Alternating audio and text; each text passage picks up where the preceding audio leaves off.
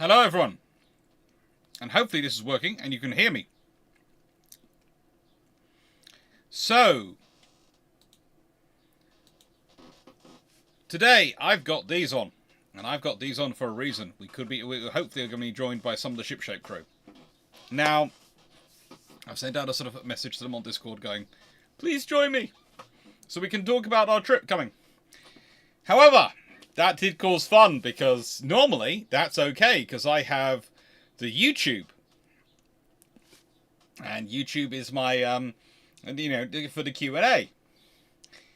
But the YouTube Q&A isn't working still. So, I have managed to get 2 Discord windows running at the same time. I have the camera and the chat, the thing for people to pop in and chat with you all, running on the app.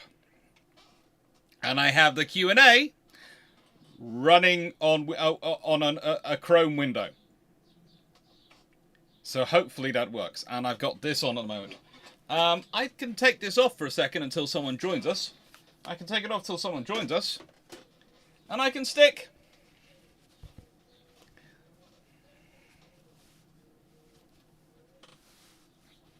this on. Now, please note, I'm going to apologise again because this is A, alive, and B, I'm eating chicken nuggets. In my defence, these are my entire food today because when I went in for the food I was supposed to be eating, it had burnt. And then I had to finish fixing the floorboards. So, yeah. McDonald's it was.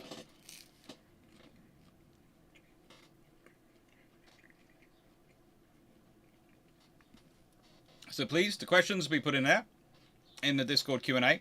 If you can't get to the Discord Q&A, please at Runon, Leslie, Paul, anyone you see as an admin, they will probably try and help you depending on how nice and kind they're feeling.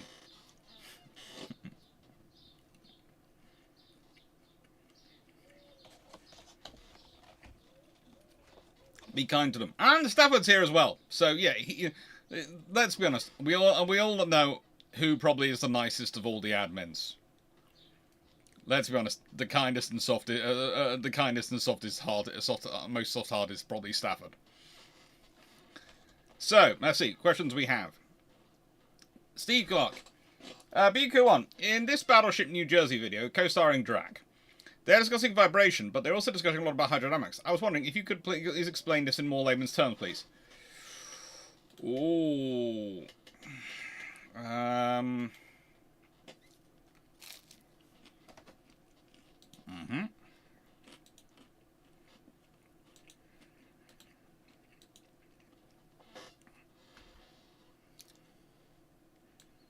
Let me see how long and how big the video is, because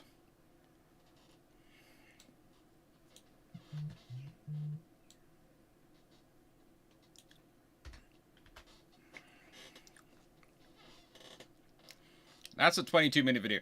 What I will do on that one, Steve, is if you remind me, in case I forget, I will do a little video. I will do one of my very rare videos with it, where I actually go through it and look at it and go, hello.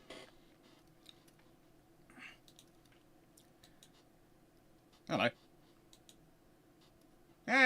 Tying a new string to your bow.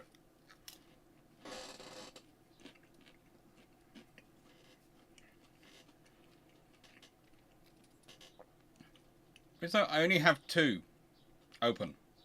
Only 2. If I click on the wrong place to try and find out what a message is to me, then I'm lost. So please don't. Please no messages. Hopefully it all works.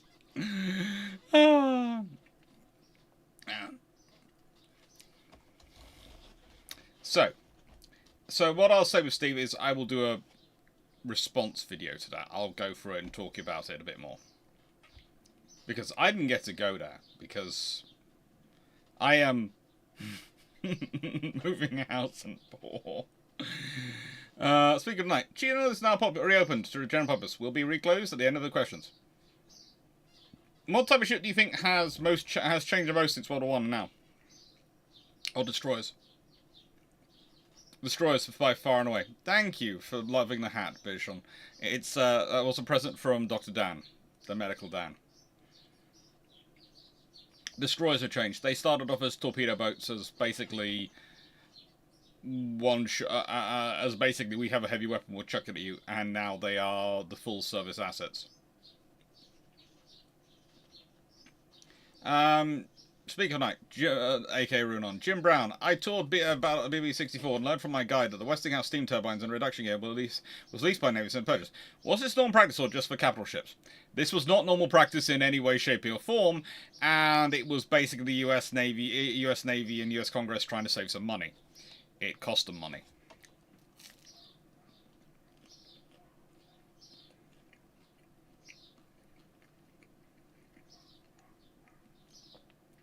Tontus, what do you think of the prototype U-boats that the Germans designed for the Finnish Navy after World War I? Along with the Dutch, there's some interesting ones, but I would be careful about saying they are the Germans designing them.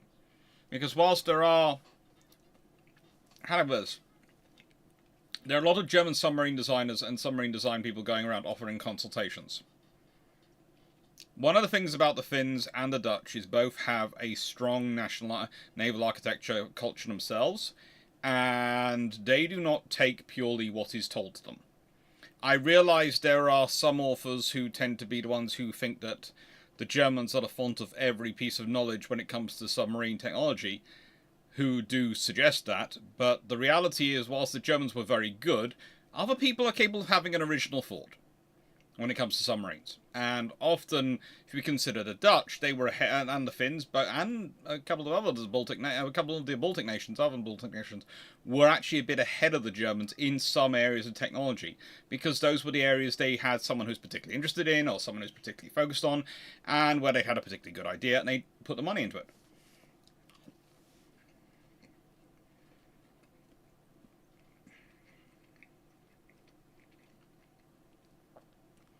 From Runon, as penguins are flightless birds, can they be shipped via airmail, or are they relegated to land and seaborne methods? We prefer to send them by seaborne methods, it's more natural for them. 9681, question 232. It is said that the engine technology to make twin-engine carrier aircraft viable is not there yet in the 1930s, or is that a post-war myth? Yeah, it's a post-war myth. Honestly, the French are already working on it. The French are doing it, so yeah, it's a myth. It's basically lifts and how many aircraft you want to shove on your carrier. And there is a realization that with many of the smaller carriers, if you go for a twin-engine aircraft, it's going to be fat. And it's going to take up a lot of space. But that's, of course, why you end up with things where they sort of inset engines inside each other, contra-rotating, all sorts of methods to try and get the maximum power. If you consider what they did with the Fairy Gannet and that sort of structure, engine structure, there's lots of options.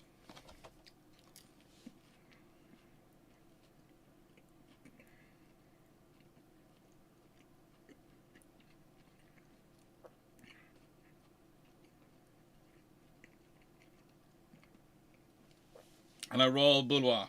And I haven't said hello to everyone, so I'm going to say hello to everyone quickly. And also give Runon, etc. and team time to catch up with the chat. Hello, Jim Brown. Hello, Knights, everyone. Hello, Runon. Hello, Steve Clarke. Hello, Vice Admiral Nelson. Hello, Sen Penguins. Hello, Team Hilaga. Hello, Peter Dawson. Hello, Mark Harkness.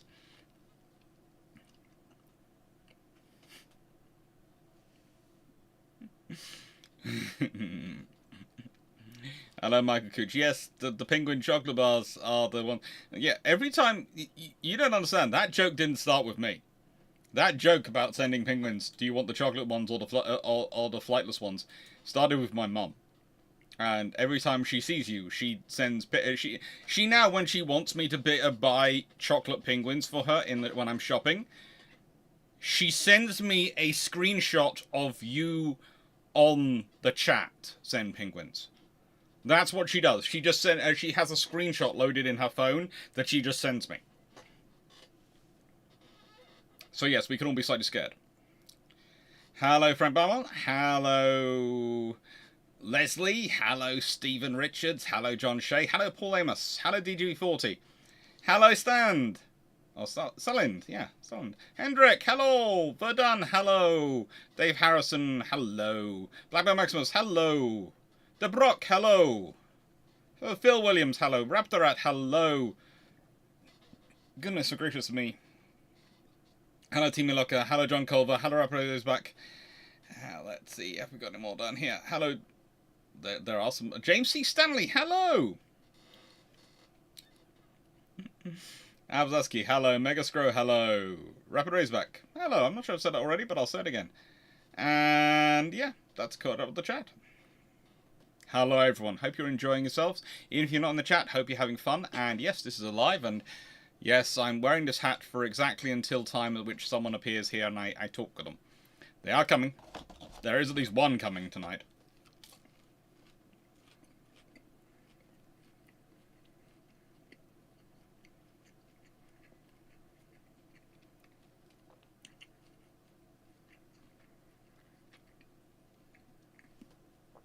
Nice to go for one. Question 231. Why didn't the USN adopt... That was 234, I'm sure. That was 232. Nice to go for one. 231. Why didn't the USN adopt the mods to improve the British F4 performance in takeoff and landing?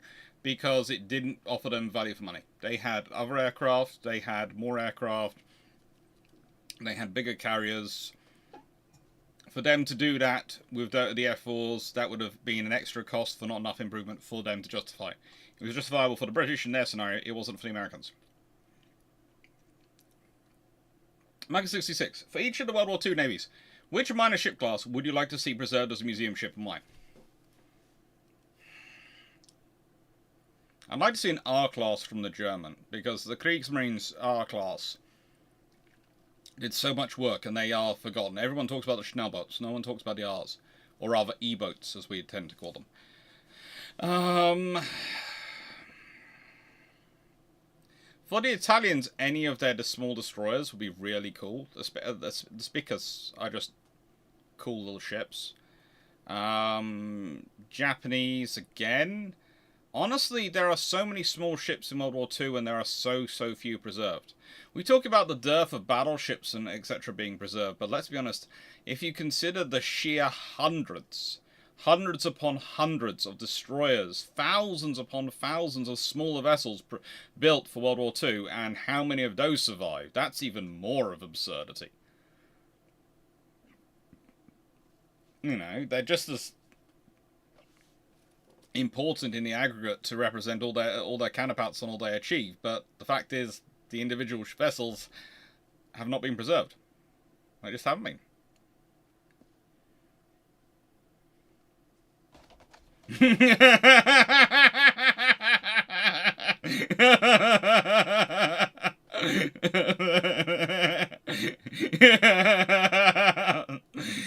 Oh, sorry, I've just seen in the chat that Paul Amos and Runon are having a debate over the sheer quantity of questions from Knight.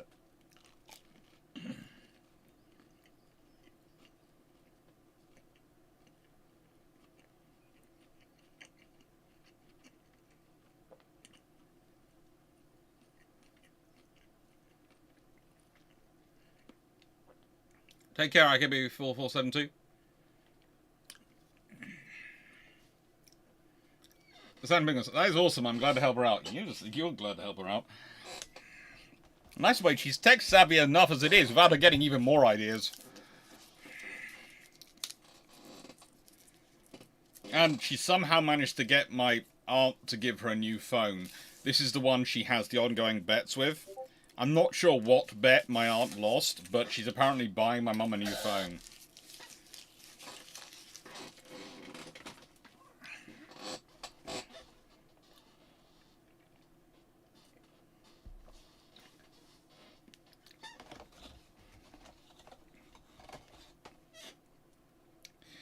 Knight, I think Paul and Runon are having a bit of a joke. I don't think they're threatening you seriously.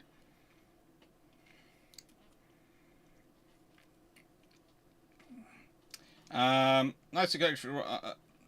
Knight 6 everyone. Question 230. Why do people forget that modern warships still have armor, just not as much as they used to? because it's just not discussed. Let's be honest, on the stats of modern warships, we don't talk about armour. And usually it's things like Kevlar and it's around critical spaces. So it doesn't feel like the armour that it should have, because we are, you know, people when they talk about armour, they're talking about battleships, not cruiser level armour.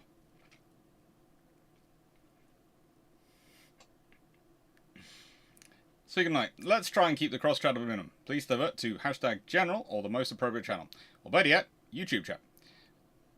Nice to go everyone. Question 229. Why weren't carrier Eagles 9 HMS Eagles 9 6-inch guns removed during the 1930s, as the space they are occupying could be better used?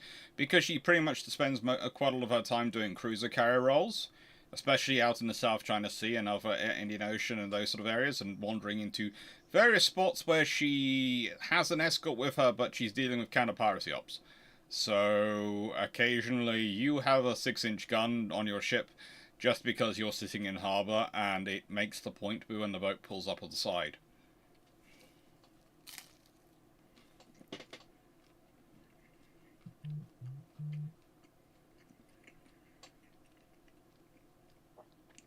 Robble, question. In a video of yours, you emphasise that the Germans kind of over-focus on Nelson Rodney. Would they have if they were F3s? Did the Allies know? Yes and yes. I was actually seeing an interesting video because Drac was answering some questions in his video, dry dock video today, about the F3 design. And whilst I don't think they would have gone for the 4th turret and heavy armour approach, because the F3 is by nature pushing for a faster ship, 28 knot plus ship, I think the 15-inch 50, the improved 15-inch gun, which to an extent is, I look at it and wonder if they're taking a 16.5-inch gun and they are just relining it with a thicker lining. We'll leave that to one side though, because that does sort of work out at roughly that. The 15-inch 50 would be a very powerful weapon. So that's the difference. And the chart is what happens down road. Do they start changing all the other 15-inch gunships over to it? Standardise on the 15-inch 50? Well, if they do that, that's going to create a very interesting dynamic in the Royal Navy, because it's going to give them guns which are better for longer range fire and will do longer range fire, but are going to require more service and maintenance when they are fired.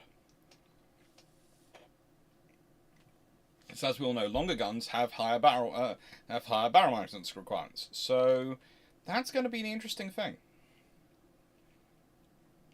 It's going to be an interesting thing. I think for the Germans, the big problem would be if the British had gone 15-inch for everything. I doubt you end up with the King George V being 14-inch gunships, because the British will have so many 15 inches in guns in production, and such an ongoing 15-inch production line, especially with them upgrading the other 15-inch guns to 15-inch 50s, that when they have the issue, it's going to be a case of, right then, we can't do the quadruple, we can't do those 12, 14-inch guns, right then, so we can change to 9 15-inch guns. And they're going to have a triple turret already, they're going to have the 15-inch guns in production, so it's going to just save things. Thank you, Dave Harrison. I think it's Dave. It's not very long, so I think that's Dave. I'm going to... No, I was going to ask to see user in bigger detail. Oh,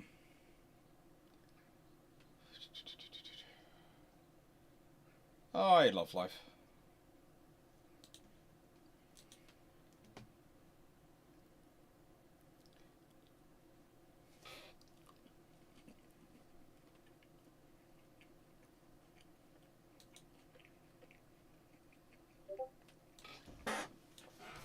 I think it's Dave Harrison.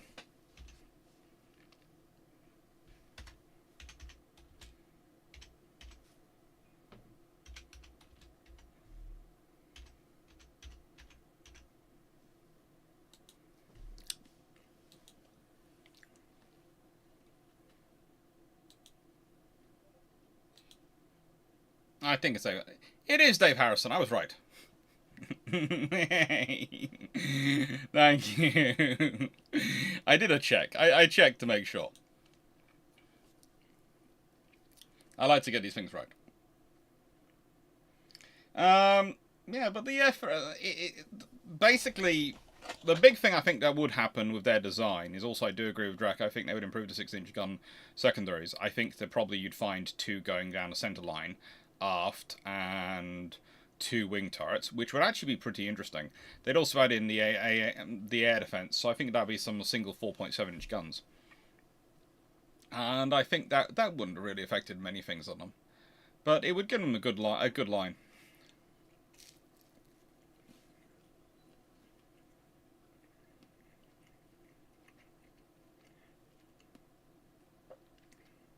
If Germany went full Gundam and wanted to build a ship with 4 twin Gustav guns, what dimensions of weight would such ship need?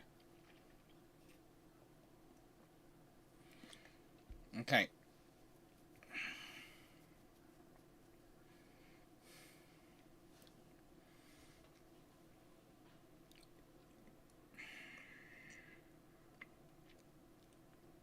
You're probably looking at something Yamamoto-sized plus 20, plus 25 to 30%. And the reason I say that is because, okay, you could go with a vessel which is a lot lighter than that, but you probably wouldn't be able to A, support the guns, and B, if they're firing at anything other than straight ahead or straight aft, you'd have problems. You see, your beam covers you for if you're firing, for your firing in terms of your radius of firing. It's like your draft provides and the amount of buoyancy you build into your design provides protection against you doing high angle firing. So that's realistically what you have to think about when you're dealing with guns those big. What's the kind of force you're going to be dealing with, especially when you fire a salvo? And that's where you have to design the hull around counteracting. So I'd say the minimum you're looking at is the Yamato class plus 25% in every single direction. But honestly, you're probably looking at something even bigger than that, because Yamato was a fundamentally more efficient design than what the German... And please note, I'm not saying the German naval architects couldn't have produced a more efficient design. They could have. The German Navy could have produced a better design. But what happens is there are so many committees and such a polycratic bureaucracy overseeing these designs who don't compromise based on engineering efficiency and requirement, compromise based on political expediency. That any design that's built is going to get worse and not be efficient.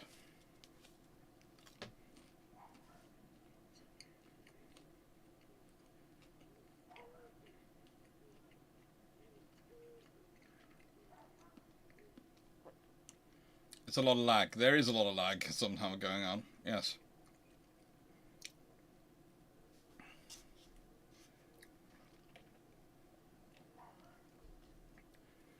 Speaking of Knight Runon. Okay. For Eagle, how were her 9 6-inch guns, 4-inch guns, and 16? By 1942? Honestly, the 6-inch guns aren't necessary. She did more for the 4-inch guns. And it would have been better if she'd been upgraded more, but she wasn't supposed to be in service that long. Honestly, if you think about ships which are likely to be got rid of,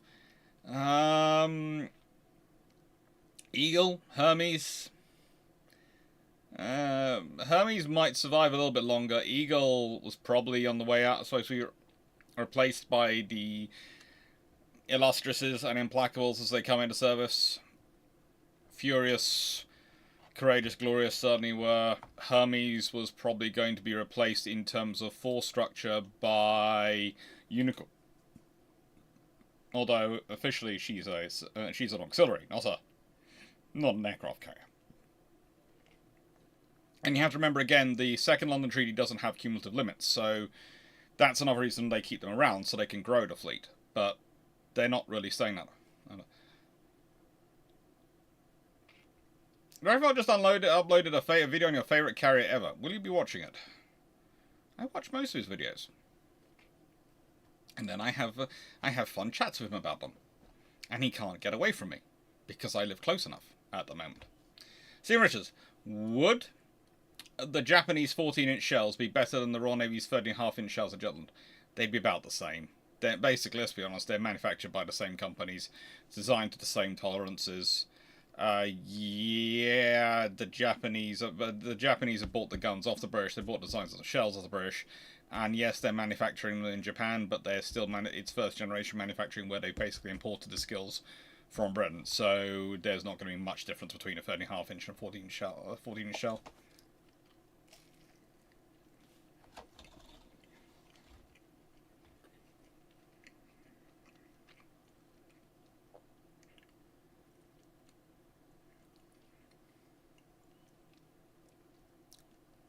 By Sam Nelson, I've read that during the late 18th, early 19th century, shipwrights from Bombay used a sort of anti-fouling coating instead of copper sheeting for their teak-built country ships. Is that correct? And if so, was that adopted for the Royal Navy ships built out of teak? Yes, it is true. However, it needed to be re-applied quite often, and it was found to not necessarily be as good in the North Atlantic as it was in the Indian Ocean and the waters around there. So the British tended to still the Royal Navy tended to still copper bottom their ships. But it was an interesting idea that was looked at quite closely.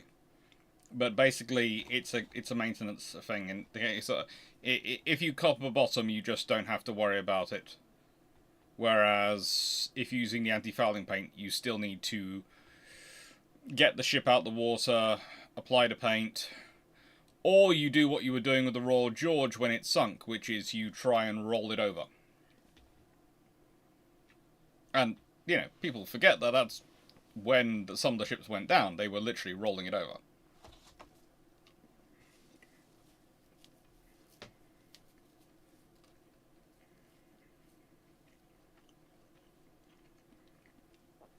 Speak for tonight. Question 227. For Sukaku, how formidable was her air defense of 8 twin 5-inch dual-purpose guns and 106 25mm air guns and 8 28-barrel at the time of her demise?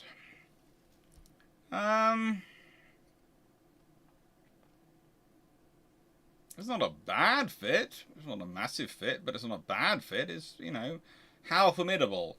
Well, it depends. Am I coming at it from port quarter high, or am I coming from it from starboard quarter low? It's very formidable if you're a torpedo bomber. It's about okay if you're a dive bomber, and it's probably not that good if you're attacking with rockets.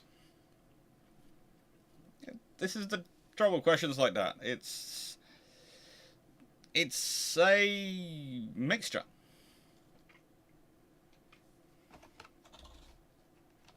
Sheridan, how about a Black Swan class supers at Chariot Museum ship? Think it would be berthed in the northwest, but because I don't think we have a decent one up here. It would be nice to have one, yes. But the thing is,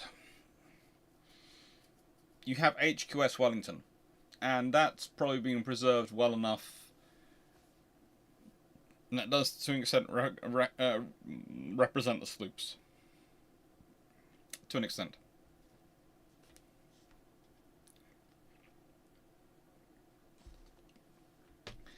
19th century, Mike 66, Royal Navy frequently landed naval brigadeers. How well practiced effective were other navies in the period at this?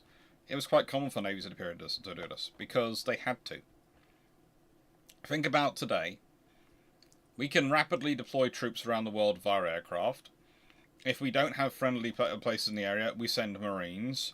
They are loaded up onto transports. They arrive on in equipment pretty darn quickly. We have them sourced and organised, and we put them out there. In that period, the messages might take weeks to get home and actually provide enough of the information, and then it might take weeks to organise troops to come out. What's the quickest response you can have? Oh, we have a couple of warships out there. Will you land some of your crew? Yes. They have weapons. They often have actual weapons they can offload quickly and take with them. They're provisioned for this, and most navies do this.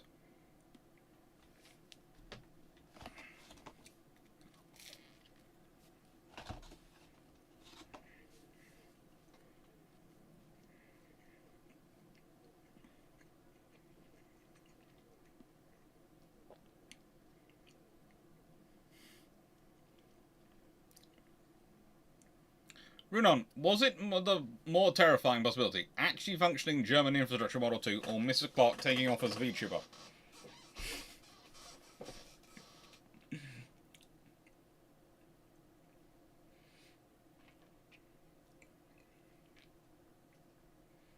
Don't make me answer that question. Don't make me answer that question. She's actually... I think she's actually working on this. I am expecting this to start happening soon. I don't think I missed 228.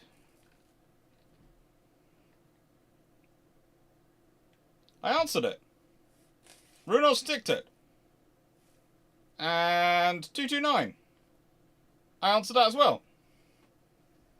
And it was ticked.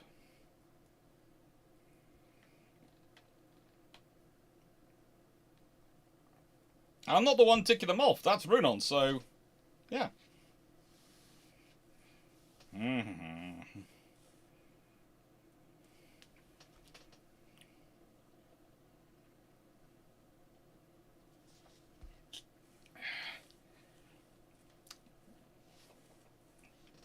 Deathloop. You are tasked to pick a fleet for a hypothetical, very average 1939 country. Notable ships of the past were named.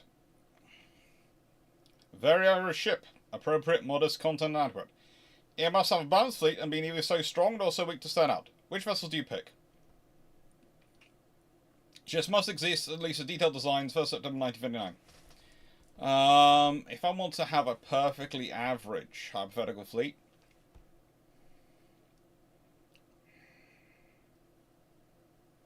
I'm going to go for Shikaku class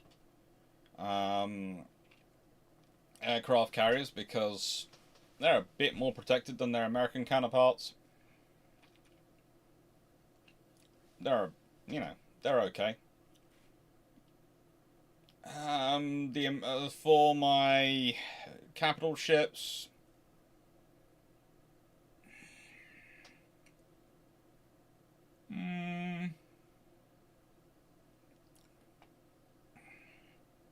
I'm an average country, so I don't want to stick out in any way, shape, or form. I'll probably go for something like Dunkirk's. I could get a few of those. Let's say if I'm an average country, I'll get 4 of each. 4 Shikakus and 4 Dunkirks. I want some cruisers. I'm going to have some counties. For my heavy cruisers. For my 8-inch cruisers. For my light cruisers. I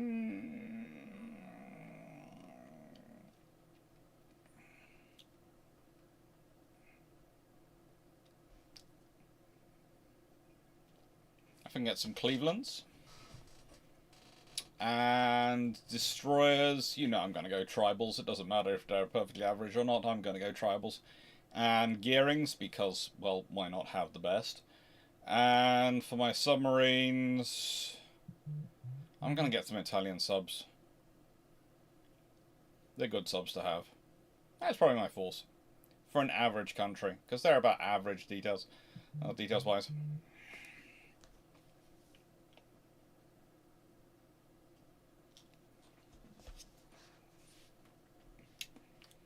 The trouble is, if my mum became a VTuber and actually started doing it properly, the main problem is that at a certain point I would have to be dealing with the fact that my mum would be more popular than Drac. Because I can guarantee that's what's going to end up happening.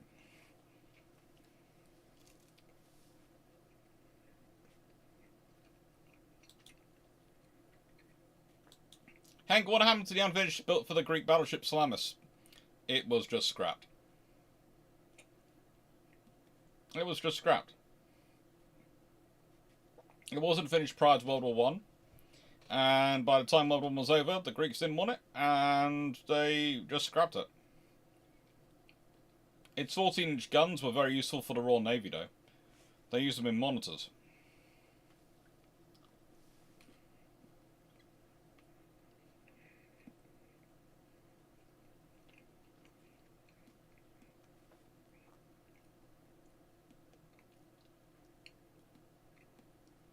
Let's hear on question 226. Is it accurate the IJN light fleet carriers were not built to counter anyone? No, they're built to, like most ships, they're built to fit their nation's needs, not really as a counter to anyone, or as specifically. It's just a case of we need extra flight decks, we need extra carriers. Ocean, if you want a simple battle to explain Age of Sail combat to a beginner, which would I pick? I'm presuming. Simple one. Camper down. Both sides do what they're supposed to do. Sland, what ship do you wish had been Sailor's Museum ship, but only to be a cautionary tale? To be a cautionary tale. Eskimo. Don't make your bow sacrificial. Blackman Maxus, what kind of tonnage would be needed for the Royal Navy fast battleships with 4 triple 15-inch 50s in an F3 world? Oh, frigates. So you also heard Drax Drydock. If you're going for 4 triple 15-inch 50s and you're doing a 28-knot ship, you're probably looking at needing somewhere in the region of 40 to 45,000 tons. Standard. Probably you're going to be about 42, but 40 to 45 gives rooms for interesting choices.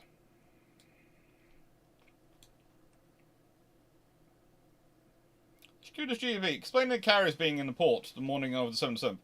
What would be the absolute worst case scenario for USN following the attack on Pearl Harbor?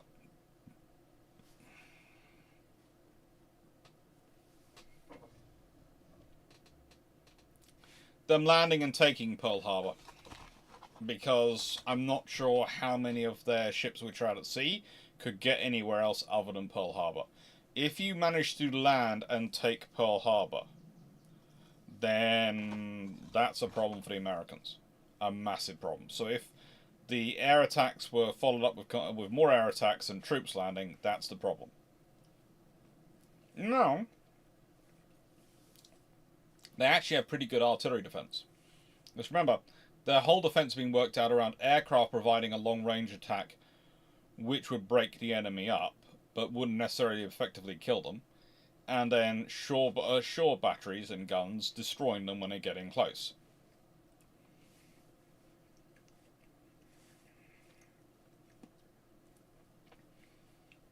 Saying that, turn up with enough firepower, enough carriers, get enough dominance, you can probably win that.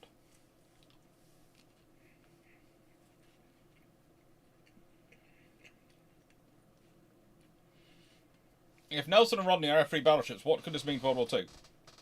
It means they are 20-knot ships.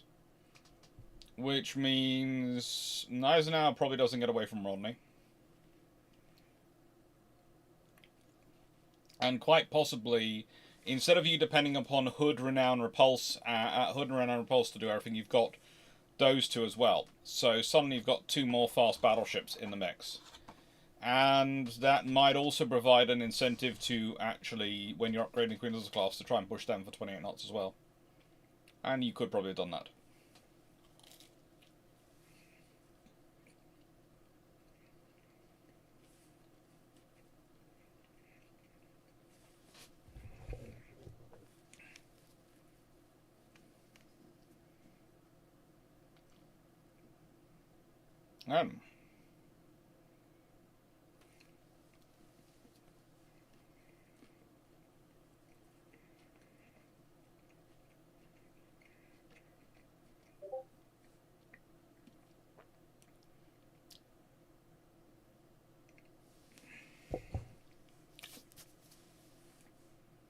Nice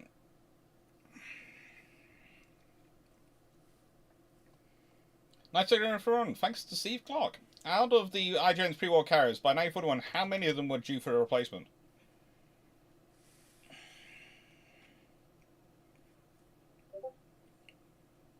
Probably Ryojo is the closest to be due for replacement. Kagi and Kaga have both had major upgrades. So I would say Ryojo is the one due as a replacement.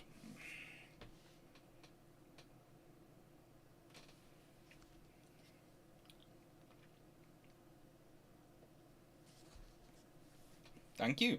What's going on the hat?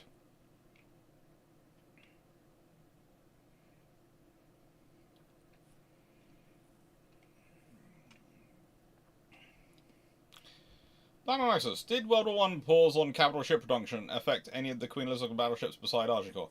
Not really. They had more of an effect on the R-class, which were behind them. Seneca, remember, one year. Oh, cool. Congratulations, and thank you, Seneca. How often would an age of sail ship rewater? How many barrels of water would it carry? Depends on the size of ship it is, but you could be dealing with some huge barrels of water. If you go down deep into the hold of HMS Victory or the Constitution, deep into the hold, you will find a massive space. And that space was full of barrels of water. It was full of fresh water. And those barrels were cleaned and they refreshed the water as often as they could. That was a critical thing for the ships because let's be honest, your fuel is food and water. That's what you need because whilst wind is free, the humans who adjust your sails to get the most out of the wind, they need a lot of food to do that. They need a lot of energy. They need a lot of muscle. So you need to fill up.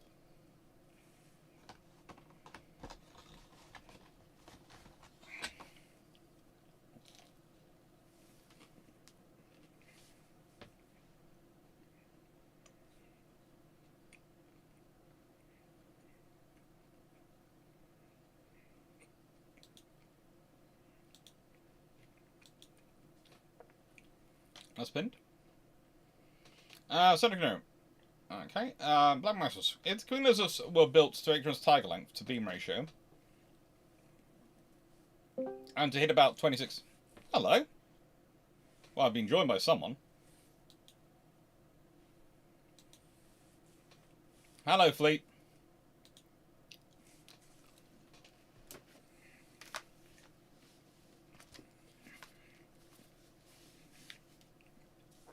How are you doing?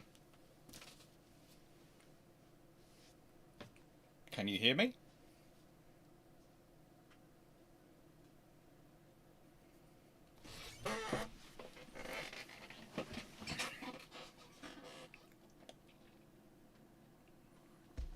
Can I hear you is the next question. I think I can hear you. Not sure. Am I there? Am I here? I can. Yes. Excellent, excellent. Hello. Hopefully we'll be joined by some lovely people from the Ship Shape group shortly. Which ones? Oh, probably the Dans. I hadn't meant to gate crash a ship shape conundrum. No, that's fine. Well, It's fine. It's fine. It's always fine to be gate crashing. It's not. It's actually nice because the Dan who's probably going to join us first is Chemistry Dan, and he's the one who's least experienced doing public talks on Discord and chatting away. So having someone here to chat with probably is quite good. Let me just turn my gain down because apparently I'm quite loud. Yeah. Not that bad. I could hear you. Fine. Oh yes, but apparently on the I'm overpowering your voice. Apparently. How are you overpowering my voice? I don't know, but apparently I am. Okay. That seems a little strange. I'm coming through clearly, Stafford Thompson, but I am. Yes, I'm probably deafening the vocal cords. Well, you can't deafen vocal cords, but I know what I'm saying. Um, I'm deafening people within a 5-mile radius. So here's the question. There we go. Excellent. I've just equalised it. We're good. We're good. If So the what's the next question, then? If the Queen Elizabeth were built to HMS Tiger length to beam ratio to hit about 26 to 27 knots on their existing power levels, probably. Mm-hmm. All right. Without having the small tube boiler fit. If they had the small tube boiler Okay. fit, as we all know, they'd be talking on that beam to length to beam ratio. We'd probably be talking 28 to 29 knots. Okay. All right. And Canada paid for the extra 3 Queen Elizabeths, so you have 8 Queen Elizabeths at Jutland, all doing 26 to 27 knots. How badly will Jutland go for the Germans, assuming the Queen Elizabeth's also there? Depends when Queen Elizabeth show up. Well, because probably in that scenario, you get 4 with the battle cruiser fleet, and 4 with the Grand Fleet. Honestly, if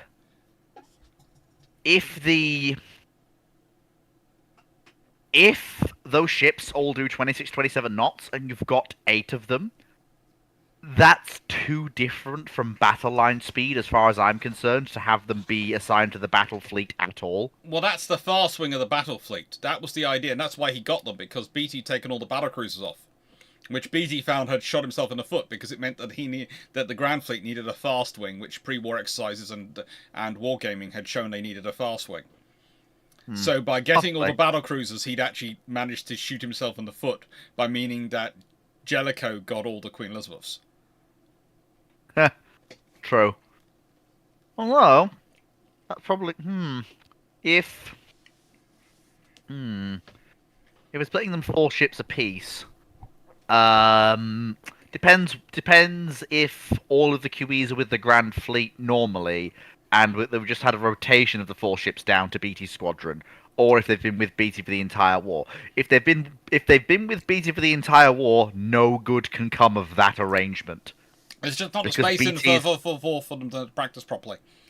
But I think they would be with Jellicoe. They would be with Jellicoe, because in a nice way, Jellicoe wasn't. Jellicoe basically threatened to do nasty things if BT got any of them, and BT only agreed to them once he saw their shooting qualities of the battlecruiser fleet. So if it's the rotation as we saw historically, and we've got those ships with faster speed, assuming the same thing happens as historical, you've got a few things here. You've got a slightly earlier arrival of the 4 QEs with BT to help pull his chestnuts out the fire. So maybe less capital ships are sunk on the British side, and you've also got that when Jellicoe sends the 3 Invincibles tearing off south, it's possible that the 4 QEs tear off south with them, because they can actually keep up with the Invincibles with the speed regimen they've now got. That's not good for the German, the first scouting group. That's not good for first scouting group. To be blunt, that's not good for the leading elements of the High Seas Fleet, because 5 QEs, the Invincibles, and the battle cruisers facing the High Seas Fleet is one thing. 8 15-inch armed capital ships that have Scappa-trained gun crews is actually just enough firepower to blunt the advance of the High Seas Fleet, and possibly even make Sheer turn away before Jellicoe even bloody shows up. Plus there's the R's as well. If you're building that many queens at that speed, what do you do with the R's? Do you drop down as slow with the R's as you did historically, or do you Which could mean, because there's a couple of R's at the battle as well. That's the point. That could end up meaning that could mean there's 10 27 to 28 knot.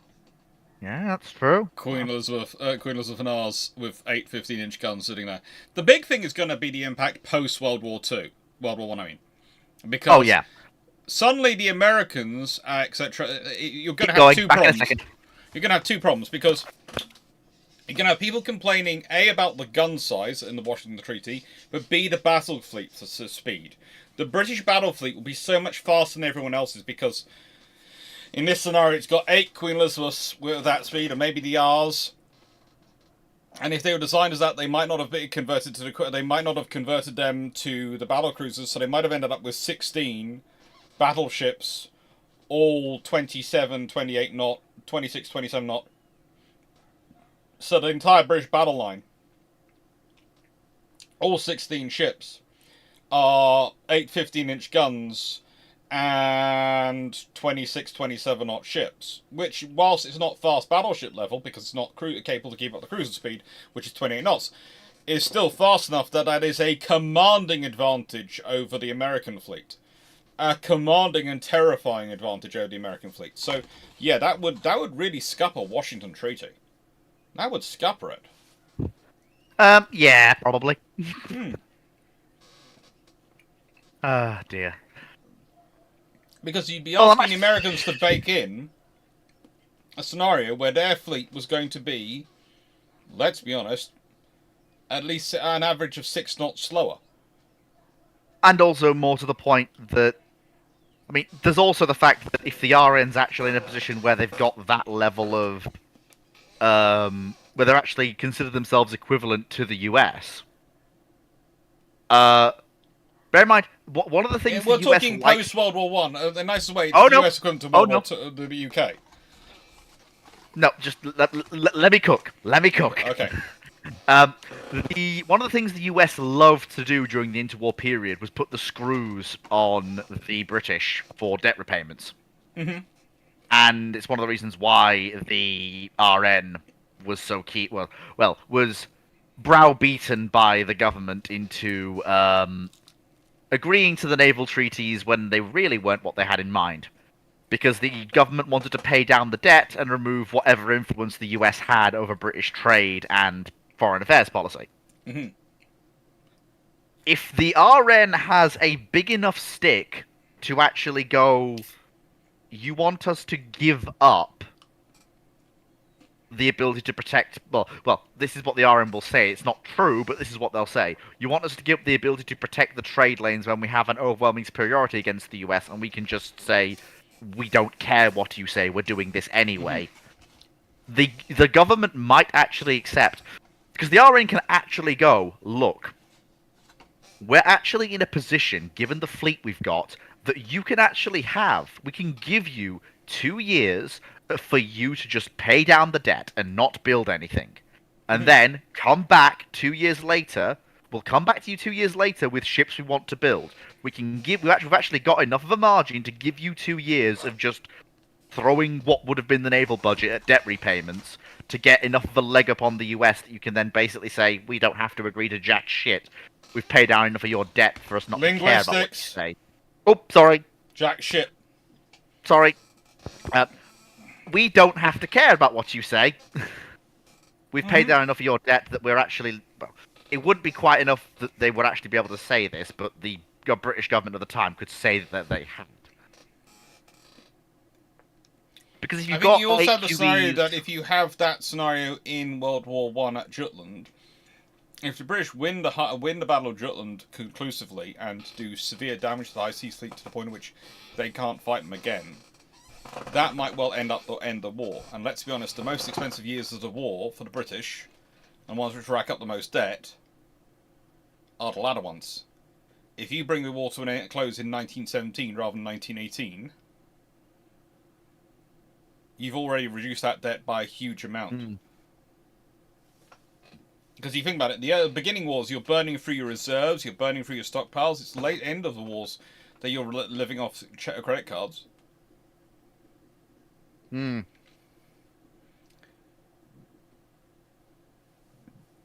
that's also before the Americans even possibly get involved in the war, which means that America could have a very different position. Yeah. Post-World The thing with the way that the British government handles debt is that it's basically all going fine and it's all sustainable until Wilson decides he's basically going to shoot Henry Morgan in the foot. Sorry, not Henry Morgan. one of the JP Morgan, sorry, in the foot when he tries to do another bond bill in Wall Street, and he crashes the pound in 1917. Mm-hmm. And it's basically that decision that results in Britain being as badly financially unwell in the aftermath of 1918 as they otherwise would have been. Whereas if war had been ending at that point, then Britain actually just doesn't have to walk to the treaties at all. They can just go, we do not care.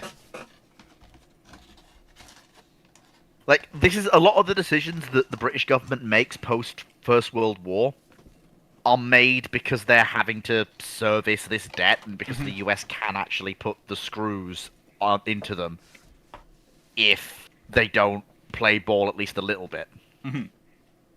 Like, this is the thing. It's not that the you and Drac and all these naval historians are quite right. It's not that Britain can't afford the naval arms race. The reason they want to service the debt so badly is to remove any foreign influence over British policymaking. it's also because British policy has always been to pay off debt as rapidly as possible after wars. Oh yeah, Because they view their ability to acquire more debt as a key capability for winning wars. That's one of their scenarios. Now, next one. Alternate history question. After the collapse of the Soviet Union, the Finns are asked them to deliver 4 Project 877 hulls as debt payments, so that the Finns could fit them with Western technology and engines. How good would these have been in early 90s to early 2000s? Oh. Let's consider what hulls those would have been at that time.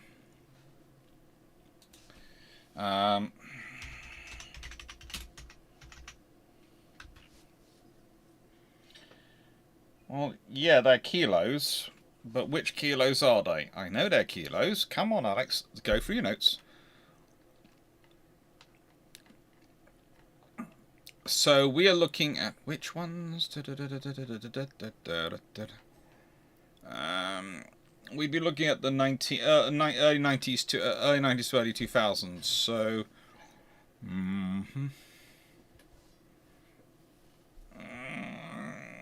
let's get out of 1990. Let's get let's do the ones from about. Ooh. Oh, that's the kilos then. Yeah, it's the kilos. It is the kilos. You are probably, let's see, 877s. They're definitely the Russian ones. Well, you see, it then becomes called the 6.3s. Yeah, which is improved kilo. And I think those were the ones which were laid down in the early 1990s. And designed in the early 1990s. So probably that's what you're getting. They're built at St. Petersburg for China. So depends when. It basically, what hulls these are depends entirely on when this happens. So yeah. Is it immediately? If it's immediately after the collapse of the Soviet Union, it's base kilo. No, it's possibly an EKM, what the Indians were getting. Possibly. It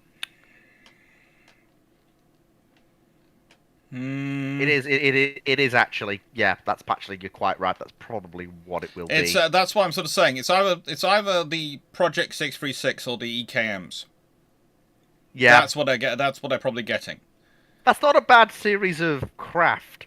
But that's a fairly good hull. If you're going to westernize it, though, then you're going to have a massive problem. Because the trouble is, westernizing a submarine hull is different than westernizing a surface hull. A surface hull is designed to float, so you can make holes in the top and move around stuff inside, and then change things around. A submarine, the more places you make which are weak spots in the hull, the more likely you are to induce a case of sudden and traumatic death. Which you want to try and avoid. It's also important to bear in mind that the Finnish Navy, as it stands towards the end of the Cold War, during the Cold War period generally, they didn't really operate um, submarines as a parsance of their at the end of the war treaty they signed with the Soviets, and that continues into the present day. The Finnish Navy has no submarine corps of actually any kind. So for them to take on these 4 vessels would require them to come up with 4 plus possibly some spare change in trained submariners. Which I mean, is I going know. to be interesting. Not impossible for the Finns to do. I think I think myself, the ones that'd be wanting are the ones with the caliber, with some sort of missile launching capability. Because if you think about that, that has strategic depth and a form of deterrence for them. I mean, Because they can launch things from places which you can't to fight them. I mean, the funniest thing is that if they got these vessels, these would be by, I believe, a fair way. Apart from some of the mine layers that they've got. In fact, I'm just checking this now to see I can't get this wrong because I have half Finnish family, and if they'll never forgive me if I get this wrong. Let me just check. No, no, no, no, no. Yes, they would. So I can say this with some confidence. They would be, by some margins, the largest vessels that the Finnish Navy operates presently. If they got those subs, and they would probably be the flag vessels of the Finnish Navy because they'd be the most powerful by a country mile. It'd be fun for them to have, and then. I mean, it's like the problem basically comes down to sustainment and crewing. Yeah. But again, it's SSK, so honestly, you can probably do that with a small batch of 4. Possibly. And you've got crews which are less than 50 persons, so you're talking about needing a total commitment of probably about 600 people to maintain it. The funniest thing thing is, that gets when I say 600 people, this is me covering all the supports of sustainment ashore, because the crew personnel for all 4 of them is going to be less than 200. And then you need some people in training and some people, who will be on shore assignments and other things. So, yeah, that takes care about another 200. And then you've got instructors and various specialists and maintainers and team and staff. So probably that's another 200. Also, so a pool of 600 people. And the Finnish Navy. I mean, the funny thing is that just a quick tangent. I know I'm a rambler. The Finnish Navy is roughly usually about 6,700 personnel in peacetime, which 2,300 are what we would call on strength, and 4,300 conscripts are trained each year. So again, you probably wouldn't want these to be conscripts. So you'd probably be talking upping. No. You'd be upping the regular Navy to roughly 3,000. That's not a massive stretch, is it? I mean, it's possible that the Finns could accomplish this by not ordering one of the classes of fast attack craft they ordered at the period. So, for example, they might not order the Rauma-class missile boats. Oh no, they'll still get them. They'll still get them because they'd like them. I mean, cute. just if you'll allow me to live up to my name for a minute and the name of my show that I run, Yes. to go off on a rambling tangent for a second. Finland still operates coastal artillery guns. Yeah. I think they're one of the last navies to do so. Yeah. But I mean fixed coastal guns. We're hoping to go and have a look at them on them. This is why our lovely friend Garius, the Brit, keeps going on about us needing security clearances. I've had to send in all sorts of details to all sorts of things, and they've been going They've also got that. They've also got the largest fireable guns in the world, I believe, with that pair of 12-inch guns and that twin turret that they've got. Yeah. Drac wants to try and fire them. Which are technically capable of firing live ammunition. Like it's not like Belfast in London, if any of you have been, where the guns, like the Belfast guns, are fired using pyrotechnics. No, these 12-inch guns are fired at least once per year. They are set up currently to fire using pyrotechnics. I assure you, if you left me and Drac alone for long enough, things could be changed. Oh no, I don't doubt they could be changed, but as it stands, the point I was trying to make was... Look, I'm getting sidetracked. We need to move on. You've got questions to answer. I don't want to delay the Bruships. We need to move. Like, I'm falling victim to my own show's guest policy, where my guests ramble off on random tangents and we don't get through questions. Look, to be fair, don't worry. This video, the lives usually go for about 4 hours, so we'll get through. We get through the questions. I'm just scanning through all the rest of the questions. That's a fair number to go, but we're not overwhelmed yet. Oh, Not yet. I think Blackbird. You've got to watch two sides of the questions. You've got to watch two. No, the questions that are put in the Naval History Live this side are the only other ones which are on my list. That's the other side is a live chat, and I do keep an eye on that. And questions are put in there. But very kind, you know how you do for a certain gentleman called Drakenfell? Yes, I do that. Well, Runon does that for me here. You might know. And so does Paul and Steve and all the other admins. They do it as a group policy. You've got a lot of people doing it. Although they are trying to race to see who can do it the most and who can do it quickest. Yeah. So there's competition. There are advantages and disadvantages. On the one hand, it's only me. I have no one to compete with. On the other hand, it's only me. So, if I'm not there, Drac has to do it himself. Then again, which by the way has never resulted in Drakenfell deciding to postpone a live. Never has that resulted. Or even considering that as a concept. Wait, I can't tell if you're joking or not. That's the purpose. Although you can say you did turn up after we were working through the problem of the scenario of my mother becoming a VTuber. Oh, right. And there is a goodly chance that. Although don't worry, she is a. I forwarded some designs onto Foxo, and she's tracking down Foxo because she has ideas she wants to share. Oh no! As soon as she's through, she has great ideas for your artists. Because you see, my mum actually does have some artistic skills. It'll never end. And has just downloaded a very nice piece of software. It'll never end. I'm doomed. I'm actually doomed. She really likes the Badger-inspired ones. I'm doomed. Anyway, look, I have me and Drac may or may not have a bet going as to whether or not if my mum becomes a VTuber, whether she ends up with more subscribers than he has. Oh lord. Well, she's definitely going to outpace me if I end up being forced into that angle. Let's be honest. In the nicest way, if my mum does it, my mum will end up outpacing everyone.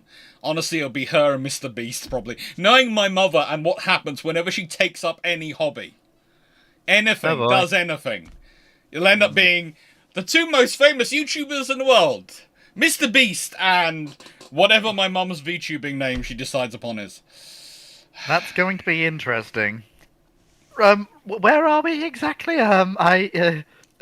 Maximus, if 8 Queen Elizabeths are built, followed by the 5 R-Class, 2 Renown Class, Hood, would the Royal Navy try to push for a 10-10-7 ratio to keep the ships and get the 2 Nelson Class, or would they sacrifice some of the 15 ships to get 5-5-3? No, they'd probably just go... No, because they'd literally just trade in all the 13.5s. And let's be honest, the Royal Navy and the government did turn around at Washington and said to the this is the point about the Americans found very quickly they could only push so far on certain debt things. Yes, the British government want to pay it down, but trying to use it to do things like you should scrap Hood. Got them. We'll be leaving now then, shall we? Oh no, we were joking. Yeah. You're not getting it. And also, if 8 Queen Elizabeths are built, the odds are it's 8 R-Class as well. Yeah, in that case, then you're basically looking at all of the 13.5s just... Like, the thing is, if they've got that many 15s, the RN can say, yeah, we'll drop all the 13.5s. No problem at all. Yeah. The RN's got... Either way, the RN, in that scenario, I would say if the RN did get all... If we're talking about the scenario where we're talking about 8 Queen Elizabeths getting built, etc., they had 26 and 7 knots. if you've got 16 ships of that level, and you've probably I have built think- some battle cruiser at some point along the line that could think it's with Hood, probably a is couple. It the same? Is it the same scenario, or is it eight normal If QEs and if 5 it's eight normal Arcmar? if it's 8 normal QEs, even under that circumstance, they're just going with them and just going, yeah, live with it. You're not going to get it. Basically. Mm-hmm. Oh, that reminds me actually. What was it? Something that was on my mind. And also, about you have to remember the ratio that was established was not between individual ship numbers; it was theoretical ship numbers based on a 35,000-ton standard displacement. And the problem for that scenario, when you worked through it, was the British ships were lighter than 35,000 tons as standard displacement, most of them. Yep. Pretty much. The whole In thing fact, with out the of those ships, ratios. the only one which is actually even close to 35,000 tons is Hood, which is well over it. Yeah. Even the Nagatos are. Let me have a look quickly. 1 second.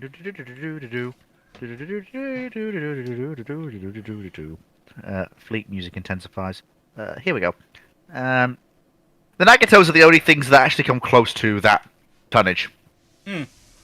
They're 32,000 ton standard, 39,000 full. They are pretty much the capital ships that Washington is looking at, saying this is the future of capital ship construction for battleships. Mm-hmm. Of course, no one at the time knew just quite how powerful they were, because everyone was thinking, oh, 16-inch armed ship does 21 knots, no problem. No one thought to look at the actual speed they could actually get to when built. Everyone forgets the Nagatos can do 26.5 knots, and that's not on a good day with a following wind. That's just normally. That's the point. Is the thing is, we talk about the definition of battleships. A fast battleship it starts at 28 knots, the same speed as basically keeping up the cruising line. Cruising line is 28 knots. But that gives you an awful lot of room below that, where you're still a dreadnought, still a battleship, but you are not. You've not got 28 knots of speed, but you can still be pretty fast within that category, especially for that time period. Now, by the way, I'm just going to say this to Stephen Richards. Don't worry, I didn't know it either. My mum's the one who found them. Or rather, when I say my mum found them, my shorts kept coming up with another channel, as being the person people watching most with my shorts. So I went and checked them out. That was a character called Rin Penrose. I made the grave mistake of showing this to my mum and going, look, is that funny? My mum has now got deep into this, including she has Oshis. She has views on Niji Sanji and Hololive. It'll never end. She has views about Fuamoka. And who's the barking lady she likes? It'll never end. It'll never end. We're doomed. Bonnie Barkswell, yes. Basically, she goes to most of the dog ones. She does like Rin Penrose, though, as well. But basically, if there is a doggy-themed VTuber, my mum will be following them. And occasionally likes, not just likes, if she worries they're not getting enough likes and comments, she will comment in her account, then she will log into my account, comment again as me, and then she will log into my sister's account and log in and comment as her. Terrified at this Because concept. both me and my sister set up her as our backup login for some reason. Because we thought it was sensible. No. And so she can, yeah, it just The gets Bruship crew could not get here fast enough to move us away from this. I know. Dad, for God's sake, hurry up! I can't keep him alive much longer. Speaking of 96831, question 224. As Taihu was the Japanese contemporary of the Implacables, if Taihu had been built sensibly, how much a problem could she have been? Honestly, this is almost more of a question for your videos than mine. But carry on. First off, Taiho is not a contemporary of the Implacables. I'm gonna stop you right there. No.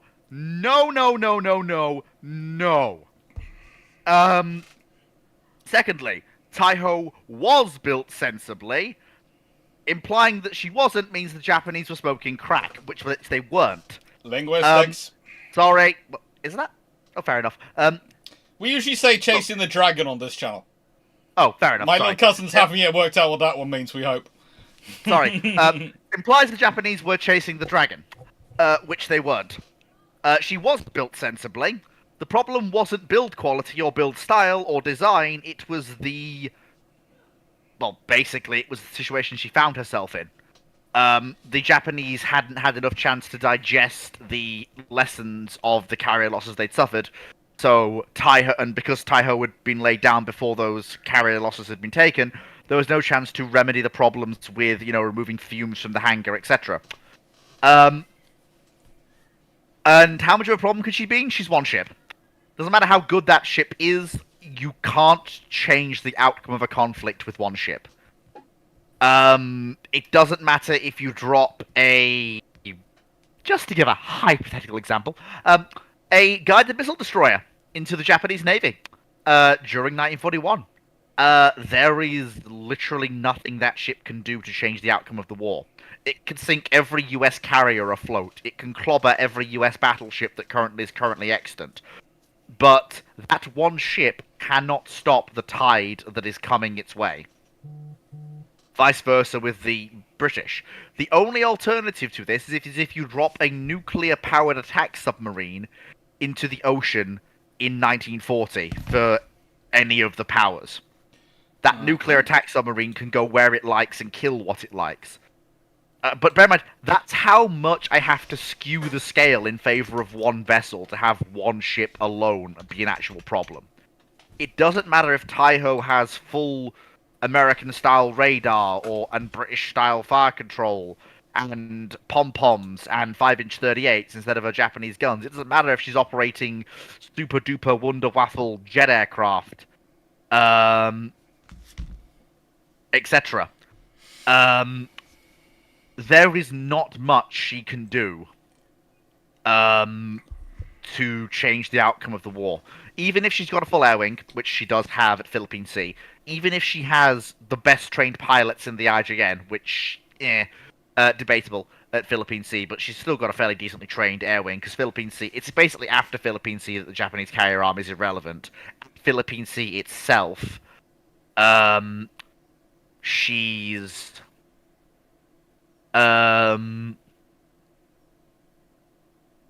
Again, the Japanese air arm at Philippine Sea is actually not completely degraded. No. 1971, I see what you say about Taiho being a contemporary of the Implacables, as she's similar size in aircraft. Contemporary means similar time frame. It's got nothing to do with capability. I would say she's comparable, not contemporary. Yes, that's better. She's comparable. Similar. I would actually go into that more. I would say she is supposed to be part of a fleet. The Japanese really have pushed into the whole carrier task group, multi-carrier task group thing, even more so than the British and Americans by this point, to the extent that I think most of their carriers honestly don't operate that well alone. If you look at the way they're shaping their operation, the way they're shaping their flight deck, the way they're shaping their conduct and how they're supposed to be working, they don't actually work necessarily as well on their own. I mean, everyone gives the Japanese flack, but even in 1944, the Japanese ability to generate strikes at Philippine Sea was still fairly impressive. Yeah. Dan, just a note to Dan Calder, who's very nicely just said, just finished teaching, can't connect to chat. I've sent you a link. Over Discord. Hopefully it should let you through. If it doesn't, I'll send you a link over WhatsApp, mate. Yeah. But Dan, for everyone who doesn't know, Dan is Chemist Dan, who's going to be hopefully joining us on the Ship Shape trip if we raise enough money. So that's one of the reasons I wanted him here this evening and want him here to chat with you all, is because I want to introduce him to you all. Which is a nice thing to have, as the others haven't shown up yet. It's very nice having the Foo here, because it means that there's someone else here as extra protection. They're doing what I call pulling a drac. What? No, they're pulling a drac. We're going to show up, and then it's somewhat later than you expect. They do show up, but it's somewhat later than you expect. He's done this every single Ramblings appearance that he's had. I'm going to show up, Fleet. He shows up much later than I expect. Whereas I show up without being expected. Exactly. But in regards to what I've said about Taiho, do you have any issues with what I've said about, her being a problem, built sensibly, etc.? Anything you'd like to add? Okay. Honestly, no, they're good ships. They are good ships. I think just in regards to the whole, I'd like to focus in on the whole being a problem thing. I mean, I think I was pretty clear about, no one ship can be a problem unless it's a radically superior vessel. Hello, Dan. Have you enjoyed us? Right. Has it actually let me in? Yes, it has. Right, there we go. What I will say is, you might want to turn on your noise. You might want to turn on your noise suppression because it is picking up our thing in the background. That should prevent that. Vessel. No, I think that's YouTube in the background. Oh, it might be. Bear with me. That's YouTube in the background. That's not Discord. That's YouTube in the background. It took me a second. Because Discord wasn't letting me in, I was going into YouTube so I could hear the audio as to what was actually happening. But, well, that's because I need to give you a promotion in terms of roles. So you will find you have just been made a Master at Arms on Discord chat, which has given you a senior enough role. You can find even my hidden chat, which I have a hidden chat for these live videos, which stops people just randomly popping in who. Let's put it this way, we don't want why can I see it when I'm only an able seaman? Are you sure you're only an able seaman? I'm looking. Are you sure you're only an able seaman? Well, I was until just that second. But how was I able to join this when I was still an able seaman just until a second ago? Because you've been invited specifically. But yeah, you're also a Master at Arms as well now. Right, so Dan, do you want to turn on your camera? Or are you happy to turn on the camera? Just bear with me. I can't. Oh my. Oh, yeah. There is one small problem with me acquiescing to that. There is one small problem with me acquiescing to that request. Yes, you don't. You always hide behind your camera. Don't worry. No, I don't have a camera. There you go. Yes, excuse me. I'm stretching out because been at an air show all day. And you know what? If I'm gonna become a host of a YouTuber, anyway, then I may as well actually vibe with it. 1 second. Okay. Yeah. I will just explain about poor Dan. He used to be a regular school teacher. He played rugby with some students and managed to get his back permanently damaged. Oh. So after he spent no, tell the story properly. Tell the story properly. I was shortening the story a bit. If you want to do the full surprise story. Accident when I was 16, and we were sea cliff traversing, so you're climbing without ropes, but you're not more than 5 or 10 meters above the sea. So if you fall in the sea, you get a little bit cold, you get a little bit wet, but you keep climbing. I fell in the sea and hit a submerged rock and fractured L4 and L5 vertebrae and destroyed 2 discs and gave myself a trapped nerve. My first teaching job, all male staff had to teach PE. And when I said that I had a spinal injury, they said, well, if you don't teach rugby, we withdraw the job offer. So I taught rugby and scrum collapsed on me. So I've now completely knackered my back. But I have good days, I have bad days, but I've done a lot of walking today. So if anyone wants to go to the Midlands Air Festival next year, I can highly recommend it. Go on the Friday night and the Saturday, because it's brilliant. Sunday's just a repeat of the Saturday. And I will add, Dan is kindly coming with us, because if we have him with us, we will be allowed to do interesting things, hopefully, with gun cotton and thermite and maybe gun cotton and maybe nitroglycerine. Yeah, I'm debating about that one. I've introduced Drac to a professional chemist who does like to make things go boom. And Drac already stored gun cotton under his bed. I couldn't believe my ears when he told me what he does with it. It's easy. Gun cotton's easy to make. Very quickly for you, Alex, it is calcium carbide that we need, not calcium carbonate. Okay, I will. Because calcium carbonate won't give you acetylene gas. Because when Drac said it, I thought, carbonate, really? So I looked it up. No, it's calcium carbide we need, which is a little bit more difficult to get hold of. I will add it to the list. Sigma Aldrich will basically give you that, or Fisher Scientific. Okay. Well, that's one of the that's one of the Dans. Who was the other one again? Dr. Pleasure Dan. to meet you, Dan. Pleasure to meet you, Dan. I'm the Fleet of Oceans. I've apparently been. I feel like I'm slowly being drawn into this web of of historians generally. Yes, And also, it's literally happened in the space of a month since I asked Dr. Clarke to come on Ramblings once, and it's kind of happening a bit quick for me. Before I literally, by the time next month rolls around, I'm literally going to be part of bloody ship shape at the rate we're going. Oh, I'm sure there'll be room on the trip for another. Yeah, he's Well, going I to can't be in afford it. Finland. He's going to be in Finland. Yeah, I Right. fly out on the 21st of June. Right. Okay. Cool. we're hoping The if thing we is- have the money and we fly out on the 14th. Hopefully so. Hopefully so. The thing is, while I'll probably be gone from Finland by the time you gentlemen get there, unfortunately. No. Well, I'm sorry. That's just not good enough. Yeah. I'm I sorry. know- We're making all of this effort to come all that way to see you, and you're not even going to be there. I'm going to see family in Finland. Fair enough. Then. Fair enough. And We're this- going to and go this- see. We're going to see 12-inch guns, and I'm going to try and keep Track away and Dan away and the other Dan away from loading them with live ammunition, whilst Garius is probably going to be filming, going, "Go on, fire, fire! It'll make great video content." And then with me going, It would. "There is a It Russian would. warship that direction. We can hit it. Do not fire. We don't need to start World War III just yet." No. And Removing the buoy markers in the borders in the Baltics, perhaps they need a warning shot across the bows. perhaps. Okay. What I will say is that I have said that I said to my mother that I might actually consider getting a car while we're in Finland, Mhm. and I might drive places. And since Finland's in the EU, I can technically drive over borders.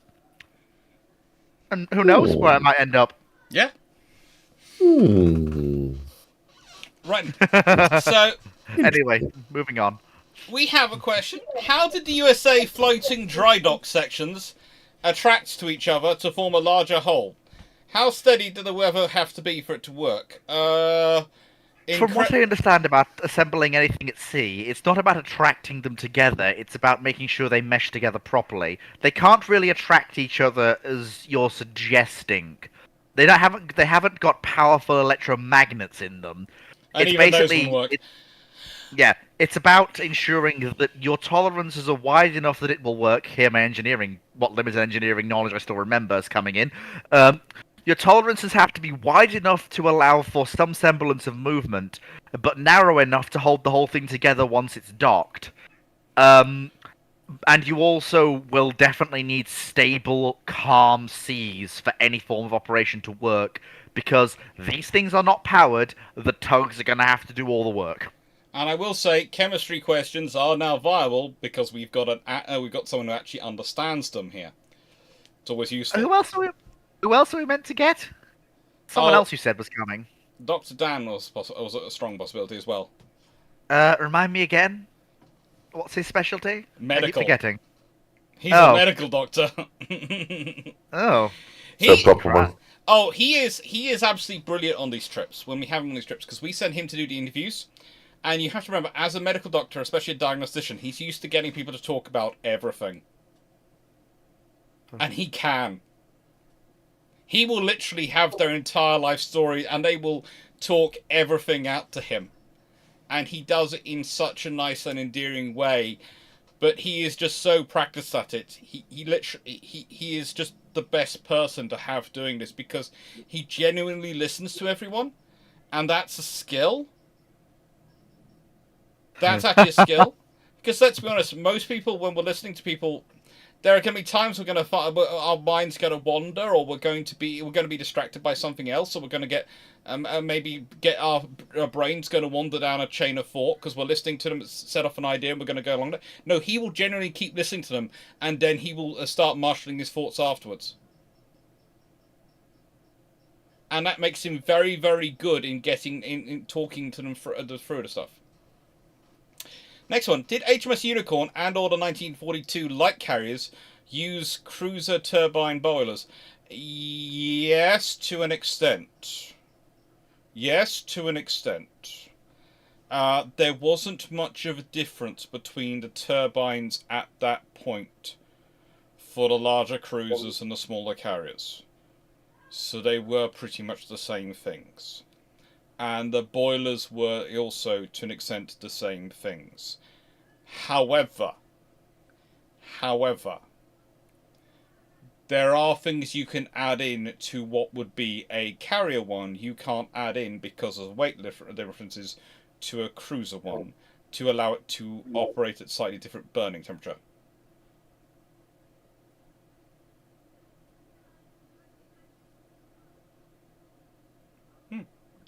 Oh. You okay, Dan? I think he's thinking. I think he's doing a big thing. Yeah. Mm. Look, Indeed. I've been there, done the Yeah. big thing. We're continuing to do the big thing, actually. It's either that or I was wondering if he was getting mugged by a pet. Because that's also the expression I have when I get mugged by a pet. Won't be the first time that happened to me. Yeah. Speaking of 96831, were the Japanese ship-based rocket launchers as useless as the unrotating projectiles were from the British British ships? Pretty much. The reason that the unrotated projectile launchers were useless was the way in which they were designed to function. It was basically, we're going to deploy rocket-propelled barrage balloons. It was a rocket-propelled minefield. That was the idea. Yeah, They were going to put an aerial minefield up in the sky. Which is just, please cease.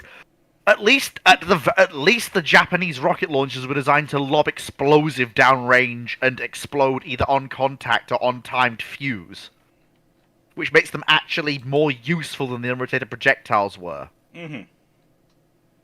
See, if the British had gone, you know what, let's drop the aerial minefield and lob proximity fuse flak rockets out of these projectile launchers, they might have actually got some use out of the damnable things. I had to stop myself there. Yes. So at least the Japanese had the competence to go, we're going to lob timed fuse rockets out of these.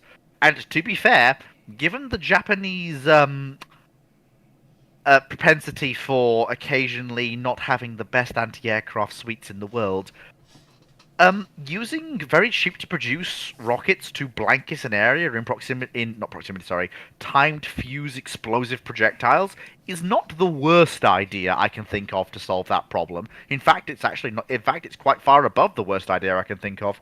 The worst idea, of course, being making battleship-sized incendiary flak rounds for their main guns.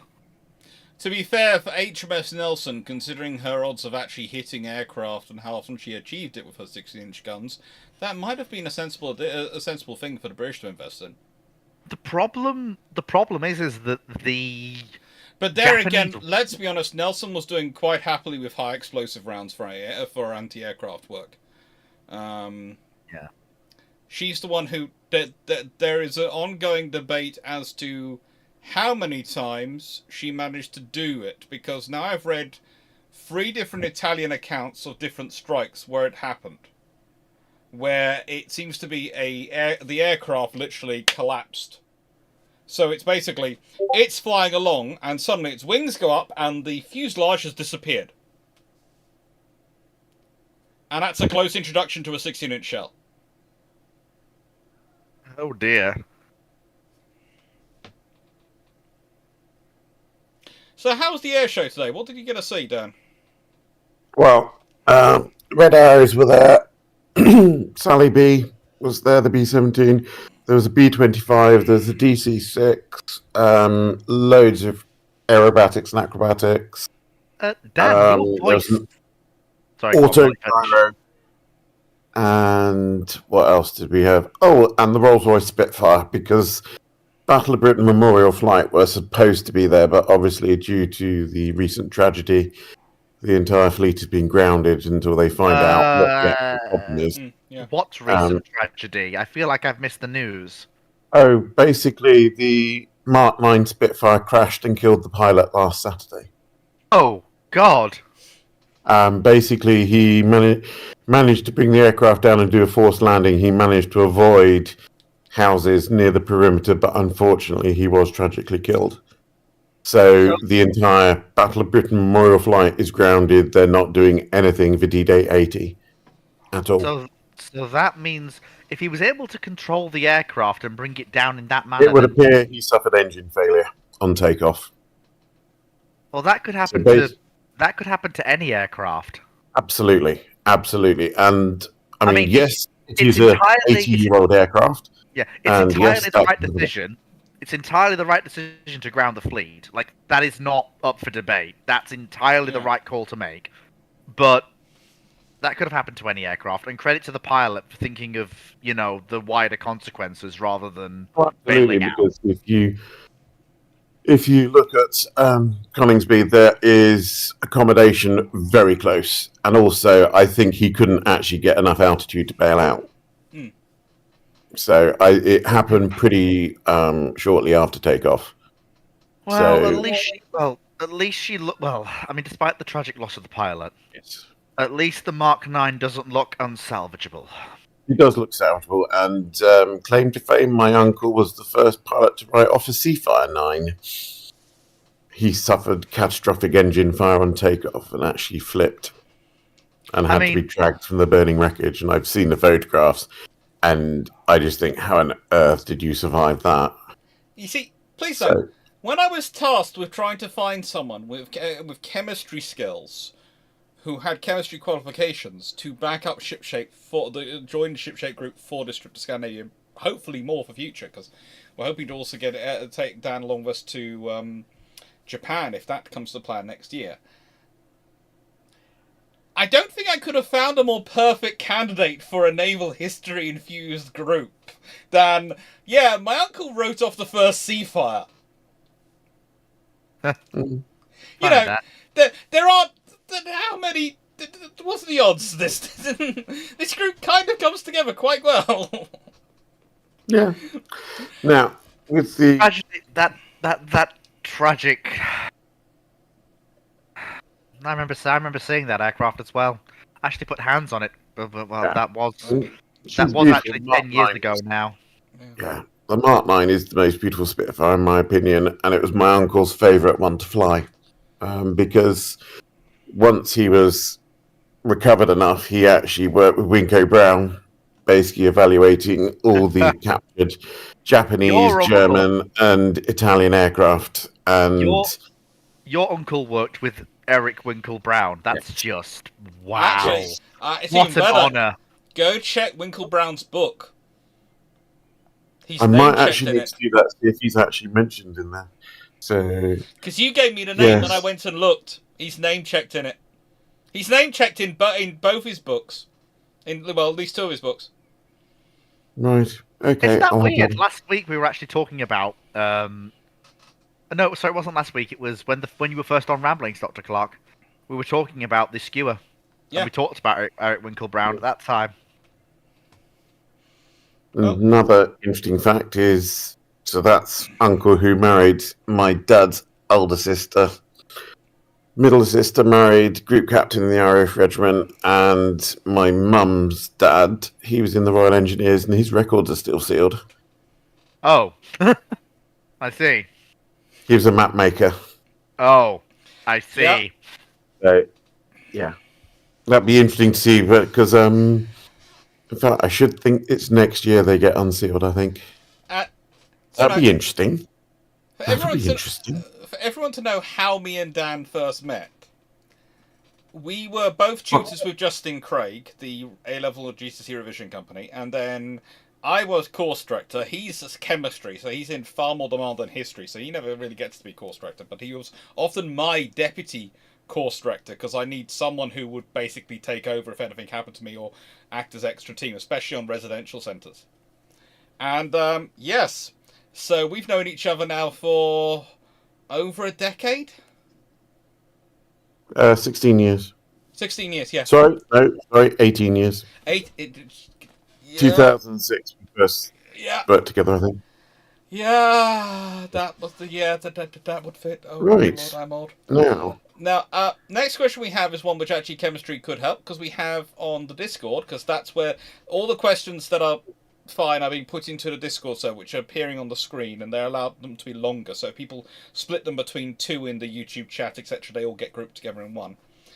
HMIS Nabada, so that's Her Majesty Indian ship. From this is from Cheradine. Black Swan. Yes, I have a problem. A photo has a blistered gun barrels from the bombardment of Maibon. Why? Overheating from rapid and continuous use, and is this dependent on the barrel construction method, or could any gun blister if used in this period? Any gun could blister, because usually what happened was it was the paint that was put on them. So it wasn't necessarily the gun blistering, the gun barrel itself blistering, it's the paint that's been put on the barrel. So they would paint them to make them look lovely and nice and protect them from the salt water. And then when they are shooting them, the heat will literally blister the paint off. And if you want a good example of that, go and look at the pictures of the cruisers after the Battle of the River Plate. And you will see Ajax's guns are completely black. And the reason is they blistered off all the paint. The paint's all gone. Yeah. The paint is all gone off Ajax and Achilles at the end of that action. They fired that many 6-inch rounds. This is why when people go, the 6-inch cruisers didn't do anything at the Battle of the Plate, I go, A, the Uruguayan officials were looking at holes and going, that's a 6-inch hole, not an 8-inch hole, and the Uruguayan officials knew the difference. This is the thing. And B, the sheer quantity of shells they're firing. I would also point out that the Battle of the River Plate was basically the death of the fear of the Panzerschiff. Because Graf Spee fought an action against a single diminutive 8-inch cruiser and 2 6-inch cruisers, and she got her teeth handed to her on a platter after the British squadron had kicked them out. Her armor plate, even amongst her citadel, couldn't resist 6-inch shell fire. That's also to do with the metallurgy of it, and the fact that the German arm production had really not had much practice. But still, it's a sad commentary. And you are dealing with possibly one of the best 6-inch shells ever produced for its time. Oh, I don't deny that, but still, the point's there. Hey, Dan! If the best 6-inch shell ever built can get through the armor, an average 8-inch shell definitely can. Dan Freeman. Wait, Dan Friedman? That Dan Friedman? Yeah. Oh boy, I know what comes next. You're supposed to be on here. Time for me to meet another Dan. Yeah. Yep, this is going to get confusing. There's too many Dans, too many Alexes. No. The more fun is when Gareth's friend Gareth turns up. So we're going to have 2 Gareths, 2 Dans, and 2 Alexes in the group. Well, at least I'm pleased to be able to break the naming convention. Yeah. Thank God. So, Runon, Andy Shepherd, should the Royal Navy have bought the Mistrals that France sold to Egypt? I would love them to have, but honestly, you can't really justify them in light of the other procurements. So, probably not. Probably they made a sensible way. Because if they could have operated F-35s, if there were things like the new...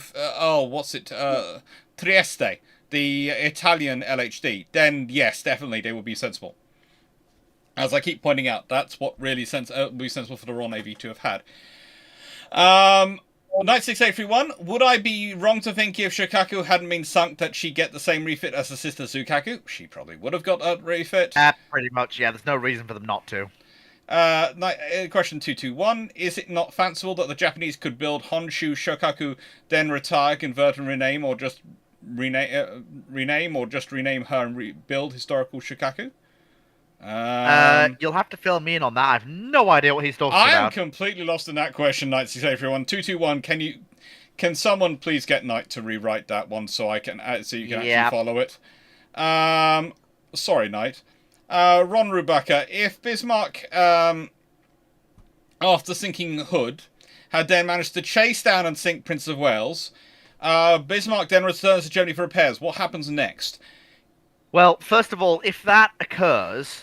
Now, I'm gonna take it as given They're that running happens if that recurs as it, and they even though they are running towards King George V and victorious, they still managed to get away somehow, and they didn't take even more damage than they did historically, which they took quite a lot of damage. That's humiliation. That's a humiliation for the British. The Lion class probably get built under that scenario, because Churchill's going to have to.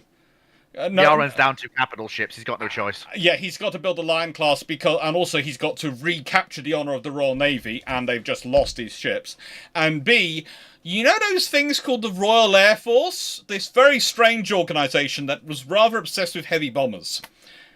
Well, their first 1,000 bomber raid is probably going to be wherever Bismarck is. If Bismarck, however, survives that, it's highly likely that she joins Tirpitz in Norway. Yes. Now, and the thing is, this changes the Arctic convoys, because, bear in mind, this is before Scharnhorst and Gneisenau turn up in Norway. Yeah. Well, before Scharnhorst. Yeah. Yeah.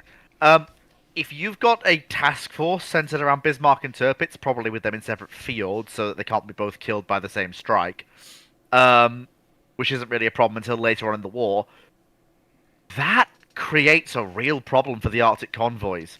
Because, obviously, it's going to be fuel-dependent, obviously, but the Kriegsmarine has just made a dramatic case for why it should get fuel allocations, even as the war in Russia goes on. Look what we can do.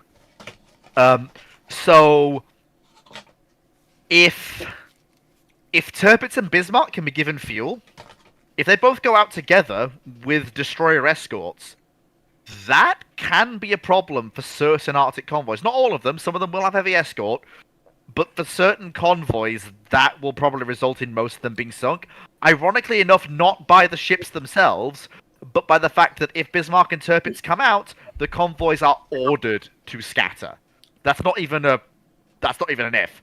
The convoys will be ordered to scatter if both of those ships emerge. And since the Germans are going to want to hedge their bets, or you're going to find that the R-class are going to be permanently deployed on Arctic convoy duty. True, but if both ships are there, they could probably... Thing is, you'd have to have 2 R-class per convoy. You'd have to have the entire R-class for that duty. Yeah, although what I would say is there's a difference between Arctic convoy raiding and Atlantic convoy raiding. In Arctic convoy raiding, you have more leeway to take fights than you do in the Atlantic. So, if Bismarck and Tirpitz find a convoy that they've been told by Intel is very valuable, has stuff on it the Russians really need, and it's escorted by 2 R-class, they may take that fight, and then leave the other vessels to clean up after them. And then return to probably Germany proper, probably Eastern Germany, away from RAF bombing raids to be repaired. And then return to Norway once that's done.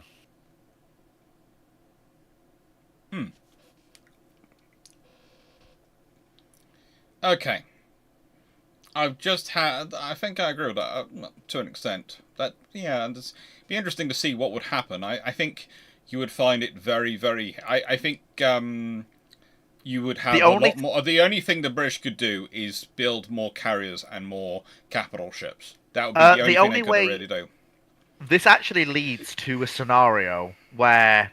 I'm sorry, I mean, I know this is going to please a lot of the US people in the chat, but North Carolina and Washington are going to actually get to tangle with Tirpitz and Bismarck, because that's what's going to happen. They could do. In 1942. They could. It's highly likely that occurs. It's a possibility, certainly. It's if they come out and fight in 1942. They might wait off till 1943. The thing is...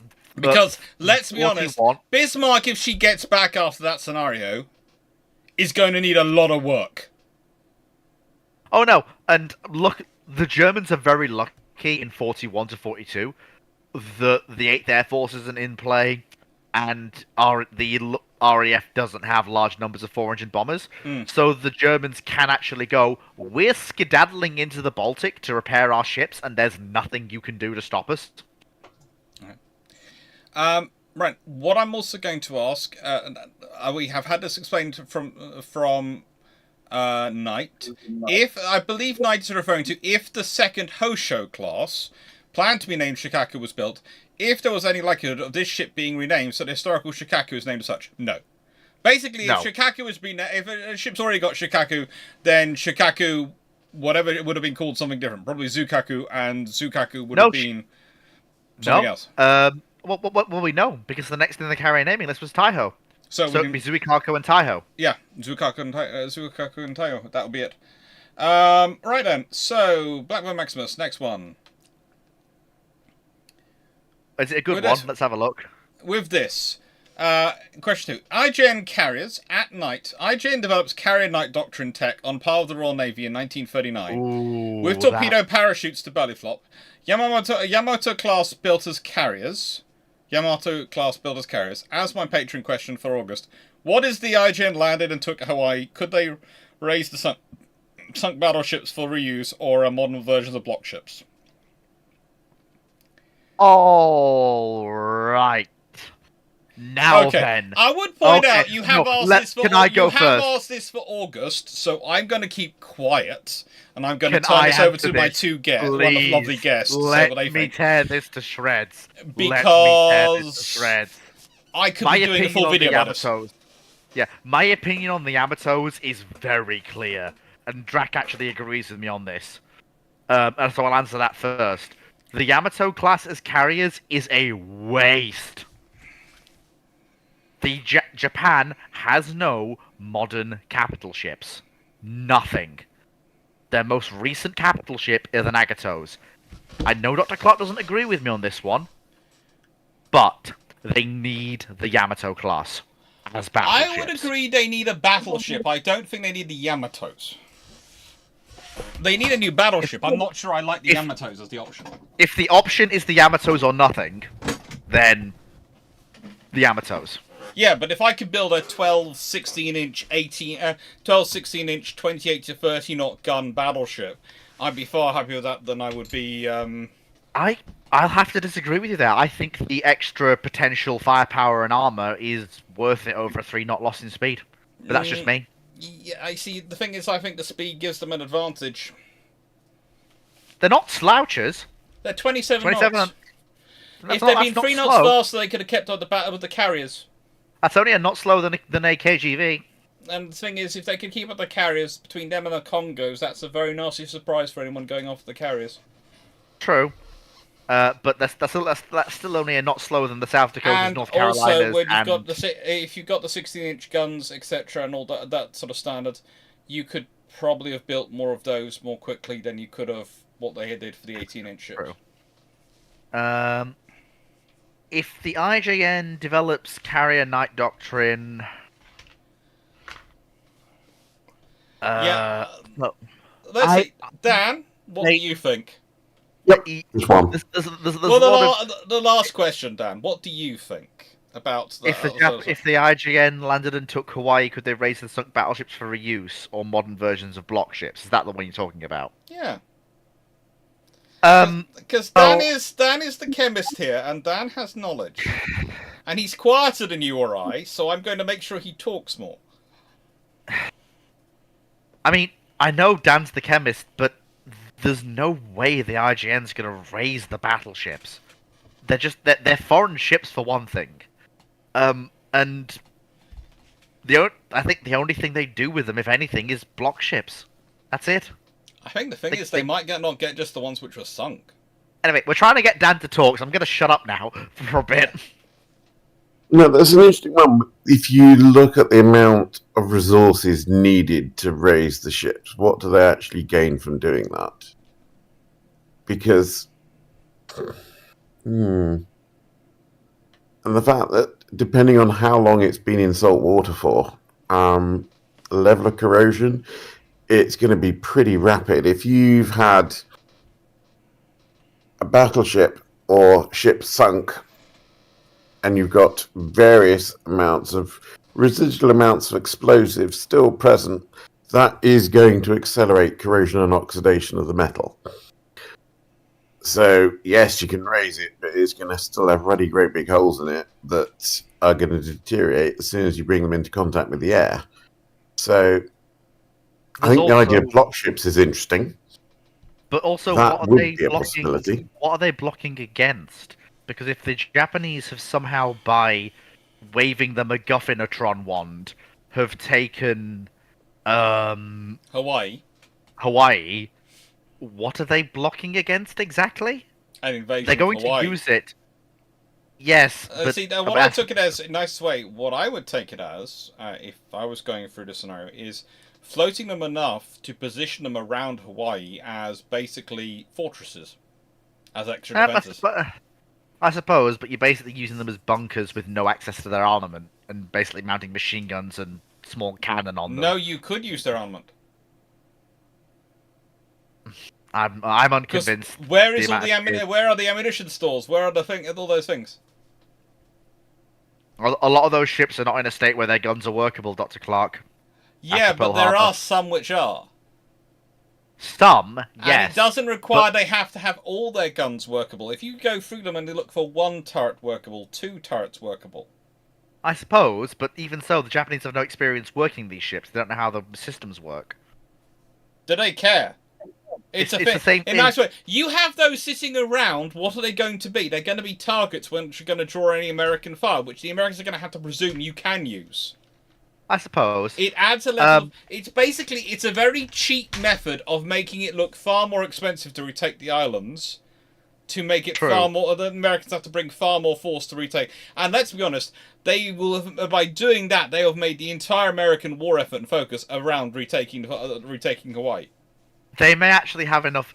Funny thing is, if the Japanese have MacGuffined their way into actually taking and annexing the Hawaiian Islands without, without sacrificing their fleet to do so, that may actually be enough to make the US go, do we not fight now, let the Japanese think they've won, and come back 2 years later with an overwhelming force? No. There is no scenario where the Americans withdraw. They might not be able to launch a strike straight away, but they will. Their first thing will be to try and recover their aircraft carriers, because they are low on fuel, and they are the wrong position in Pacific to be low on fuel in that scenario. Yeah. They're going to have to be trying to get them back, and they're going to have to fuel them up on the way back. And then they're going to be a case of working out what they're doing and working and sorting the problem. But it is going to be absolute full Roman war machine. You took out a legion. Great. Here are 10 more coming your way. Yeah.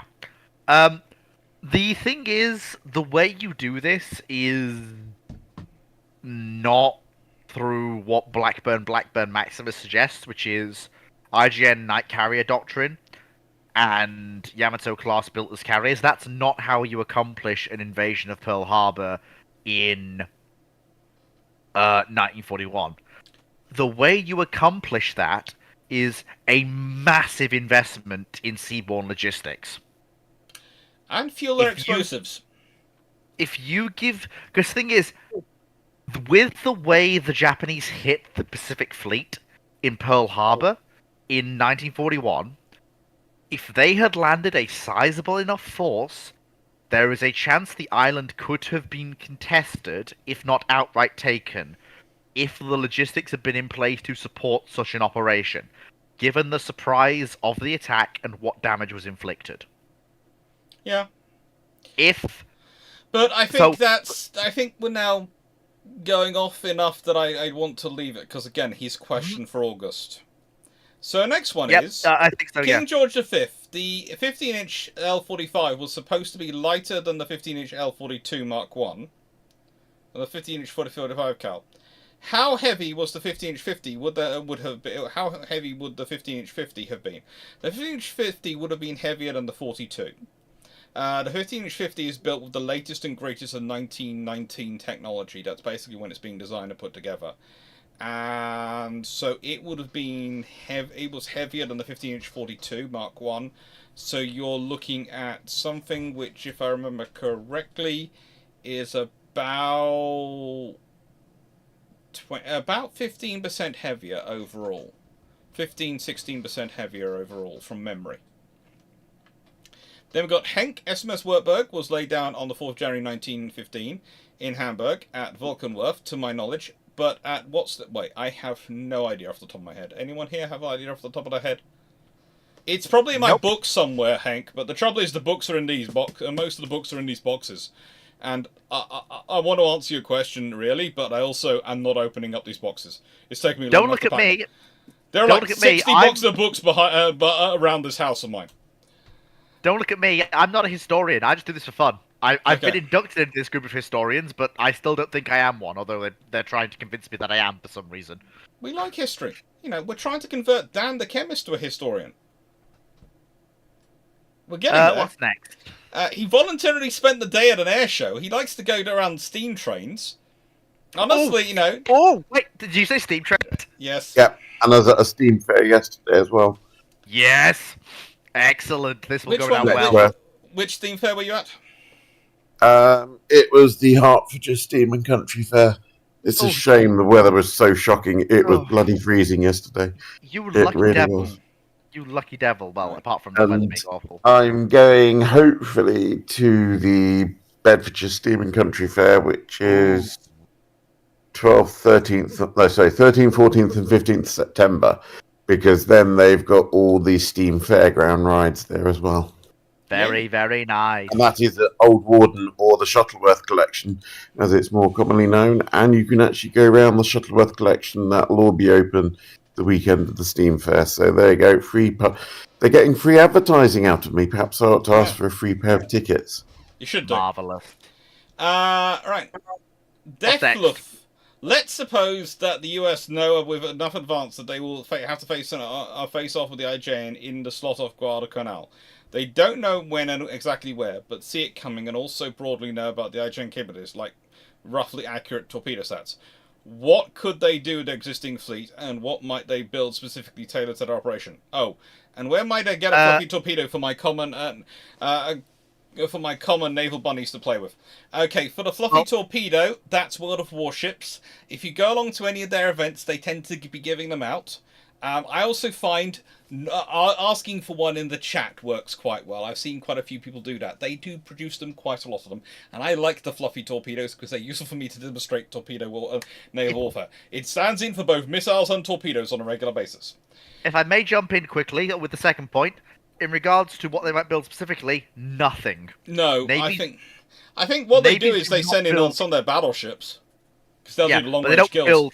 But they don't build anything specifically. You don't, as a navy, you don't build ships for one specific area. That's not how, especially not navies like the USN, which has to operate across the globe. They can't afford to be that specialized. You might end up with destroyers having slightly longer, slightly longer barreled 5-inch guns on them.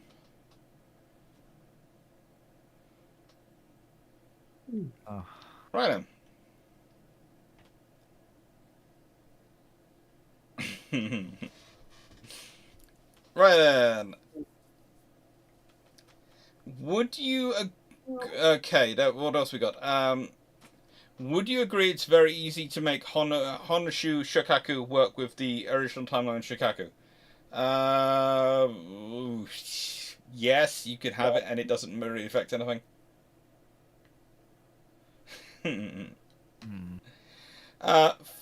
If the Royal Navy had gone for the Hermes class or smaller carriers to favour numbers over size and abandoned the conversions, would the RN been better off for their doctrine during World War II? No.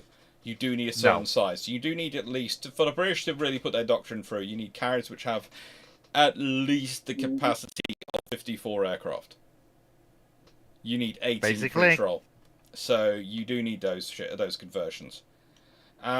Speaker for Knights, as AK Runa, Knights are question 218. How much did the two world wars and the Cold War contribute to the shipborne automation? Not as much as the global economy and it getting more and more expensive to hire crew. Basically your people are more expensive than automation. Every time you see a factory get automated, every time you see crew get automated, all these things. I think both me and Dan are waiting for the day they try and automate teaching in schools. Because mainly we're going to laugh at it. Because someone's going to do the maths and go, this will work out cheaper. And then they'll realise to actually control kids in a classroom, you actually do need to be physically there, that a machine can't really discipline them. Or control by force of personality. COVID. Hmm? As they found out with COVID. Yeah, they still tried to pretend it could work. No. True. But there's various lecturers in Japan who deliver via AI and have their robots actually doing lectures instead of them. But then that's university. People have actually chosen to do the subject rather than having to do it. Let's be honest, if you've chosen to do robotics, probably you're so fascinated by the robot giving the presentation, you're going to stay and listen to it. True. So that's the thing. Whereas if you tried that with my engineering students, especially mechanical engineering students, they'd be taking it apart to try and see how it worked. They wouldn't be doing the lecture, they'd be taking it apart. I love them dearly, but my mechanical engineers would have it apart in like 5 minutes and then be putting it back together again and go, I've got 3 bolts and a spring, I don't know where they went. Sounds about right. Yeah.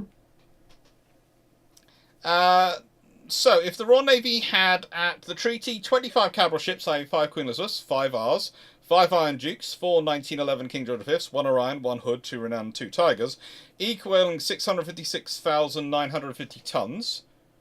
And as the RN is going to want new 16-inch armed ships construction, even if the USN had less than them at 18 ships, are the Americans in a catch-22? Yeah. Basically, as long there's no scenario where the British can sacrifice 13.5-inch ships as all they want to get the 16-inch ships, and that's what they'll do. And that's what the Royal Navy consistently did with the London Treaty, the Washington Treaty. They sacrificed the 13.5-inch ships on the altar of we want new ships, and it worked. That's basically the Royal Navy. It's kind of like a school sacrifice. Well, schools usually are too eager to sacrifice their playing grounds, but I do know at least one state school which had some very nice old buildings next to it that were in heritage status that it owned, and it basically would say, well, we'll sell those off to a developer every time someone tried to look at their budget. And no one wanted them to sell them off because they were worried about who would buy them. Because mostly the big developers around that school didn't want someone buying the prime lump of piece of real estate in the middle of the area if it wasn't going to be them, and none of them managed to get it as part of their estate. It was a fun game of what could you call it? Mexican standoff? Not really. More of a Dan, you're the better poker player. Me? What do you call it? I'm no slash it's poker a either. version of in a nice way, Fu. I will give you this tip for free. Do not play poker against Dan. There is only one person in the history of Justin Craig as an organisation of the shooters who's ever managed to win a match versus him, and that was me. And I've played him exactly twice. I wouldn't mind having a crack at it. Maybe when we're away. We're away. So, we'll have a go. Answer that one. First follow-up, the question 2115. How did the Americans get out of the scenario described with the parity of the British and advantage of Japanese, and get parity of the Japanese that they want? Well, they decided very quickly that what they wanted was superiority over the Japanese. They didn't care about parity with the British. As I've explained before on many occasions, when you look at Britain and America, and you look at the scenario and go, who are they wargaming their fights against? It's usually each other, because they're the largest navies, so they're the worst scenario to fight against. Who are they exercising against? That's usually Japan. So when they're doing their exercise and their real world testing, they are pretending the enemy fleet is Japan. For the USN, the fleet problems, it's usually if it is a non-Japan power, it's usually some coalition of hypothetical France and Italy, which is weird. Rarely do they ever actually have the Britain. France and Italy, there are lots of things. It wasn't France and Italy wasn't all those their favourites. They also added in, who did they add in? They added France, Italy. I think they added in Sweden as well.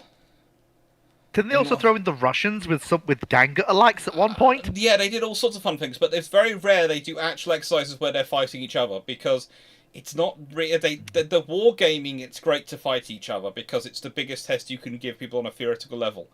But in practical level, you've got to think about your likely enemies, and their likely enemies were never really each other.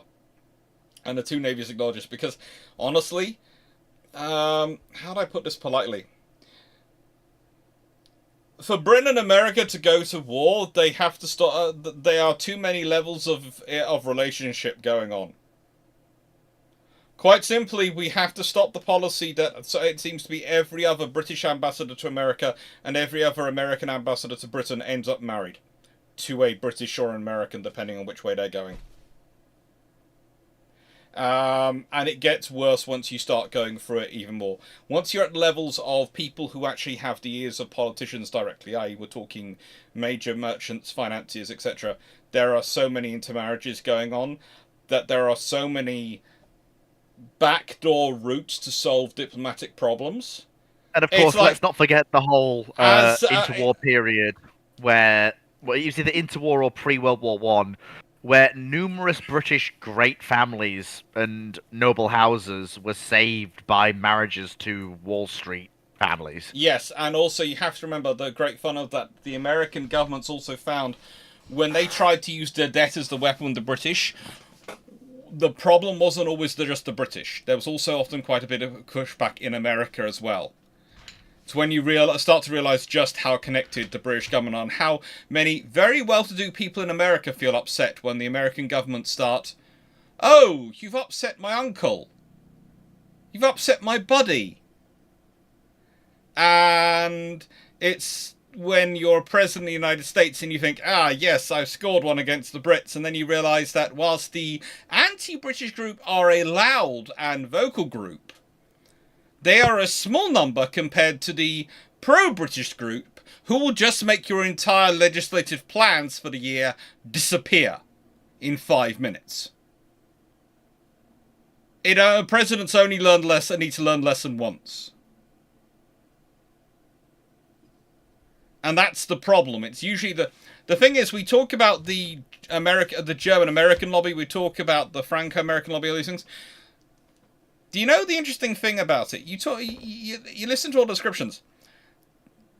German Americans go to Germans go to America, they become German Americans. All these sort of dissident groups for a while. The Irish become Irish Americans. What do the British go over to America to become? They become Americans. No one hears about British Americans, and that's the problem there. That's the problem. And this is what I'm talking about this in the context of the 1920s and 30s and 1910s and 1900s. That's what you're dealing with. When the British go over there, they become Americans. They don't become Irish Americans or German Americans or any other sort of dash Americans. They become Americans. And that's how the Americans see them. And that's your problem when you start doing this. Yeah, this happens. It's a lovely in theory. In theory, there's lots of people who will back you up. Lots of people who are ardent Republicans, who are anti-British Empire, all these things. And yeah, these loud voices. But then the silent majority can find ways to work. Yeah, that generally. The silent majority will kill you more often in politics than anything else. People are often saying they need to beware of the people shouting and loud voices. Well, you do, but the silent majority, they will be pushed to a certain point, and then when they bite back, their little bite is a thump.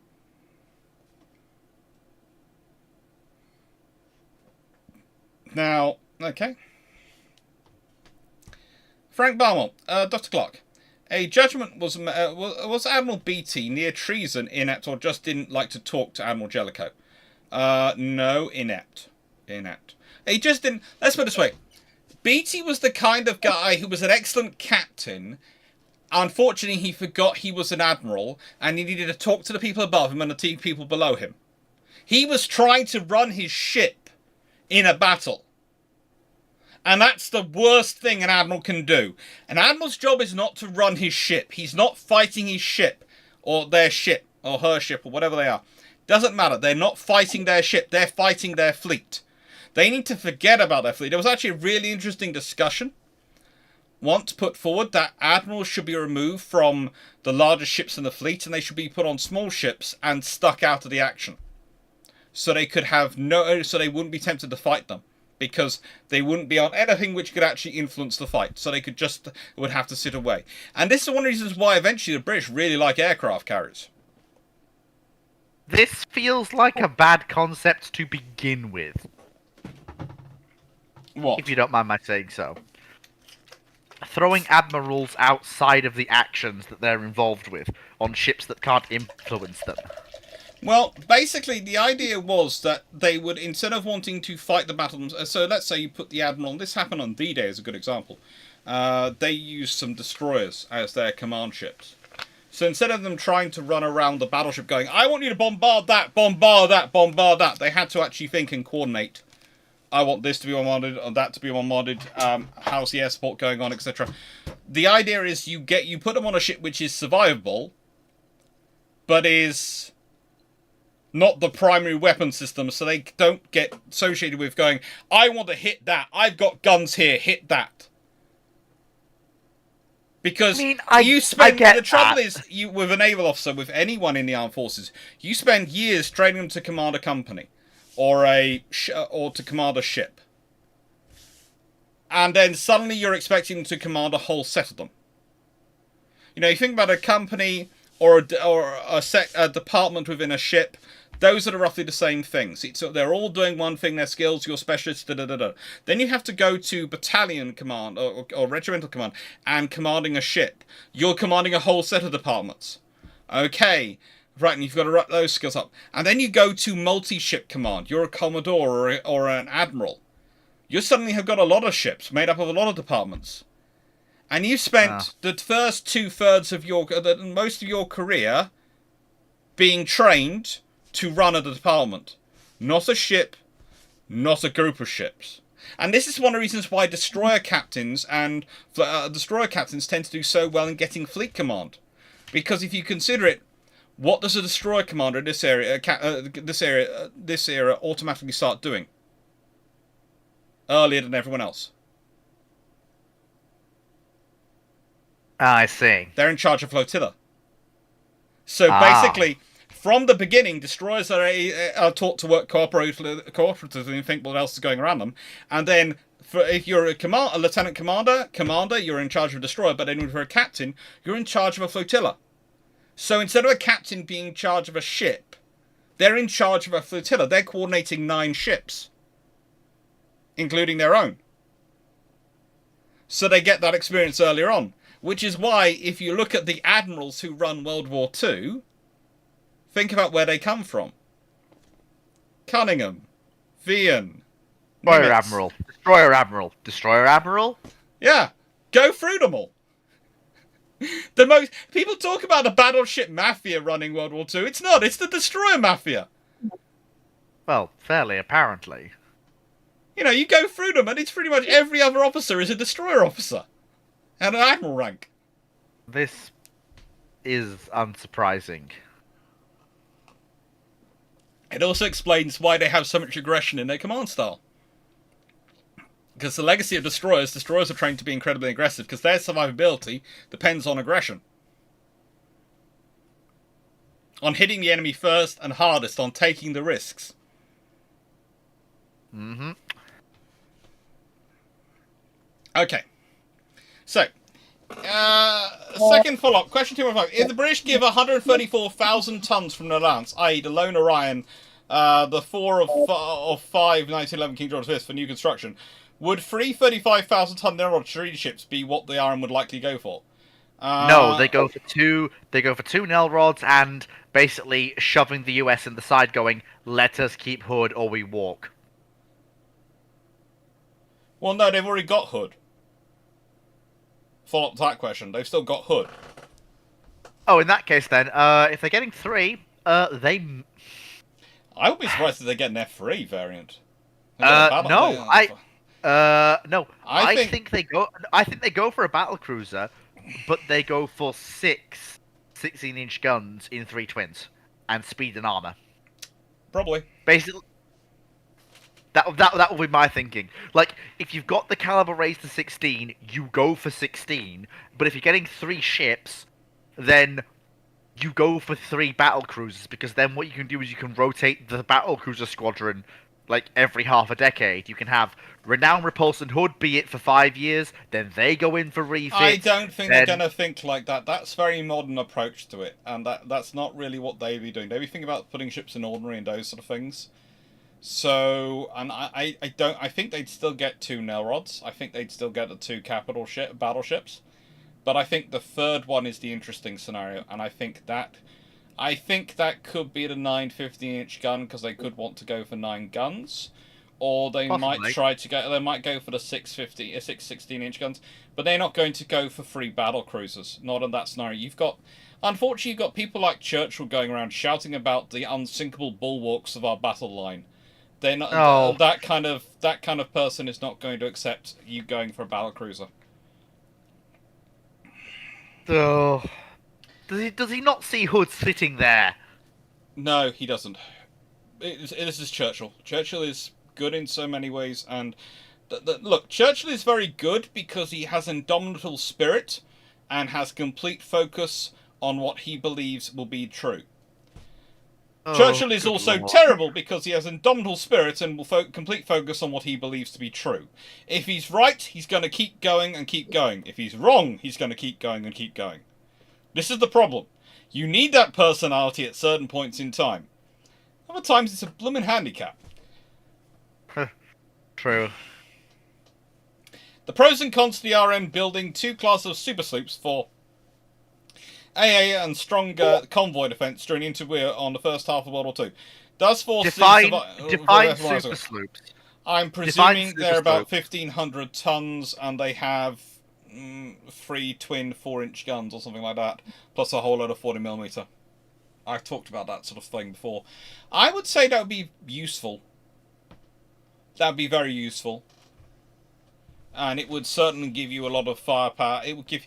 Let's put it this way: in terms of anti-submarine warfare, it would mean you probably, if they've kept building them, and let's say they had 18 to 36 of those prior to World War II, then that's going to produce, because they're going to also be able to do ASW. That's going to reduce the need for to be quite so pushing on Flower class and Hunts that actually Churchill might be persuaded not to pause the capital and carrier construction, which would have the biggest impact on Force C. The other longer term effect would be if those once you have that, you're starting from a larger number, and as you add ships in, your losses are going to mean less overall to force strength, and your gains are going to reward you even more.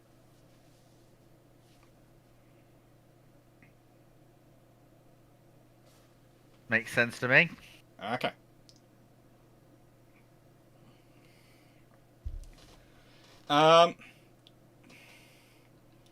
Dan Freeman. Dan, you should be up here with us. Okay? Nicest way you should join. Again. Yeah. It is again. It isn't aggression, it's confirmed assertiveness with your 4 to 5-inch guns and 21-inch torpedoes used for emphasis. Yeah. Can I throw Hosh at him? No, you cannot throw Hosh. I keep sending the invites to Dan of Mordor, which is his... Can't I throw Hosh at him? It's a good investment. Yeah. Why can't I throw Hosh at him? It's a good investment. Stop throwing Hosh at people. It's not nice to throw a French... Dan, back me up here. It's not nice to throw French ironclads at people, is it? French ironclads are beautiful, and I will not have you standing there insulting them. Stop chucking them at people, then. Look, I accepted the demeaning of burn, all right, but I can only go so far. Okay. I think Dan's enjoying himself looking at the chat, because I know what he's doing now with reading glasses out. He's reading the chat. Especially with Drax standing there, smug look on his face this Saturday, having run burn over the hot coals this weekend. Let's see him over there. I am indeed. Right, I'm going to have to push, guys, because Go on. I've got an early start tomorrow. Take I care. am You're stupidly up. So you're I right will in the thick have a look of at the- revision season, aren't you? Yeah, I am. Good luck. And it's exam tomorrow. I will have a look through the questions in the chat and get some answers back to people for next time. Sorry, I haven't been able to answer them all. Excellent. There's very Pleasure interesting to meet you, Dan. questions there, which I will need Presum- to do some research on. Okay. Presumably, we'll be presumably we'll be hearing / seeing a lot more of each other in future. Seeing as I seem to be being dragged into the web. So Well, my plan Farewell. long term is to turn one Bruships a month into a group chat thing, so that's fine. And Dan. so I'm Dans. gonna be in. Yeah. All right, take care. Take care. Take care. Hello. One Dan's arrived. One Dan's Hello. here. Yeah. Oh, I see. Is this the Is this the Which side, lesser Phoebe? lesser This is Doctor spotted? Dan. This is Doctor Dan. This is the one who you do not. The Foo, be careful talking to him. He will get your entire life history out, including the embarrassing bits, in seconds. I doubt Including that. he will manage to get you to tell us what kind of VTuber models you really want to be and how much of a badger you want to look like. Look, I pride myself on being discreet at the best of times, so I like to think I have some semblance of defense. Dan, you're free to engage. Do what you do. What you do. So, this issue you have with Hosh, it troubles me. It troubles me greatly. Why does it trouble you? Well, first of all, Dan, pleasure to meet you. I've heard great things. Likewise. Thank you. Yeah, I mean,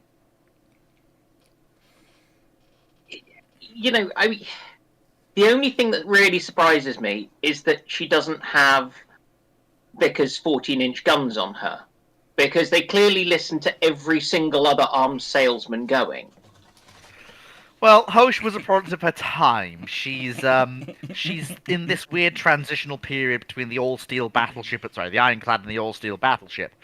She's either the last French ironclad or the first French all-steel battleship, which depending on who you ask.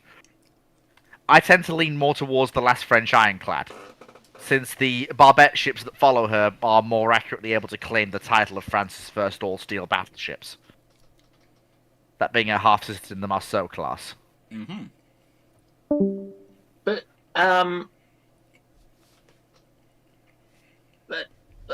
But she's so ugly. You did not just stand here in my presence and call Hosh ugly. No, I'm sitting down. I'm saying it. There are many things I will accept, but do not dare call that ship ugly. The British were hardly doing better. I can't deny the thing about the British not necessarily doing much better, but She has Yeah. a uniqueness to her profile, and also the color scheme is magnificent. the colour scheme is nice. I will give her that. I mean, the fact that it looks like a small steampunk fort on top of a Russian Cold War submarine. You know what? I've often thought that as well, so I'll give you that. That's just about your description. I'll give you that. Or possibly like a ship upside down. I mean, she looks a bit like an oil rig that's fallen over. I can kind of see that a little bit. But she's not as top. Funny thing is, Hosh was not actually as top heavy as the ships that would follow her. No, I mean, This is the funny thing. Everyone calls her out as the worst looking or the most unstable, when actually compared to the ships that would follow her, she had the least issues. yeah, I mean that's. I mean it. Okay, it kind of worries me, but she makes sense. It's just the.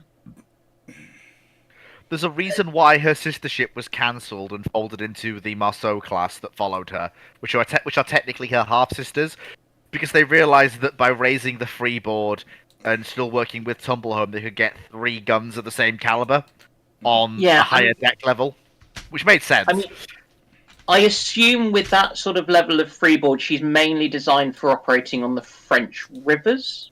no, I mean, they wouldn't. You wouldn't She's take her a- out to the Bay of Yes. Biscay. yes, you would. Yes, they would, and yes, they did. Okay, you wouldn't take her out into the Bay of Biscay twice. Um, Because the first time the would funny end up thing is, joining the U-boat arm. the funny thing is, she proved to be surprisingly more seaworthy than anyone thought possible. That's the weirdest thing about her.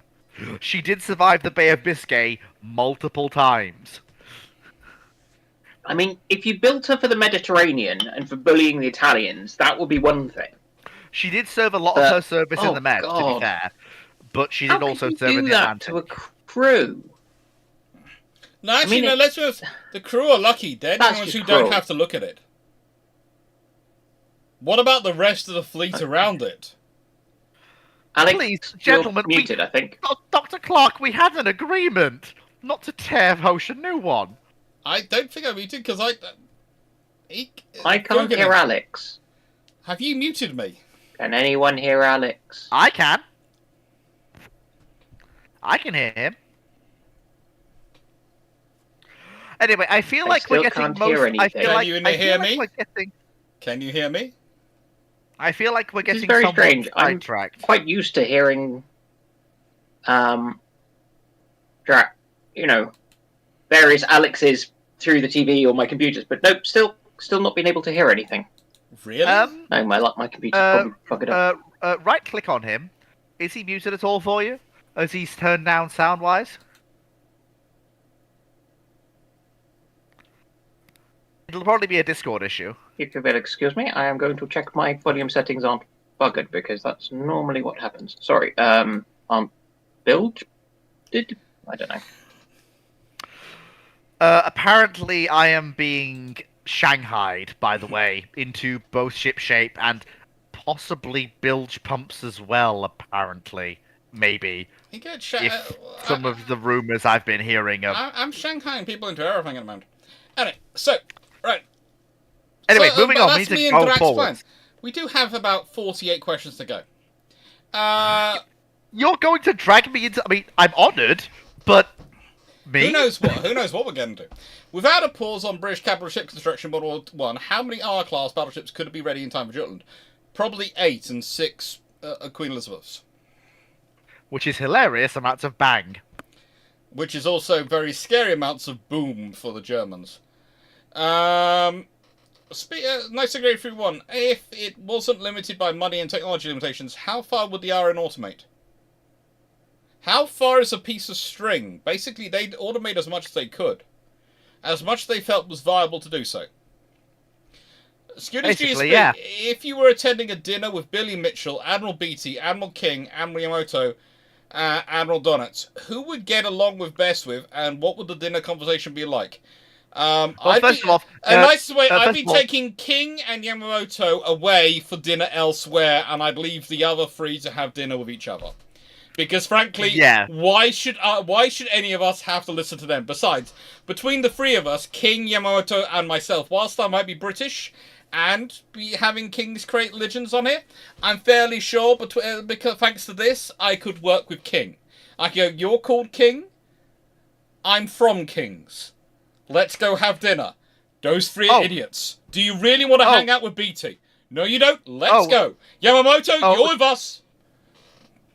Oh, Dr. Clarke's being nice. I've already pulled out. I've already grabbed one of the Admiral's service revolvers and shot Billy Mitchell, BT, and Donitz. I wouldn't need to. Don't shoot Donuts. Without him being such a twaddle, we'd have issues. Why are you, Dan? Why are you muted? He's fiddling with things, I suspect. He's fiddling with things. More than likely. Right. So then we have Black Muslim. My patron questions. No, we're not doing your patron questions. They should be in Patreon. They're going to be voted on. So we're skipping that then. I'm skipping that. Tiger Yep, Queens. I agree. Yeah. Funny thing, speaking of Patreon, I've actually been considering starting one, but I wasn't sure if I should or not, given how small I am in terms of size. I started a Patreon when I was tiny. I mean, the extra funds to help me do what I'm apparently doing wouldn't go amiss. It's basically I my do have- book. In a nicer way, it's my book budget. Ko-fi is my Iron Brew budget, and funny YouTube thing and Patreon are my book budgets. And funny my thing ability is- to actually do any research amount. Yeah. The funny thing is that I have people who do actually want to give me money and keep continuing to ask me, where can we give you money? And I'm like, I don't think you should. I'm not big enough. But I'm seriously considering actually, If you want to start off with starting a something easy, Patreon. Ko-fi. Start off with Ko-fi. That's the easiest I to set might. up and the quickest to set up. And basically, go, look, you just buy me a drink. And that's what I like Ko-fi because it goes direct to your PayPal account. Ah. So it's direct. And for Not a me, bad idea at all. that's great because then I can use my PayPal with Deliveroo if I want to, or I can download it to my account and I can order Iron Brew. So for me, that's great. Ko-fi goes straight to the Iron Brew. Possibly.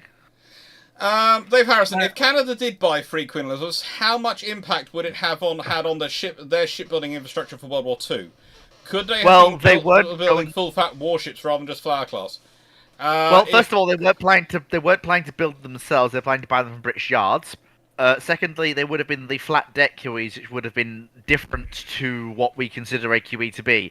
It's important to remember that Canada was looking at what we would essentially call budget QEs. Speed was the same, armor was the same, but the way in which the 15-inch guns were arranged was radically different. They were all flat on the deck, with no super firing. It was still 2 forward, 2 aft, but they were not super firing guns. They were back-to-back. Yes, but, and I will add in this one, they were also considering conventional ones. So it's a case of which one might have gone. The thing is, they do have that option as the cheaper option being offered to them. They do have it being offered to them, but it's not the one being recommended by the Royal Navy. And it's not the one being recommended, and it's not the one there. It's almost like they are going through the process of, we're going to agree to this on the basis of this, and then we're going to go, hang on, for not much more, we can get a far better ship. Ah. And that's what I have a feeling's going on with that design. Possibly. Because if you consider it, otherwise layout, everything is the same. All you have to do is build it up a bit, and you actually even have the reinforcements designed into it. That mean you could build it up to make it super firing. So, I mean, look, we are talking about a navy which has a history of doing great rebuilds. I think I did it in that first rates video. You've got a point. You've got a point. There are fast ones being pulled, I think, with the Canada Queen Elizabeth. That's my strong suspicion. And not anime. I think that might have affected their construction later on, because I think they would have built up to having the capability, if you know what I mean. They'd have probably built up to having the destroyer capability, the construction capability at least. Oh, it's just you and me again. Dan will probably be back shortly, knowing him. He's probably fixing things. It wouldn't surprise me. Discord can be a bit of a MacGuffin at times. One of the advantages of doing ramblings for as long as I have is I've gotten very, very good at working through all of its idiosyncrasies. Okay, you're going to have to help me with this because I have no idea what they're talking about. What's this? Azur Lane Mashashi or Kantai Collection Mashashi? Oh, God, no. For the love of Michael St. Josephine. I'm barely familiar with either. Go and ask Animarchy that question. Animarchy history. He knows those 2 ships. Myself and Dr. Clarke are barely familiar. You'd have more luck asking my mum at the moment, honestly. Considering she's getting into VTubing, I would say you'd have more luck asking my mum. I indulged in Kantai Collection when I was much, much younger. About 8 years ago now. Don't ask me that question now. I'm no use to you. Okay. Juicy Sushi. What does Dan, Alex, and Alex Voltron look like? You've missed one. No? Oh, INS. INS. Were there any reasons to continue building cruisers after 1950s? Yes, you need task group absolutely. ships. Honestly, you need fleet new ships, and you need them for presence mission. And frankly, as independent assets wandering around, they're really useful. And And I would also point out that there's no other ship class that Can can you hear me handle the now, large Dan? amounts of anti-ship missiles. Like the large missile warship in the 50s, 60s, and basically up till the mid 70s is the cruiser. Destroyers are not there yet in terms of handling anti-ship missiles and large numbers of anti-air missiles until the mid 70s. They're just Basically, not there. once they grow to the size of cruisers.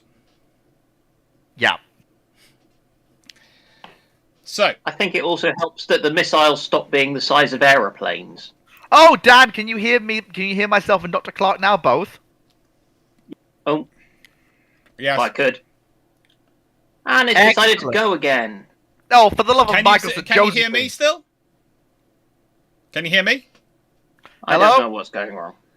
Hello? Maybe it's something to do with the hundreds and hundreds of tabs I have open. That? Oh boy. Well, we will have Dr. Dan with us in spirit and in person as and when things get MacGuffined. Oh. Why is everyone being offended by Hosh? Hosh is nice. She's lovely. Look, honestly, this is a great time for making the case against Hosh. So if anyone wants to, they can. How? No, not a single anti-Hosh comment will be tolerated. Okay. I will go around removing spines. So, what does the Dan Alex Voltron look like? Okay, I'm gonna have to look at what a Voltron is.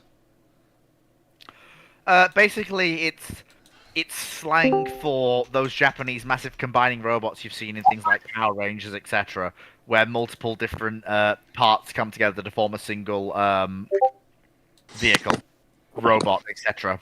Lots of firepower. Hello. And possibly swords. Hello. More likely swords. Hello, There Dan. Can you hear us? Oh, your picture's way better than it was before. Yes, Yeah, and your that's sound what quality's a lot better before. Yeah, this is iPhone as opposed to aged laptop. Oh, it's Leslie as well. Oh my. Dan, I half suspect the aged laptop may have been the problem. Yeah. Possibly. Yeah. I mean, it normally is. It can just about cope with playing Dungeons and Dragons, but not if I tried and use the online dice roller on D&D Beyond. Yes, that's probably Discord. Discord does demand more than 2 megabytes of RAM, I will say. So the phone may be What's required. a megabyte? I have bytes. Yes, that would probably be my thinking there as well. Anyway, pleasure to meet you, Dan. I've heard good things, and apparently everyone knows who I am, which is surprising, and still keeps surprising me even to this day. Dr. Clarke, am I more well known than I think I am? I thought I was very niche and not well known. Don't sit there smiling at me. Answer the question. No, Say something, damn you! Please. Right then. So, Dave Harrison, chemistry question. Energy material research. I'm going to leave that for for Boom Dan, as we're now starting to call him, to discuss. As I said, he will get back to you, and I will try and get involved in more of this stuff because he hasn't done as much. Especially, but he does do stuff on television. He does a lot of stuff in front of the classroom. He's doing a lot of A-level and GCSE revision at the moment, as you can imagine. And he's a really super guy to chat to. And he has a lot of information. And we're going to get Leslie as soon as Leslie manages to log in successfully. I'm just trying to work out what the hexa something or other a shell fill. How? It's probably best to leave not it think for too leave hard it about for leave it for Boom Dan. I think that is definitely a Boom Dan question rather than a Dr. Dan. You're in the business. You are coming, and you specifically are going to have. I am going to ensure 2 things. One, when their large package of chemicals, should it be all arranged and should it arrive, should we have the funds, that also along an equally large package of first aid material arrives for you, including a nice space for you to be positioned in a safe distance away to come out after the boom's happened, so we know, so you can put them back together again. You're all mad. Safe place being, I don't know, A concrete Oslo? bunker about 500 yards away. Norwich? One of the deep iron ore mines in the north of Sweden? I thought I was insane, but you people take the cake. I'm just playing at being insane, it seems. No, Look. it's also, I had to do chemistry for A-level, and I'm just trying to think, because I was looking at all the stuff about the different, Look, if we can... Yeah. Yeah. The truly insane person is me, who introduced Drac to Boom Dan. Oh, you want to talk insanity? The real insane person is me, for getting wrapped up in this whole thing by inviting this, literally, my whole... Like, I was happily being a small little YouTuber slash Drakenifel's assistant, being involved in all this, and I thought, I'll invite Dr. Clarke onto my channel to take over for Drac, since I don't want to trouble Drac Seekers as he's busy with other things. Princess Drakenivel. Yes, and now... basically, Drac has actually asked me... I'm sorry. Drac actually asked me, said, can you make sure everything is covered so I don't get interrupted? I went, that's fine. I'm sorry, Dr. Clarke, given you had a go at me last time. That's not her correct name. The correct name is Her Imperial Highness, Lord of the Stars and Seas. Princess Draken. Yes, thank you. I do know, and it doesn't help that the friendly sea mine keeps coming up with extra additions. Oh, she's not, is she? Look, Mrs. Drac is just very, very sweet. Amazing. I have met her, and she is not a woman who I would cross with a 10-foot bowling ball. But she's also very, very nice if you're nice to her. Bless her. I tend to just refer to it as the Drakling. You're about the only person who can get away with that, Dr. Dan. None of the rest of us can. Well... Especially not those of us who've met Drac and Mrs. Drac personally. We would never be forgiven if we did. But you see, Dr. Dan gets away with it because Dr. Dan is Dr. Dan. As I told you, he's the person who gets people's entire life stories out of them. Well, he's not got mine yet, luckily. It's easier face to face. I'm sure I can help out. Thank you, Leslie. Hey. Yeah. I was wondering when you were going to show up. Royal Bulwark. I remember John Clarke going on about liquid gun propellants as an aside to liquid rocket propellants. Has the Navy tried these to anyone's knowledge? Yes, the US Navy tried them, I think. They didn't go well, from what I remember. No. The Royal Navy tried them as a demonstration. And one of the problems they discovered was the actual explosive got mixed too much. Good lord. So the initiate was basically washed out. Oh lord, you don't mean what I think you mean, do you? Why is there a bubble thumbs up appearing next to Dan? Oh, probably it's seeing that. It's an apple. It's sometimes with apple things. Okay. Somebody was saying if you do kind of that as well, you can sometimes get a reaction as well. I was just pondering. Okay. It was just confusing me. Basically, liquid propellant is not a good thing. Liquid propellant is not a fun thing to play with. Henk, would it be correct to say that SMS Friedrich the Gross and SS Imperator were built simultaneously in the same shipways as Württemberg and Ensatz York were later being built? Potentially. Again, I'm sorry, the book I have is in one of these boxes. It's a really interesting book by Gronig. Grona. I think it's Gronig. I don't have any books I can check for such things. Certainly not without risking having to stand up. Quick fire round for the group then. Top 10 aircraft you wish were still around as museum pieces. Blackburn. What was the question? Sorry, I slightly missed it. Top 10 aircraft you wish were still around as museum pieces. Well, Dan's already put in the Blackburn. Oh no! It's 10 between the three of you, so go on. Oh, between the three of us. Well, in that case, I'm going to get off first. Graf Zeppelin, aka the original Graf Zeppelin, the airship, which was one of the. That's not technically an aircraft, so. I'm sorry. Is it in the air? Does it fly? No, it's a balloon. No, that's not. No, It's not a balloon. It's a rigid balloon. No, it isn't. It's an aircraft. It can move under its own power. Therefore, it's an aircraft. Well, there are certain members of the Graf Zeppelin crew who would suggest that that wasn't necessarily always the case, as they went backwards over Iceland. Well, yes, but that was down to weather conditions. But it's not.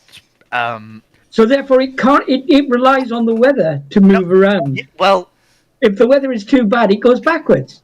The same thing can be said of. The same thing can be said of certain heavier-than-air aircraft as well. Like the fairy swordfish. No, the fairy swordfish was always quite good at going forwards. Sometimes it would hover, but I was always usually quite good at going forwards.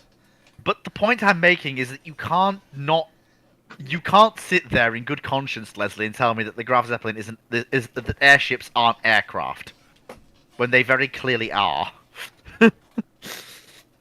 No, they're balloons. Wrong. No, I'm sorry. I can't accept that. You see, well, Zeppelin called them balloons. So yeah. Yeah, but Graf Zeppelin also described. I mean, we already know your eyesight is dodgy from the ships you like. Now, just a minute. I'll not stand here and be. Well, but I'll not stand here and be insulted. Jokes aside, come on, Leslie, work with me here. I'm going to put airships into this, whether you like it or not. I think it has to be said. What was the specific question? Because top 10 aircraft you'd like to see in a museum. He didn't say planes. Mm-hmm. It's an aircraft. It is an aircraft. It is not an aeroplane because it doesn't use planiform stuff to actually get up in the air. Mm-hmm. So I think for the sake of simplicity, we will allow it. Stanford, so in that case, then, stop being cruel to the foo. What did he say? The Chinese spy balloons are more aircraft than the Graf Zeppelin.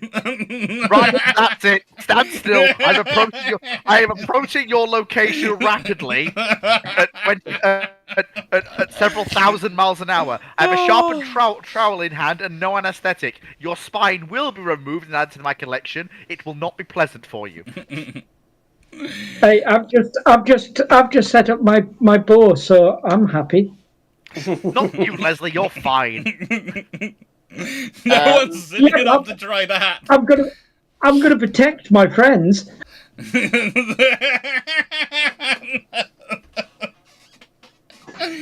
trying to think of other aircraft. The problem is there's actually there's relatively few... the Spruce Goose, the Avro Princess.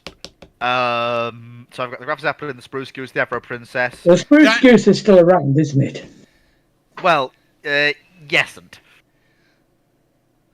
Dan has the It's got its own museum. The Spruce Goose is around, but it's also in that weird state where it's around technically, but not really. You can't, as far as I'm aware, you can't really go and see it. It's yes, in you bits. can. It's in bits, as far as I'm aware. Well, it used to be in its own museum that you could walk around and you could go inside. I'll have to check that, but as far as I'm gonna have a look. I'll just have a quick nosy. I mean, I only went in it in about the 1980s, so... My God, no! You're correct. She's intact.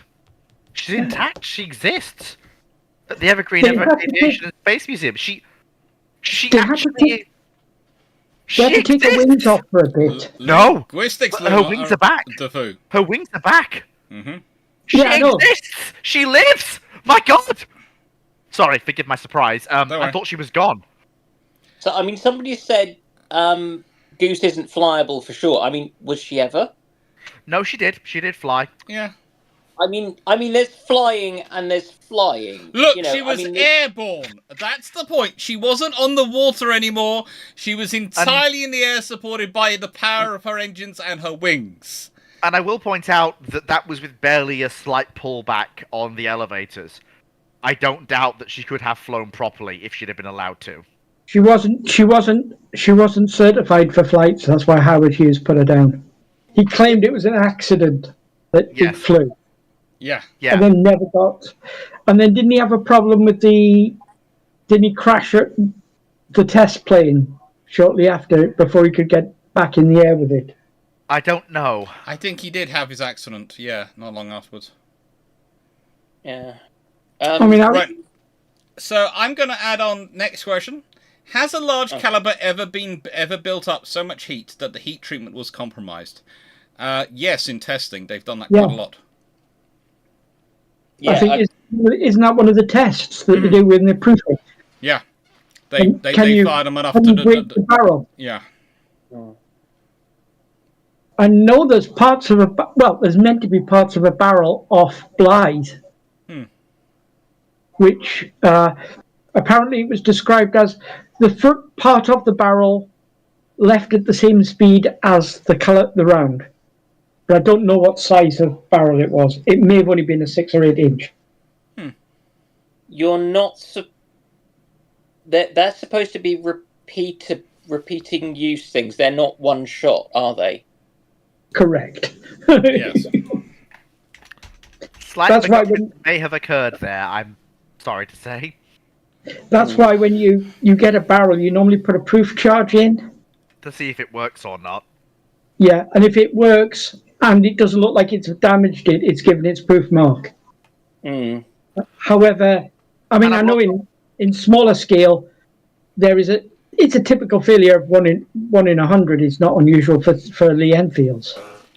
Yeah, it's also worth bearing in mind that proof charges are much, much more powerful by necessity than actual charges. Like, if the gun survives that, it's safe. That's the whole point. When you prove a gun, you overload it. It's normally said to be twice the standard charge. Yeah, it's basically all right then, sunshine, you've built this. Like, and this is for all guns, by the way. This happens. That was the issue with the Dahlgrens, wasn't it? That he set them up with a lesser charge initially for the monitor. No. didn't Drac, I will actually point to Drac here because Drac's done an excellent video on the subject recently. The whole thing with the Dahlgrens is that the US Navy had recently suffered a spate of gun explosions. So Dahlgren set out to build a gun that would not explode.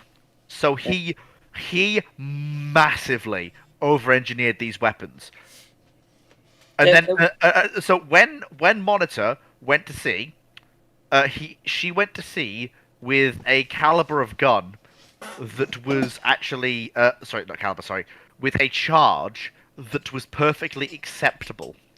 Oh yeah. It's just they then discovered they could have actually gone bigger. Yes, because Dahlgren himself put it through thorough testing. Now, Yeah. what There was a... yeah, so it's one of those things. It's quite common to test guns to destruction. You have to, because you have to think about it. You have to certify them for working in a very actively hostile environment and being used for that. The one that, because I was reading through something about Masters of the Royal Ordnance, and there was one who changed the way they proved things because they realised that it was getting slightly ridiculous with or dangerous with the larger calibers of. This is the good old days of. This was in the 18th century, I think. Mm-hmm. So they were having issues with kind of getting a bit scared of quite how much gunpowder they were putting in, and issues about which bit of the barrel it was actually ending up in, because it was getting to be so much that it was actually going into the bit of the barrel that wasn't supposed to actually have the bangy bit happening inside it. And so somebody changed it, and it was to do with, that was around the time when I think the French had a 36 pounder and we were sticking with a 32 pounder as our heaviest, but then the French pounds were heavier than our pounds, and we all got confused. And we ended up making the 48 pounder and then eventually the 64 pounder. Yeah. Now, the next one interesting question was, Hank, what was the last class of battleships, or last year the Royal Navy used cordite as a propellant charge for the main armament? Well, here's the fun thing about cordite. So, you're probably thinking about cordites Mark 1 and 2, well, cordite MD, and they were developed for the Boer War, roughly about that. And then you have cordite RDB, which is sort of World War I era. And then you have cordite SC, which is solvent-free cordite, which basically comes in the early interwar period, and it's pretty much used during that, and is used for a lot of very interesting rockets. And then you have cordite N and cordite NQ, which is otherwise known as triple base propellant cordite. And theoretically, I think that could be still in use to this day. So, cordite is to reference the fact that it's out in long, stringy bits, isn't it? Ish. Some of it is, yes. I'm not going to get into too much into the chemical details of cordite, because I have a feeling there's going to be a video about that in my future, which is going to involve me corralling two people who both like blowing things up to try and do so in a safe manner. Don't worry, it won't explode. It will just burn very, very quickly. There's a joke here somewhere. That's correct. You have met one of those, gentlemen. Okay. I'm mostly offended I'm not being included in the number. Mainly because I'm going to hold you far away as my designated first aider and not let you anywhere near it. 1 second, I'm just going to leave something in Bruships questions quickly. Speaking for the night, Mark Harkness, whatever happened to the guns meant for the battleship Salamis? I know they went for the Abercrombie monitors, but were the guns scrapped with the survivors? Yes. Tematus 82, plans for the Scandi tour. Looks to the Sea Fortress Sulmania? Yes. That is definitely the big plan, and that's basically the first 2 days of Helsinki is Suomenlinna. Basically, we get off the ferry, we go drop our stuff in the hotel, we go to Suomenlinna. Is the plan. I'm still sorting out all the details with the people there. I've been in very nice contact with lots of very interesting people, but I now have to make things even more massively official. Blackburn Maximus asks, without a pause in capital ship construction in World War II, what could this mean with the Pacific Theatre? The reason I've asked this question is because I can answer it, because we talked about this in the first time you were ever on Ramblings. Yeah. Where, what if the Germans received the High Seas Fleet in January 1939? We literally discussed what the Royal Navy would look like without a pause on capital ship construction. Yeah. So I would advise you to go and look at that. But to quickly make a long story short, the Lions are there. The KGVs are all in service by 1940. The Lions are in service by 1942. The Illustrious Clarke is all in service by 1940. And the Implacables are following swiftly in 41. And then there's whatever comes after the Implacables. Rapidly. The question would be whether they go with the kind of implacable. What was it? It would be a. I suppose it depends whether you count Indomitable as a separate class or a 1.5 generation. Indomitable is a 1.5 Illustrious. It's okay. You know, as I've always said, the Illustrious the point about Unicorn Illustrious, the Unicorn Illustrious class, and the Implacables is they all come from the same design study. And basically it's like the Volvo car system design system today, where they just go, oh, we can just make this bigger and add this bit in. Oh, well, we can add in a hangar, da-da-da-da-da. And that's the thing. It's a very modular design study. And so they have plans for ships all the way up to what I would call Malta scale. Because they were talking about the next. This is mostly from Armored Carriers website, the Armored Carriers website. I'm still annoyed we didn't meet Jamie and Oz. Don't worry, you're not the person who's most annoyed. That's Jamie himself. Yeah, because they were looking at building kind of the next generation of that, and then they got so far with it, and then they tore it all up and just went, nope, audacious. Audacious is it? No, I thought they started from scratch with the audacious design. That's Slightly certainly more. Something which a young master, what's his name, DK Brown would put. But actually, when you look at it, what they actually did was they went back to the design study, and they started from the design study from the ship up, because they found they'd stretched it and went, hang on, no, that didn't work. So we go back to the design study. We want the bigger ship. Boom, take that, modify from that. Okay, so they just went back to the kind of proto-illustrious. They went back to the design study that was the origin of all of them, and went from that the larger version in that. If you aren't careful, I've got a little whiteboard here, and I'm going to grab it and start drawing stuff and start talking about pluripotent stem cells at you. That's fine. Oh no! But this is often what happens with navies in wartime, because there is this especially if you're a naval architect of a certain rank, you might believe, oh, we started this design from the beginning, because what happened was the head architect, a naval architect, came in with this blank study and said, this is the template. We work from here now, and so that looks like it's a new design.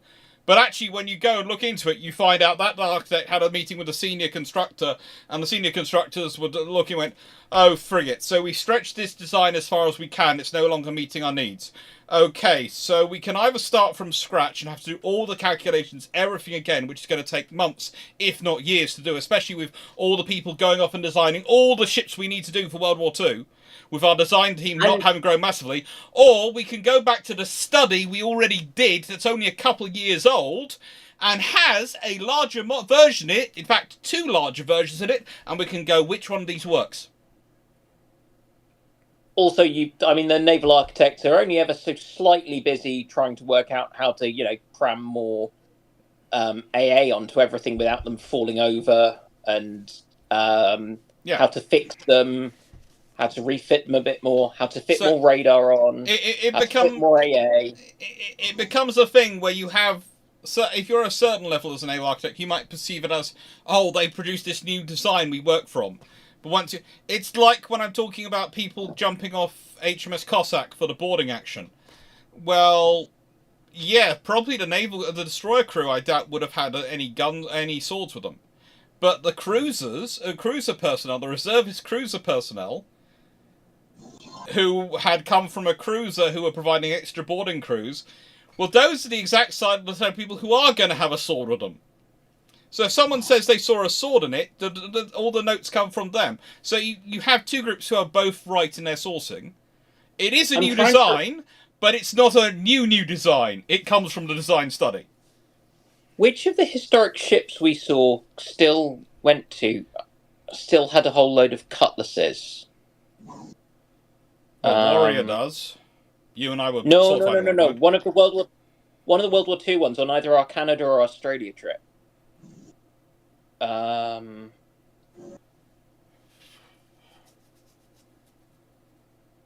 think it was Haida. Not Haida. No, it wasn't Haida. It was Sackville. Yeah. It was Sackville. Yeah. But there again, Canadians like to board submarines naked to take their surrender. So, honestly, having swords is probably an improvement for the people on the receiving end.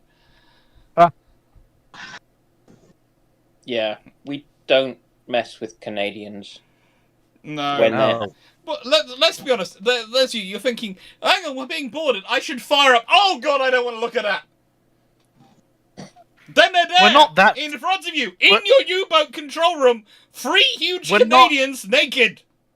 We're not that squeamish, are we? Well, they didn't shoot at them coming down, so I presume they took one look at the, I don't know, the Gentlemen's unmentionables. the carrots and sprouts coming towards them, or the... Blocking I mean, bearing in mind they'd just been swimming in. Was it the Atlantic or was it the? It was the North Yeah, Atlantic, Atlantic. yes. Yeah, I mean we're going to be talking the baby carrot and things, aren't we? Yeah. To be fair. You know what, gentlemen? Let's park this for a second. I'm not squeamish at the best of times, but hearing you two try to dance around the subject is making me puke. I'd much rather confront it head on, but you guys won't. Oh no, that's because we have more fun with seeing which one of us can come up with the strangest euphemism. I'm just thinking back to the Blackadder the Third. Yeah, Blackadder the Third, with the Frenchman played by the guy who played Arnold Rimmer in Red Dwarf. Oh, Chris you Barry. mean Chris Barry? Yeah. I mean, that man's a legend. Not only was he a great comedic actor and in some dramas as well and films, but the man also loves military history Yeah. and is something of an engineering buff. Yeah. But it's I mean, Dr. Clarke, if we're gonna do something about industrial heritage and naval history, I feel like if we're getting all of us, I mean, surely a certain gentleman who I can't name has connections to calling Chris Barry and what's his name, Mark Williams. Oh, probably. Surely those two would be useful. Probably. Since Mark Williams is well known from the Harry Potter franchise and other things, but also has a great love for industrial heritage. Potentially. sorry. Now, so next question: if Bismarck has such success to the smaller twin, do smaller twins get upgraded to 15-inch guns? Honestly, they're already doing it without her having any success. So, yeah, I think the Germans were planning on doing that anyway, upgrading to twin 15s, but that would have made them very renowned class equivalent in terms of firepower. Yeah. Sorry. Which is no bad thing. No. Just looking at the comments in the chat, because I end up having hell with different screens and my TV, because one of them is my TV. Stem cells. The moment has clearly gone. And naked Canadians think seeing Hosh for the first time. It's not fair. You're so lucky Foxo and Dragon aren't here, because they'd just be lapping this up. They'd just be lapping this up, foo. And then Those two are gonna get what's coming to them. we're not being squeamish. We're trying to remain family friendly. Yes. Yeah. Whilst I having will fun winding up the foo. I will point out, I'm going to get my revenge on those two because Dragon and Foxo get to watch Drake's drum be torn to Kingdom Come by not only me, Yes, not lots only of Dr. us. Clarke, not only Drac, but also Dr. Clarke has said that if I wait a while, I'll probably get Norman Friedman and Andrew Lambert to tear Drake's drum apart. At least Andrew Which is means- there. which- Andrew is a good chance. Norman, we would have to get on Discord, but I have no qualms about doing that. I think Norman joining Discord would be fun. I've not read Drake's drum. You don't want to! Leave it alone! Don't touch it! Definitely do not look it up! Because I do not want to subject anyone with half a sense to it! No! Leave it alone! Don't touch it! That's all I'm gonna say. Job done. Calm down. I was going to Don't say worry. I've read at least some of the whale has wings. But I can't remember what the point of diversion is supposed to be for Drake's drum and things. So. Oh, don't get me started. For Um, all the we've weirdness in literally it, it might as well spent be an asteroid hitting Earth. We've literally Right. spent a great deal of BQ2, time tearing Drake's drum a new one in If this during server. the interwar period, after the First London, Japan sponsors, by covert means, sponsors infrastructure in another country capable of breaking the treaty restrictions, what is the reaction of signatories to the construction if they can't work out who sponsored this? Ouch, but They can also work out who who would... sponsored it. That's the thing, is they probably will work out who sponsored it, because you think about countries which can... You've got a limited number of countries which have enough infrastructure already that they have a baseline you could sponsor it being promoted up to a higher level. So, are they going to sponsor it in the Soviet Union? No, they're not going to do that. So, Your Germany's only not an option because of Treaty Versailles. Your only Spain's options not an are... option. So you're left with Brazil. Spain is China? an option. No, Spain is is an option. not an option. Spain is not an option. Why does everyone forget that they built most of their ships at home, including the Hispanias? Because whilst they built the Vickers to do Hispanias, it. they got Vickers Yard in Hispania to build it, and Vickers imported most of the stuff from the UK and just built it in Spain. That doesn't change the fact that the keel was laid in Spain, and that in The theory, turbines, the boilers, the guns, the turret mechanisms, the fire control systems, the electrics, all the master machinists to make it put together. The art design, the naval architecture, everything came from the UK because the Spanish had got rid of most of their people. I don't deny that, but my point still stands in that if you're going to pick somewhere as a patsy for naval expansionism, Spain is not a bad choice. It's not a great choice. Brazil's a better choice. I mean, the Hispanias are lovely Japanese ships. And the Spanish? Really? That's not going to happen.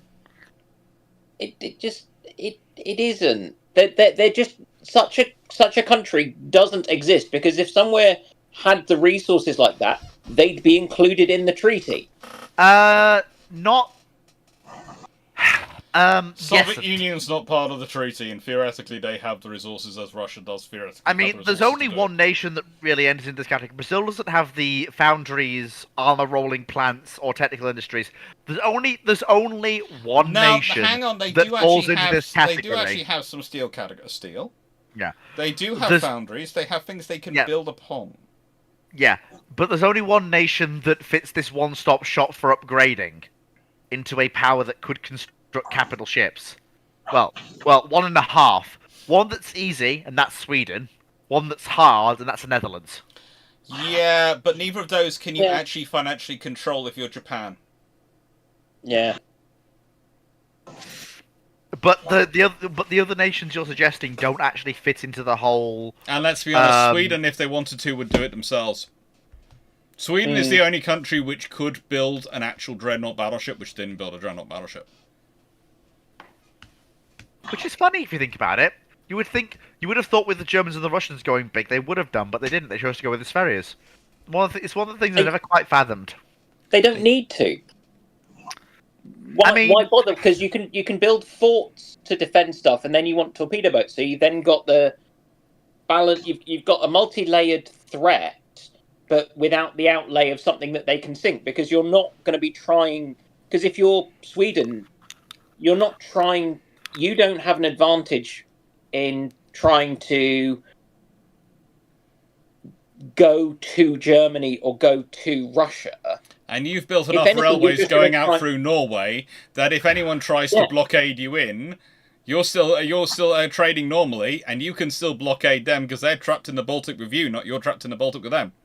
And the funny thing, and also you do make a point about that, but the thing is, the way the Spherias are designed, if the Swedes have whittled down an enemy navy, the Spherias have the range to actually operate anywhere in the Baltic they like. Yeah. Actually, the one place that could have had the industry to build warships and wasn't in the treaty, would have the steel plants and everything. Apart from Russia, Czechoslovakia. One teeny tiny problem. They don't have a coastline. The reason that Czechoslovakia has all that is that that's where most of the guns and armor for the Austro-Hungarian Navy came from. Yeah, I know, but I just love the idea. Them trying the funniest circumstance. Basically, you'd have to have a war between Czechoslovakia and somewhere to get a port, and then from there they could do it. The funniest circumstance is if the Austrians' grand plan had actually happened, and Yugoslavia had ended up with the entire Austro-Hungarian fleet, because I guarantee Yugoslavia would not have built up a naval industry. They were just going, hey, Czechoslovakia, we're going to keep buying guns, armor plates, and other stuff off you. Would you keep supplying them? And the Czechs would have gone, yep, no problem. Keep paying us, we'll keep building it.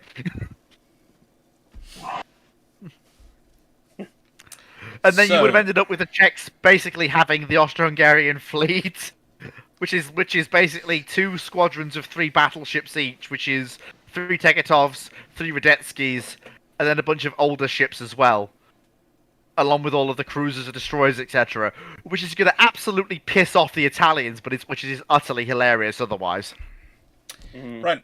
Also, the other thing was somebody's mentioned Canadians committing war crimes. Canadians don't commit war crimes. Canadians do things that are later reclassified as war crimes, but they aren't war crimes at the point when the Canadians do them. They're just interesting interpretations of the rules of warfare. Basically, what happened? Not very friendly. The current joke going around, of course, is that the Canadians consider it the Geneva checklist. No, the Canadians consider it the Geneva Roll of Honor. What they do becomes something which no one else is ever allowed to do again because they can't do it to the same level. But they also generally only do it to nasty people. People who we've classified as nasty. I don't think the German Empire deserves some of the stuff the Canadians did to them, I'm going to be honest. Which side started using gas? We did! Did we? I thought they did. Oh, yeah. I mean, the Germans got there slightly later than we did, but everyone was going down the same angle. Yeah. If the Germans hadn't done it first, somebody else would have. The Germans weren't uniquely evil for using poison gas. No. Everyone was kind of expecting to, I think, at that stage. It was just seen as part of industrial warfare. Yeah, but that doesn't. This is the point I'm making: is that the Germans weren't uniquely evil for kicking it off. Basically, what's the word? Firing the starting gun, I believe the term is. Yeah, the biggest issue was the French started off by using tear gas. Yeah. Then in 1915, the Germans were the first to use large-scale poison gas. Poor Fritz Haber. I mean, genuinely, poor Fritz Haber. If he'd had any idea what some of his gas inventions would have led to, he would probably have turned in his grave or shot himself. I mean, considering that Fritz Haber also invented Zyklon B, and we all know how that turned out. Especially considering Fritz Haber was a Jew, and Zyklon B was the gas, if you all know what I'm driving at there. Sometimes it's kind of interesting in that the Germans used 18,000 artillery shells containing gas on the Russians in January 1915. And that's really effective against the Russians, because the Russians really don't ever develop a counter to it. And then they use it in April 1915 on the French, and April 1915 second battle weeks on the Canadians.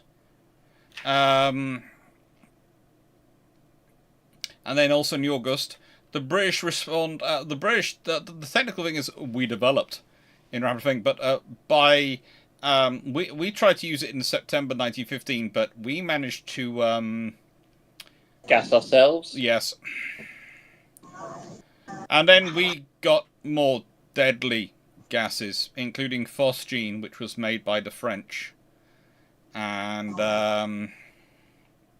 phosphine, you mean? Phosgene. Oh, is there a difference? Yes. Big. There is a big difference.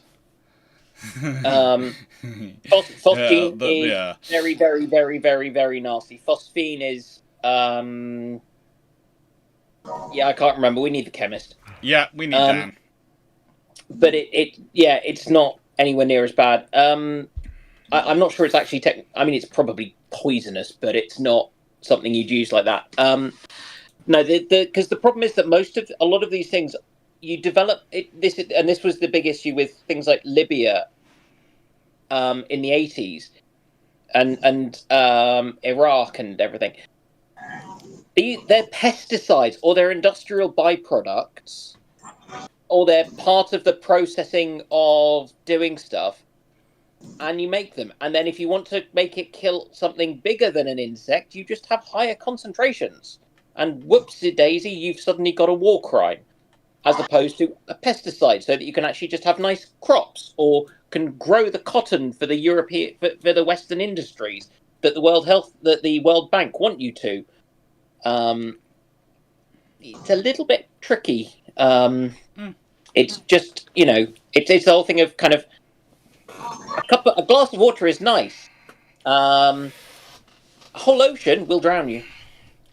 Carrot 1151. If the supply of Baltic timber had been permanently successfully cut off in 1700 during the War of Spanish Succession, going forward to 1776, how much larger would the RN timber production presence in North America be, and how large a standing fleet do you think they would keep in place to protect it?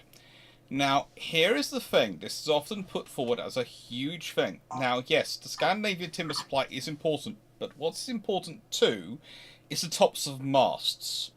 It's not the quantity that's important. The vast majority of the quantity comes from Britain's own forests, or occasionally later on from India, in terms of teak supplies rather than oak. But what is important for Britain, from the Baltic, Sweden especially, is the the wood which is going to be used for the top spars and the tops of basically the top gallants on masts. So that might have made the production and presence in North America slightly larger, but not overwhelmingly larger. And also, again, the other supply was not actually North America, as in the 13 colonies. For that, those pieces of wood, the equivalent of them that usually came from Canada. So it wouldn't require a much larger presence. The RN always had a slightly larger presence in Canada anyway than it did in the 13 colonies. You probably just have a couple more 64s or something out there. That would be it. It'll be important enough that it would justify a couple more 64s being present, maybe 74s. Sorry, two things quickly done. One, trousers have appeared, so I can relax in how I sit.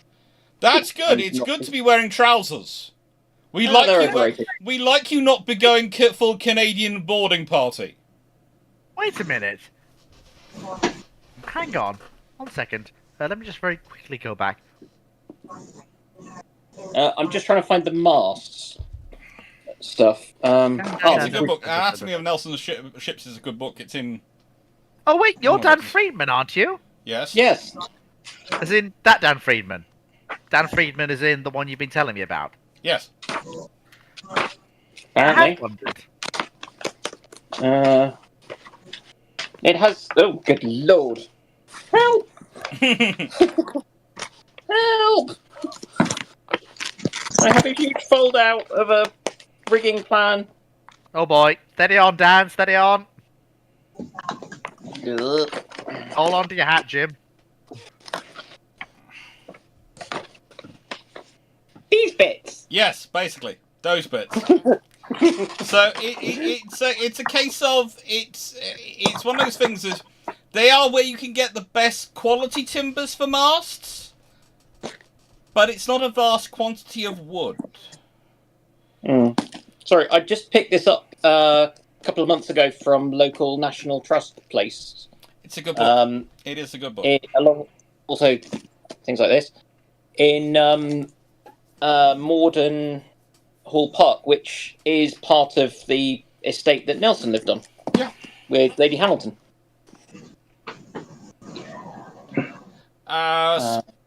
Knight 6831, thanks to Runon. Question 213.5. Question for Dr. Dan.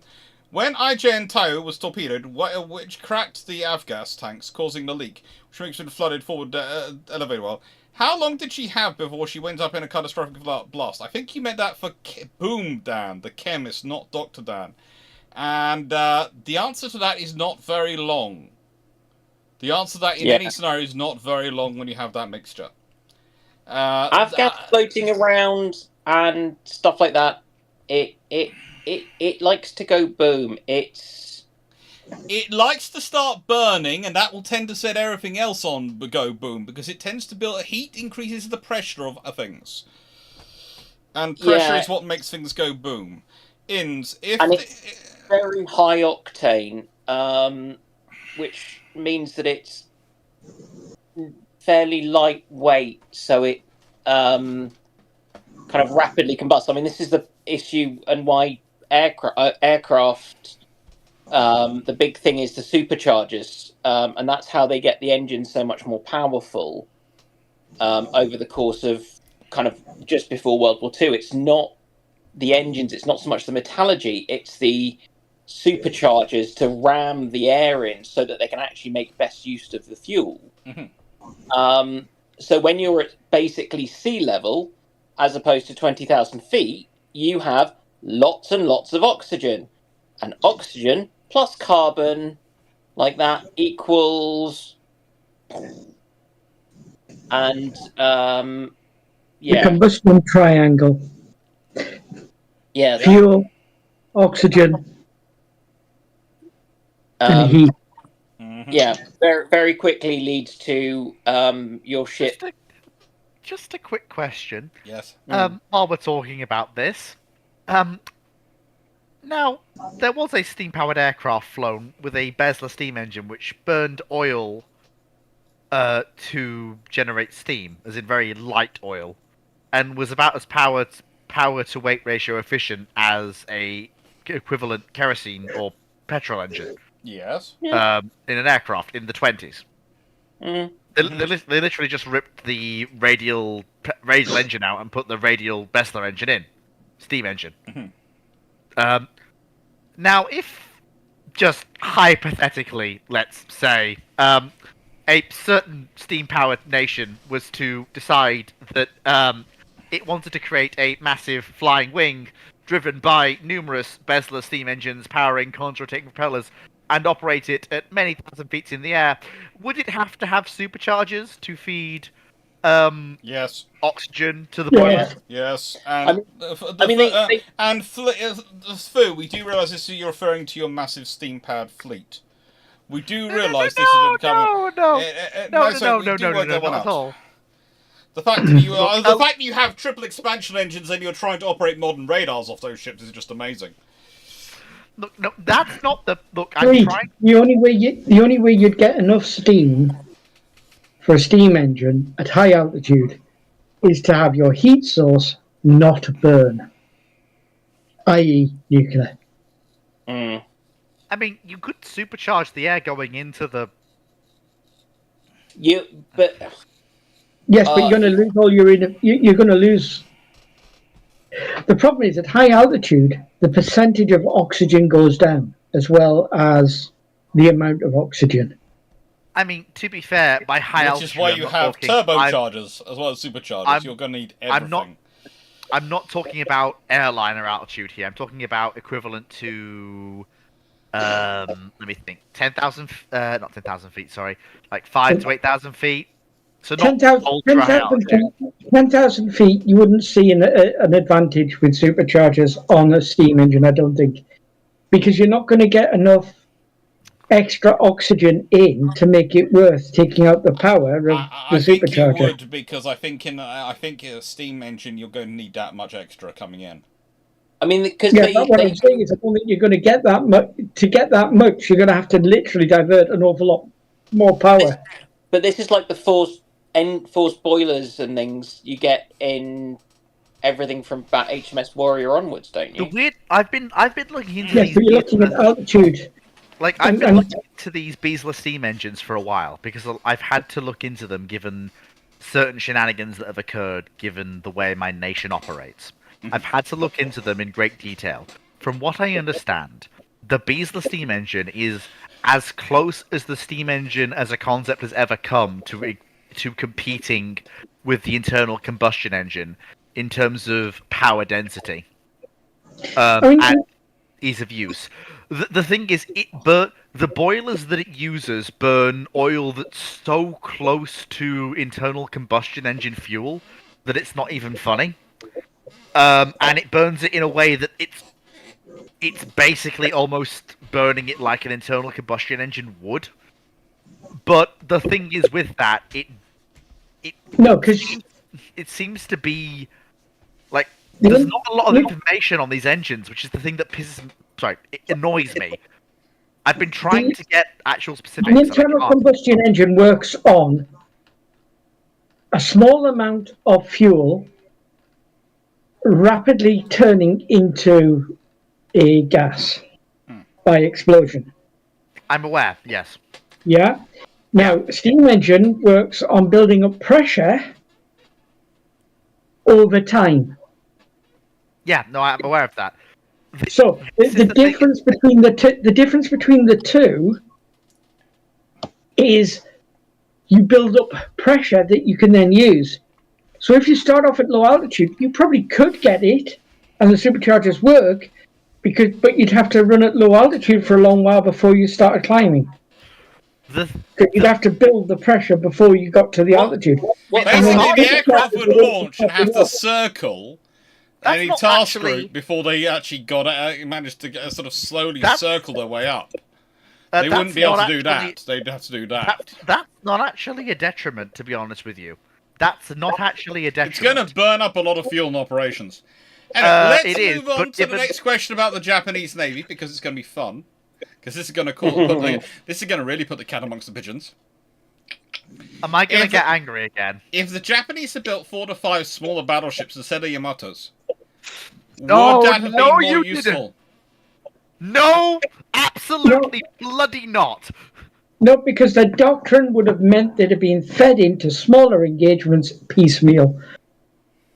No, Just don't because they go wouldn't down have had that the way. fuel to move them anywhere anyway.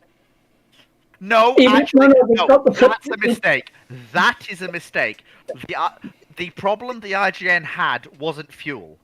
Because it's important to bear in mind that the IGN had access to all the fuel it could ever need in the Dutch East Indies. There's a reason why the battle fleet is moved south to Java as the war progresses, and the Japanese merchant fleet is wiped Question. out.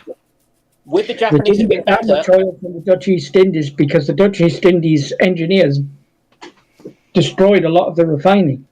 Yeah, Would the and the Japanese actual be better fuel, built the with actual coal fuel power? they actually thought was actually could be useful was Singapore's fuel, and then they found out that the British someone had done some interesting things with the fuel supplies in the Singapore, Would the Japanese be which better off actually having turned out that coal-powered they weren't warships? quite sure if Percival knew about. It potentially whoever did it, A, didn't reveal they did it, and B, were acting on their own. Or worked for SOE or somebody, or possibly had done a bit of time with the Home Guard, Ministry, Department of Petroleum Warfare. No, I'm reckoning if anyone dealt with it, it was probably one of the Royal Navy Chief Petty Officers. Or possibly the Oh, Royal well, Navy Chief Petty Officers as a group just quickly went, okay, we're about to fall, they're not getting this fuel. Mm-hmm. And who's going to know better how to make fuel unusable than Chief Petty Officers? Yep. The thing is that the IJN is aware of what it's up against. It's up against the RN and the USN. The RN and the USN are still operating under the notion of the treaties, even if it is the escalator clause version of the treaties. The IJN makes the decision to step up and step up early in terms of battleship size, capability, firepower, armor, etc. Whilst I agree with you to an extent, I would say never mistake that the Royal Navy officially following their government's requirements to abide by the treaty in letter are abiding by it in spirit. I'm going from the Japanese perspective without hindsight. Oh no, the Japanese don't believe the British are. The Japanese laugh at several points. But the Japanese are so so this is something I've picked up of you, Alex. It's the Japanese. The mistake they make is in not announcing the Yamato class probably about 1940, because that would have completely messed up all of the planning for the British, who are now already stuck in a war. Yeah. and the Americans who've kind of been going down a particular route, and they've started laying down ships, and they're going down one route, and suddenly you throw the Yamatos at them, and they're going to, and if nothing else, it's the politicians and it's the people who don't really understand it are going to go, why are we building the North, something like the South Dakotas when they've got something twice the size? The Americans had already experimented with the 18-inch gun and decided against it. Suddenly all their politicians were going, why are you not building an 18-inch gun battleship? And the USN would have 18-inch gun battleship. And the USN would have to deal with it. For Britain, it would be suddenly a case of the Lions would have to be built. It wouldn't be you wouldn't be able to get away with going, we're building Vanguard. No, she's only got 15-inch guns. You probably would still have to build that. Whereas the correct response to Yamato, from the British point of view, is, meet the T-class. Yes. Yesn't. Seeing as I seem to be the one playing devil's advocate for the Yamatos, as I always seem to do, but I will continue to do it because I do love those ships. Yes. I love them. Are you going to suggest that if they have a close encounter with something which is firing 10 torpedoes at them in one salvo, that they are going to be completely fine? No. No, that's not what I'm suggesting. A close encounter with any submarine for a capital ship is its worst nightmare. That's why the Royal Navy makes them. The problem is the submarine actually getting that close encounter? No, it's not, because the IGN do not do ASW well. That's not the problem. Capital ships are the hardest things for submarines to pin down and kill. It usually requires chance for them to be in a position to actually engage. No, this is the myth of the Pacific War that drives me slightly potty, and it's the concept that you have the big vast Pacific to fight across, and you have huge oceans. No, that's not what I'm saying. I understand. No, that drives me mad as well. I completely agree. It's more down to the fact of when we see capital ships sunk by submarines. So Barham is sunk in the Mediterranean, and that's down to the fact she was escorting a convoy. So it was a target that was. No, she'd gone out to do exercises with some of the destroyers, but it was very close to Alexandria. Yeah. Oh, fair enough. Gunnery drill. And for some reason, they didn't just have a go through the other side of the sewers.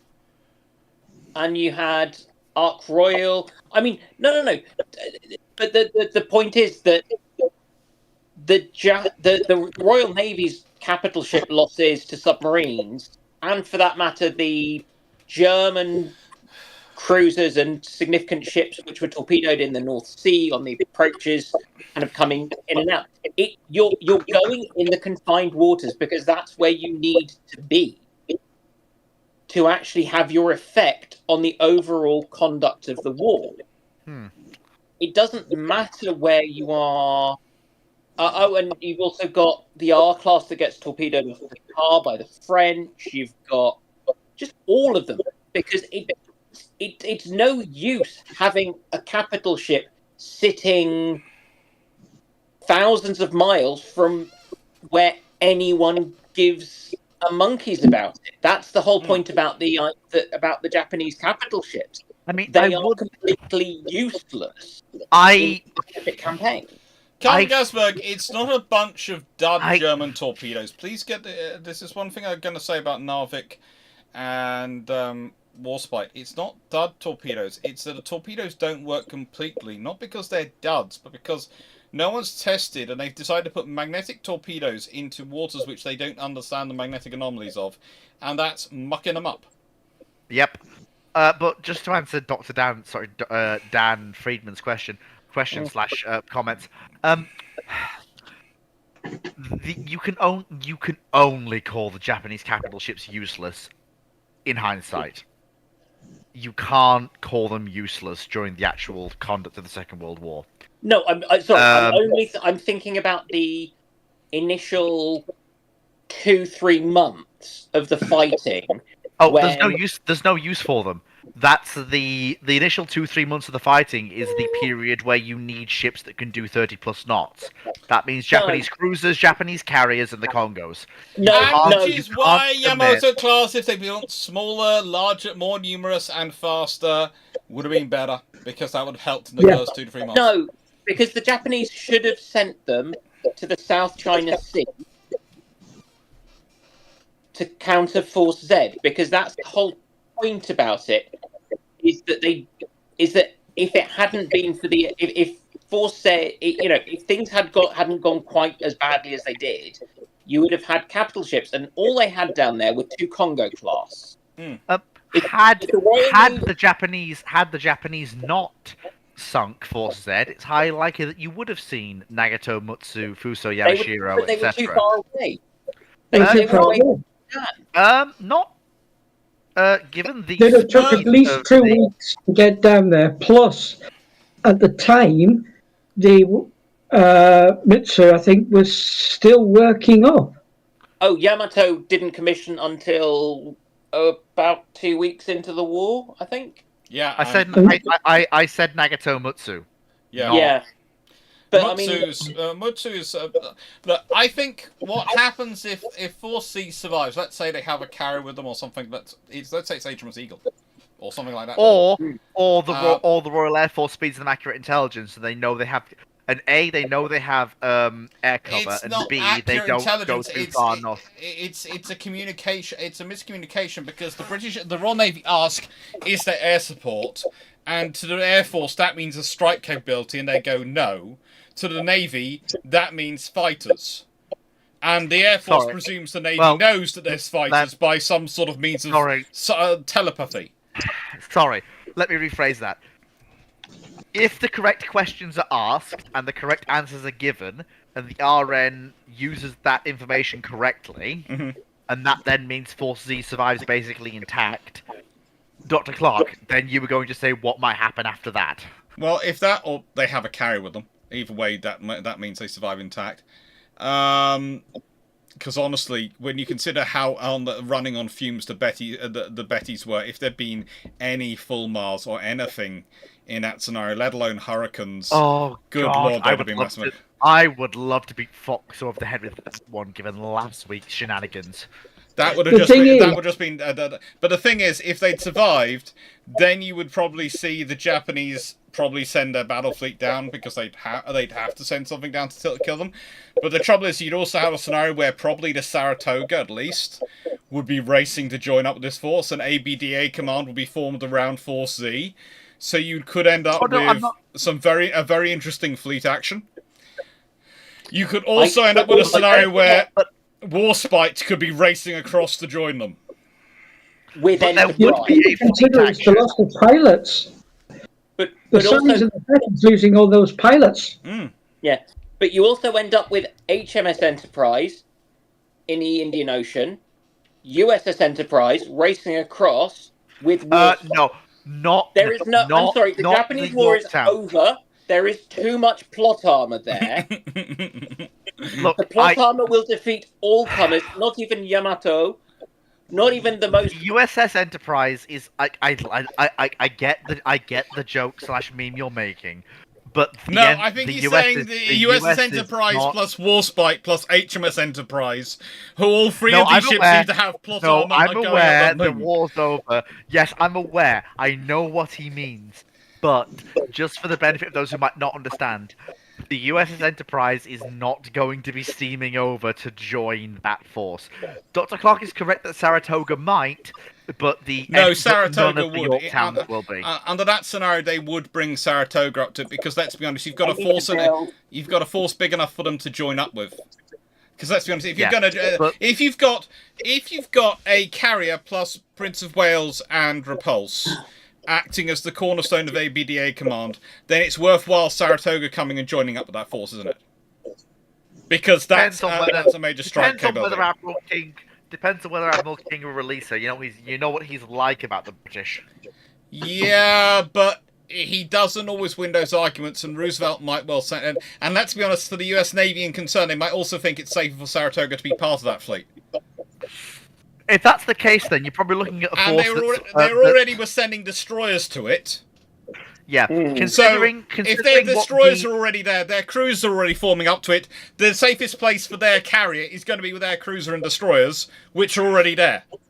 Yeah, considering what the Indian Ocean raid was, you're looking at the Japanese force that hits ABDA command being all 4 Congos, at least the Fusos and Yamashiros, likely also Nagato Mutsu, and possibly Yamato leading the battle line there, given that the Japanese are looking at this and going, here's a chance to actually perhaps clobber a good chunk of the RN and USN in the region. Yes, but that so takes it's a kind while of a to build decisive up. battle. So that takes a while to build up. So at the same time, you've got also the Eastern Fleet reinforcements coming in and adding to Saratoga. So you could have illustrious, indomitable Saratoga. That's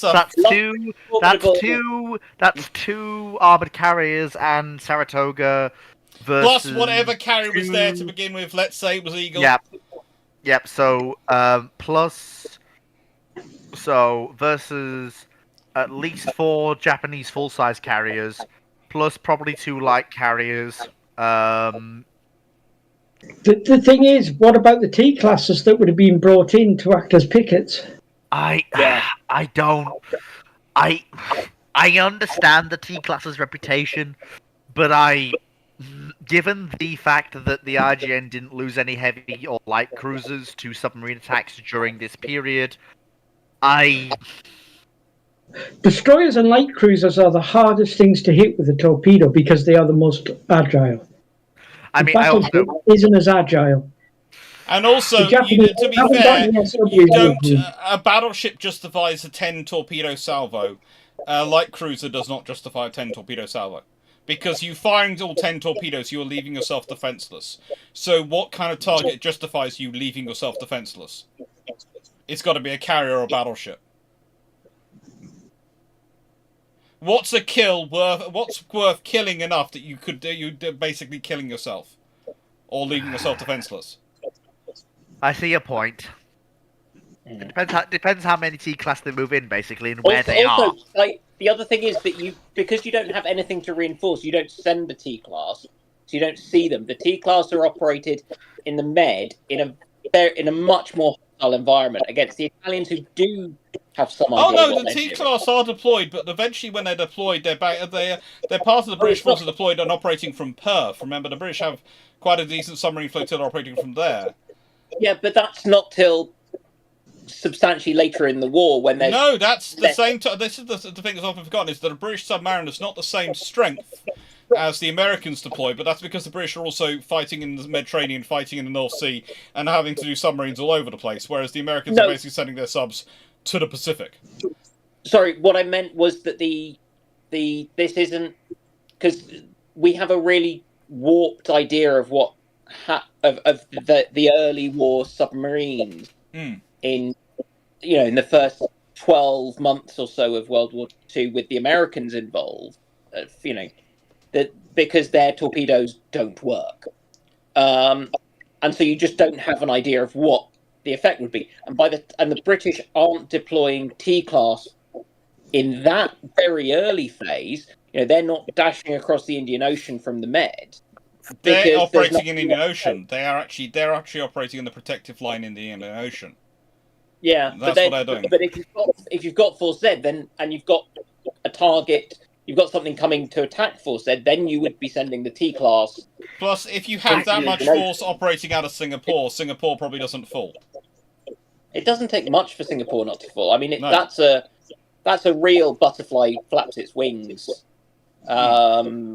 I'm used to butterflies flapping their wings. Ramblings is full of alt history questions.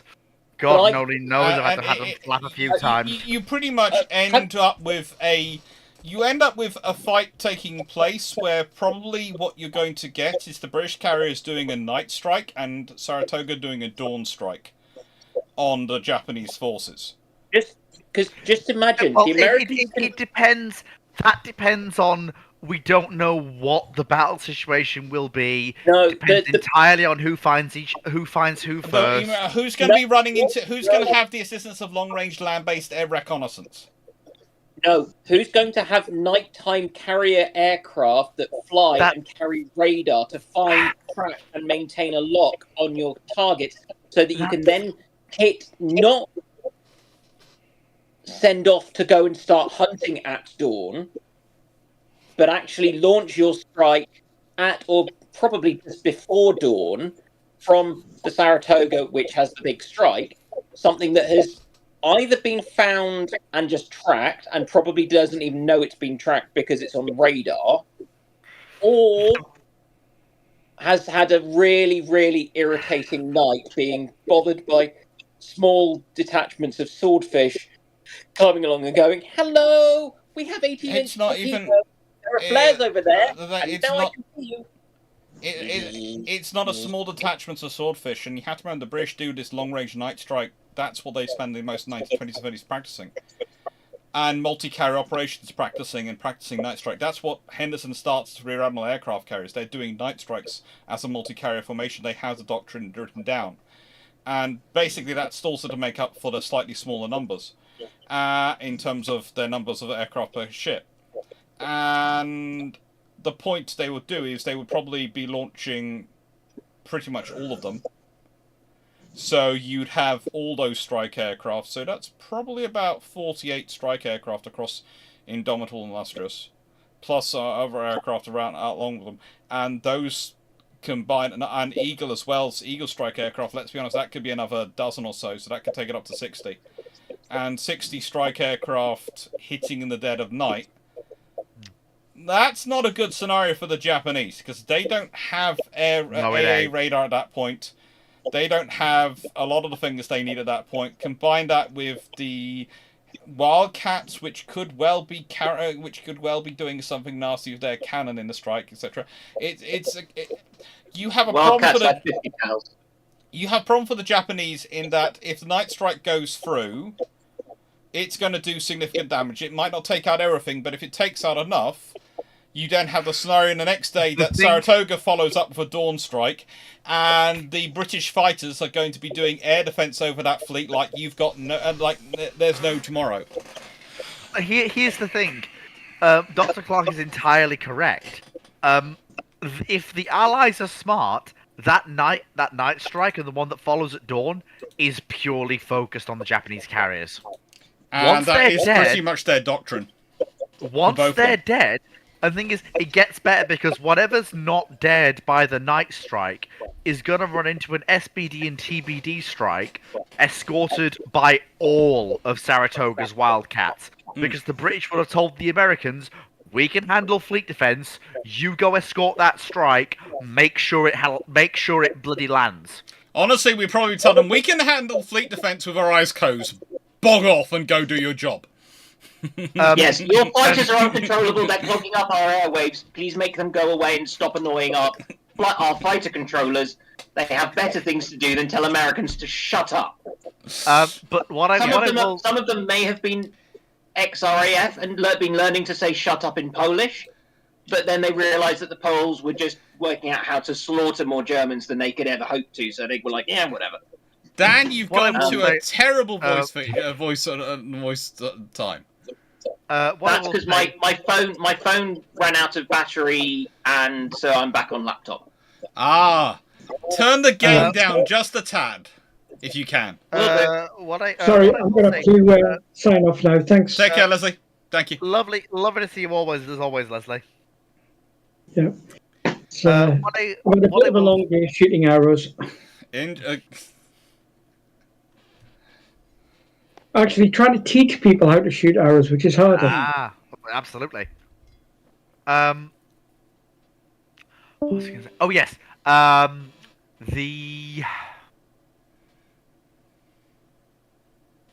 no idea if that's going to be any better. That is better. Okay. No idea what it is. Oh, come on, Fleet. Use your head. That's all you've got. I assume you do actually have a real name. I do, but I'm keeping. I'm keeping that close to my chest. I'm keeping that close to my chest for now. What I am going to say is, just quickly while you're thinking of, in the future, Japan ship-shaped crew trip. Will you visit the train museum as a side trip? Yes.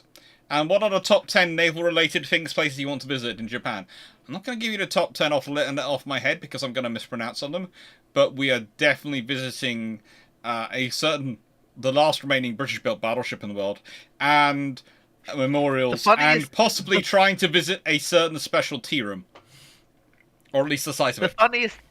The funniest thing is that, given when that might take place, I may actually be integrated with a ship into the to perhaps come along on that one, which would be absolutely hilarious. We do need to we do need to get as many people as possible as long as we can. Although, if you look like your profile picture, we may have problems getting you through passport control. Now, just a minute.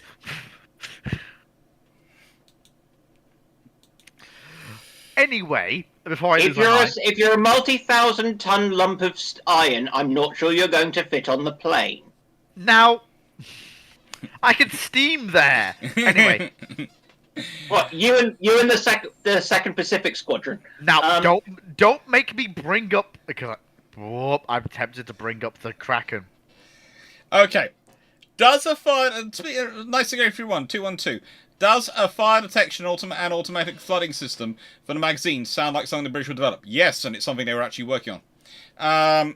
Or rather, fire prevention. They don't want the water to start off when the fire happens. They don't want the fire to have started before the water comes in. They want water in there before the fire happens. So basically, the plan is you dump water in there the moment something penetrates the room.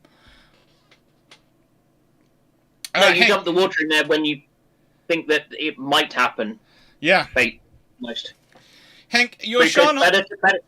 It's better to flood the magazine than lose the ship.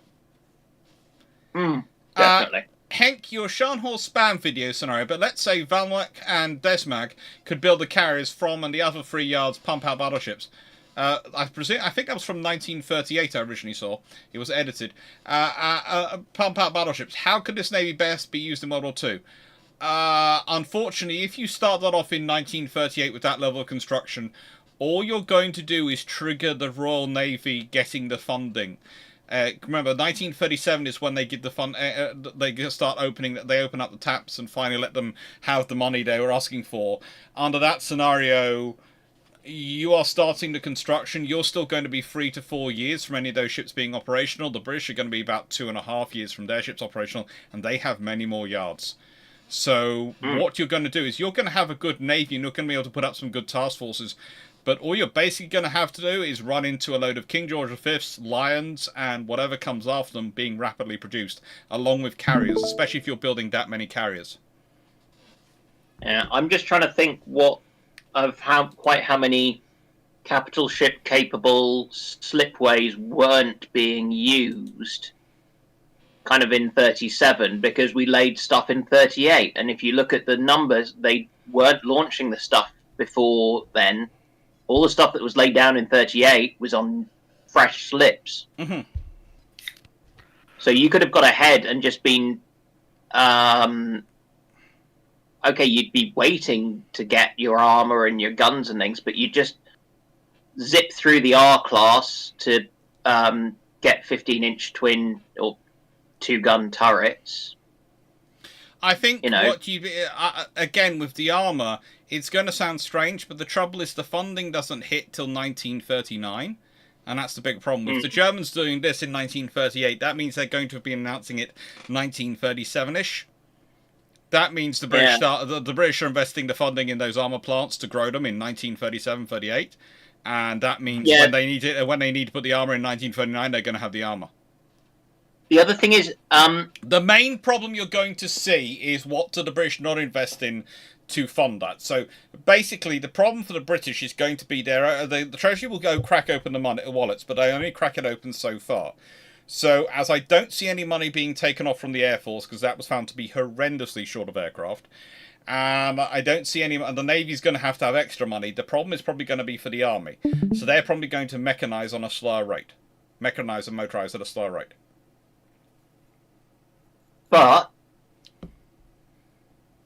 being really harsh, How much use is the stuff they Runon, get? I think he meant 1936. If they started off in 1936, then Lord help them, because frankly, again, the British government, 1937, it's just going to be taps open. The 1937 taps were already open, but in 1937 the taps will be opened far wide, and that's when you get problems in that the King George V's. If you're doing it in 1937, you can make more changes. And there is a thing, and I say this as somebody who is half Jewish. There was not a Jewish conspiracy. What there was around this sort of time was the Rothschild family. Yes. Who very carefully moved the ownership of the kind of heavy steel plants for armor and guns within the family, so that upon the Germans threatening, it remained out of the hands of anyone who they could classify as belonging to the Greater Germany as they expanded it, so that the Nazis could not get their hands on the goods and claim the company by, we've decided to nationalize this thing which is owned by a load of what were Austrians or something. It's like, no, it's now owned by French and British citizens. Oh dear. They're going to stick to their contracts. Oh dear. So it's not a conspiracy, it's just a family moving assets around amongst themselves. Oh, it's just good fun. lord. Mm-hmm. That's hilarious. Yeah. I may have put a thing in the which is on stream right now, and I'm sorry for that. But no, we're it's talking very about pretty. G3s, N3s. So the premise for this is that I asked Sea Dodders to build me a design of a ship that was the final end state of British battleship construction in the mid-40s if they'd stuck with the G and N3 design style. No, that is the G and the N3, G3 and the N3. It's just them both together, like a push pull you. It's a GNU 3. No, it isn't. No, it's an N4. No, it isn't. It's an N6. That is HMS Sovereign of the Seas. Those are quad 20-inch gun turrets. Too big, too slow. I asked Sea Dodders, that's what he gave me. Yeah, but Sea Dodders likes to think that a 20-inch gun would work, whereas most of the rest of us go, no. If it was quad 16.5-inch guns, I'd be accepting of that. But I still wouldn't be accepting of that. Dr. Clarke, was it not you who said that 24-inch guns were perhaps a thing that would be built in a non-Washington timeline? So maybe they'd be built for a one-off flagship. Oh no, I am aware of that. So if the British wanted to build a one-off flagship, would they instead, being sensible, go, let's have quad 20-inch instead, rather than being silly? Stop launching torpedoes through guns. If the gun caliber is the same as the torpedo, you have done something wrong, because your reload time will be similar to a torpedo tube. Just for reference, this isn't on me. I asked for 4 twin 20-inch. He came up with 20-inch. 4 twin 20-inch. I asked for something sensible. Sea Dodders said, hold my beer, and made that. That's not sensible. You more. can't see me holding my face in my hands. It's Sea Dodders. The man doesn't know the meaning of the word sensible. Dr. Clarke, Knight 6831, question from Knight. What is it about the Audacious Eagle that meant she had fewer carrier crashes than Audacious Ark Royal? Luck. It's luck. They're always the same. It's really depressing. Aircraft accidents on carriers just happen, and there's so many factors, but there isn't going to be something about a design by that sort of stage of maturity of building carriers that you're not gonna Fleet, sort of. why are you sending me messages? Because I blame you for this. Because this is your fault for spurring Sea Daughters on. Those Yeah, are the, so- those are the post-Falklands capital ships for the Red Fleet timeline that you wanted. Well, you've got a screen those- you're displaying. Put them up. I will. Well, sorry, those are the post-Falklands, and I will actually put them up because And then from Blackwood Maximus, what if the Deutschland class had been built with 2 triple 11-inch guns forward? Would this lead to a better design? Yes, it would. It would lead to a better design. But it's still probably. It's still questionable what you want to do with it, and oh my god, a Vanguard assaulted a Daring class. No, a Vanguard and no, a Daring it's worse. class had a beautiful relationship. oh no, And that's probably not it was a, even, possibly no, it was a Menage a Trois with a Type 82. that's the And worst. maybe- of them. And a post-conversion Tiger Blake. That's the worst of them. I luckily talked Sea Daughters down to the one that I wanted with 2 twin 14s. That's not the one we've accepted. These are the ones he wanted. The top one has 2 twin 16s. The bottom one has 2 twin 18s. I like Sea Daughters. I mean, I like the approach, but I just worry that you want to have. I'd have thought 2 triple turrets would be more sensible because for South over. Yeah. Even with all that radar and I- systems, I'd still want them. I'd still want the triple guns for those sort of heavy artillery. Plus, And- just think of the children. Just think of the children. What? What do you think of the children? Well, I suppose we have if you have sloops 4 and guns, destroyers. you might, triple turrets just look cooler. I'm Yeah, trying that to is true. get. You're asking me to push 2 new battleships through the Thatcherist government post Falklands. I barely managed to squeeze in ships using the 14-inch guns off the KGVs.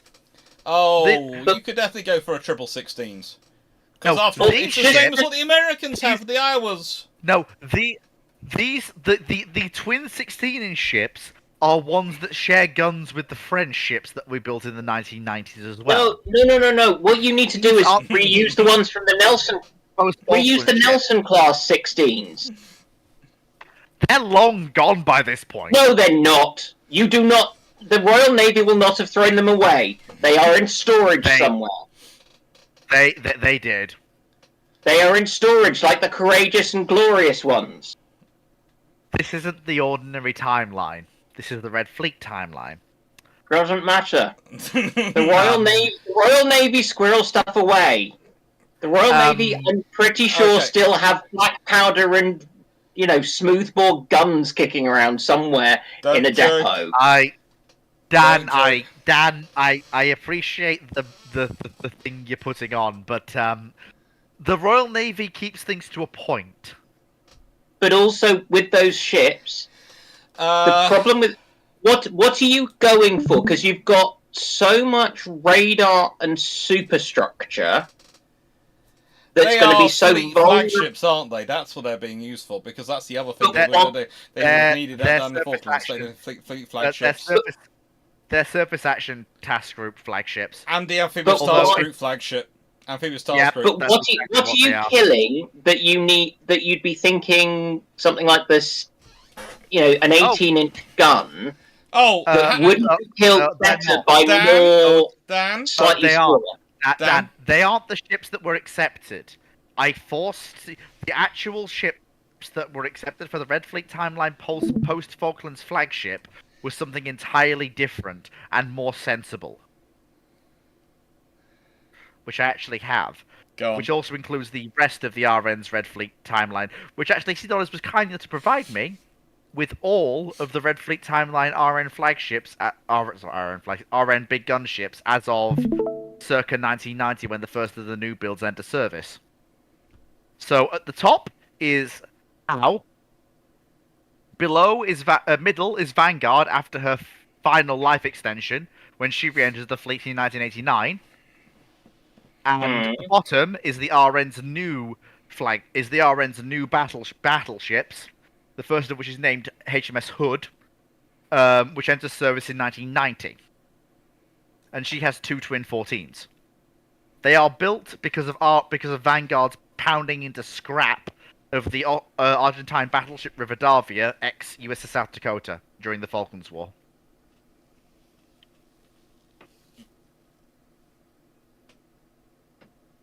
And they do see gun actions during the third Great War. Yeah, I can live with guns. Guns do make sense, and you'll notice how that I haven't been stupid and gone full gun. That's not the point of them. no, because with radar and stuff, you don't need as much. I'm hoping there's a degree of automation. Oh, absolutely, yeah.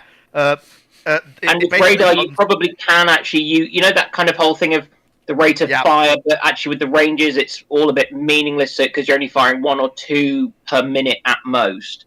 Yeah, that's the thing that we went with. But actually, with this, you could actually go a bit faster. You've not overwhelmed it. I mean, they look a little bit titchy, but I'm you know, I'm happy with them. This is 1980s Great Britain. Like, Stafford is writing below, "Shut up and take my tax money." They're beautiful. There wasn't supposed to be a post-Falklands new build ship in the Red Fleet timeline for the RN. Dr. Clarke forced me to do one. I pointed out if there was a successful action and Vanguard started killing things, then in the nicest way the government wouldn't be, just like with lots of other ships, if they were successful, they had to replace them. What happened to Fearless and Intrepid once they improved during the Falklands War? Instead of being allowed as a capability to go quietly into night, Albion and Bulwark were built.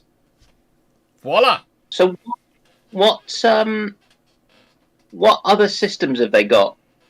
Everything. Missiles. They're basically a Type 82 destroyer, aren't they? Or improved Type 82. Yeah, so if we got because the Type 82s exist in this timeline already. Yeah. So has this got sort of a whole load of sea darts and things? Oh yes. Does it have all the sea darts? Exocet. It's got two single-use tubes for Exocet on either side. 3-inch Ottomalera, if you look. 2 4.5s per side. 2 twin-arm Sea Dart fore and aft, along with a helicopter hangar. Which the thing with this ship Why has has it got the SATCOM system over the Seawolf? Where? Well, you've got the SATCOM sticking out from the mast there, above your mouse, and look down below it. You've got the Seawolf farm, the mushroom farm. Yes.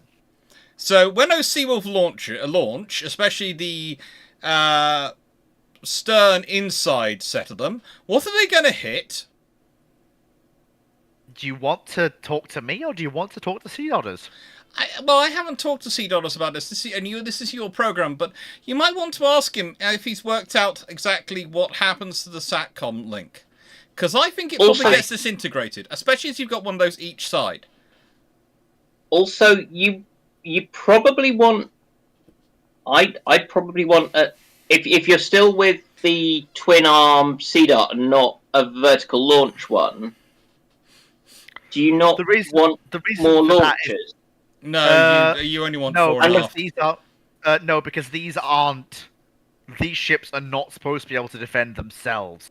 They are never operating alone. And the forward one, I mean, the missiles wouldn't... You couldn't have missiles on the rails when the guns are going bang, could you? No, you couldn't, but that's why the rear launch is there. Mm. And again, they're not supposed to operate alone. Although, let's be honest, during the Gulf War, they would have had so much fun. There isn't going to be a Gulf War. We can add one in. Dr. Clarke, you have seen the timeline that I posted. I know you have. Yes. In 1989, something happened that overshadows the Gulf War. Yeah, but I can change things. Yep. Then post about it for fleet noises. I've already got battleships added in later on into this timeline. I'm going to change things slowly. What do you mean? What do you? I'm I'm gearing up for the finale of this whole thing. If you want to make any changes, make them now. I'm currently busy trying to work out how few changes I can make. 1961. By the time these ships are built, the UK would absolutely leap on the Ottoman 76 as a tertiary battery for these ships. Yeah. They absolutely would. Like that's not even funny. Let's. Because if you look at, just very quickly before we move on, if you look at how in her final form as she is in 1990 before she's finally retired and turned into a museum, she has British 3-inch. Vanguard, after her flex when she emerges in 87, has 4.5-inch and no 3-inch. These new ships laid down in 82 have Ottomalera 3-inch because it's in that period of close NATO cooperation when it makes sense to adopt it. But I'm going to let Dr. Clarke move on now because I've taken up enough of his time with this tangent. Sorry, Dr. Clarke. It's a fun tangent. And I was where just is this gonna Red jump ahead Fleet timeline is coming up from quite a few people. So while you explain that, I will select the next question, which is going to be from Knight. So, can I just quickly answer Michelle's? It's phenethylene. Yeah, phenethylene. Yeah. And Kenneth Stan would have got that as well. And so, in hindsight, quickly, should the Imperial Japanese Navy have adopted automation like the automation like the Royal Navy did? Yeah, but unfortunately for the IJN, they're dealing with issues which the Royal Navy isn't dealing with. I'd say the Japanese shouldn't because they don't have the personnel to maintain the mechanized systems, and they will actually do better having warm bodies moving stuff and loading things than they will a mechanism that no one can fix. I would say the problem for the Japanese that they are facing is not that they are not very smart and capable people, but it's the how do I put it? It's the critical mass of education that they have running at that time. Yeah. And so whilst they should adopt it, I was already alluding to, and I thought that would probably go down there, the actual sheer quantity and enough viability of people to do so is not there. Yeah, it's that at that time they couldn't. I mean, that's why if the IGN adopted automation on the Yamato, what could be automated on her? There isn't what you would be looking at seeing more than automation. You'd have to think about it more at this point as not automation in that it's replacing human involvement, it's reducing human involvement. So think of it more as enhancement, as assistance, as mechanization of the process, rather than automation. And there are lots of things which were already automated, are already mechanized or enhanced on that process. Let's be honest, the loading, all the shells. The shell movement is not done by hand. The shell movement is done by machine with humans watching it. And it's the same with many of the systems aboard. Sorry. That's what I C-Dodders has just messaged me with a very angry comment in Royal Naval slang, which I can't repeat here. But he says, "Fleet, you MacGuffin," which is a far more polite word than he used. That's not HMS Hood, it's HMS Warspite. Yeah, I agree with him, but please do message back about C-Dodders. I'm fairly sure his mushroom farm is about to take out his SATCOM system.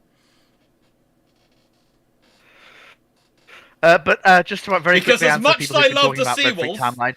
in the nicest way, they do have a habit of going a bit high sometimes. And it's sod's law, the one which is going to go high is going to be the back, the stern, inside one, which is going to go slamming straight into your SATCOM. What I will say quickly, for those who are asking about Red Fleet timeline in the channel, I think there are some of you, the first video in the series on that, which will be coming out in a series of live streams and videos, is actually already up on Dr. Clarke's channel, where me and him discuss the Graf Zeppelin ski, which is the conversion of Graf Zeppelin, and also a few other things are discussed on the Red Fleet timeline. It's basically a very early history of the Red Fleet timeline.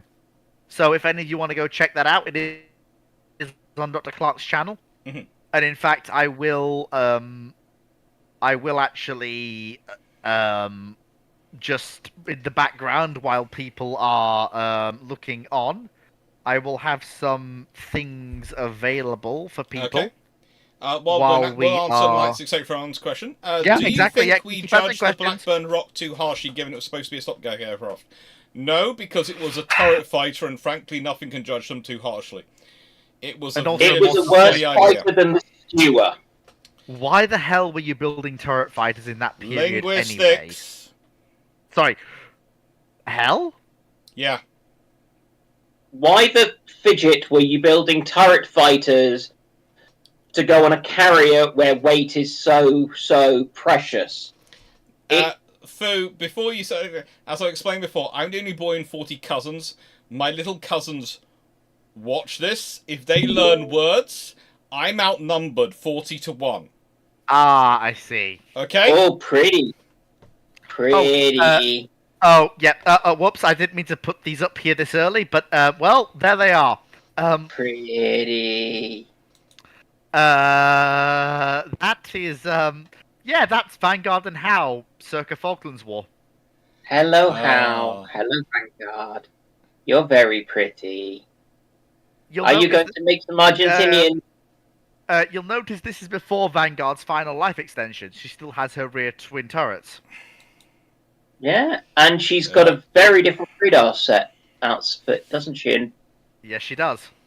Now, she's not yet had Michelle's the question. Renan, we did do keep Michelle's answering question. questions. We did. Yeah, Phenophyllum. Yeah, keep answering questions. If anyone asks in live chat, I'll Would it be answer accurate to say that the Blackburn Rockstrom was like that of the latter Fairy Fulmar, the Fleet Shadower? No. No, it was supposed to be a fighter. No, it was part of to allow the Royal Navy to get the Skewer. It was part of the arrangement they made. Basically, it was part of the political calculations that were made and the things were made so that to provide extra cover for the RAF getting turreted fighters when their own fighter command was saying this was silly. The funny thing about the Buccaneer is, yes, the Buccaneer is very useful as a tanker, and that also factors into the Red Fleet, timeline. But I'll leave that for later. Bug Guy 8829. How would you spec out a frigate for the USA in World War II?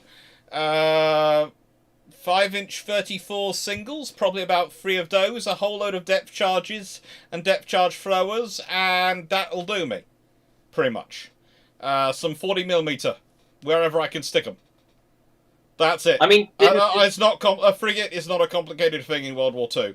A frigate is an anti-submarine warfare vessel, one step up from a corvette, one step down from a sloop. They built them. They just called them destroyer escorts because their idea of a frigate was Ironsides. Yeah. And they didn't want to use the name. Hindsight, the Iron should have gone 5 1911 King George V, 5 Iron Dukes and 2 Tigers in addition to the 4 Orions, 2 Lions and 1 Queen Mary. I wouldn't object to it, but it's a nice thing, but I'm not sure whether you're not going to get the 2 Tigers unless they're ordered before what's his name? The very nice Prince Louis of Battenberg becomes First Sea Lord, because he will support fast battleships, not battle cruisers.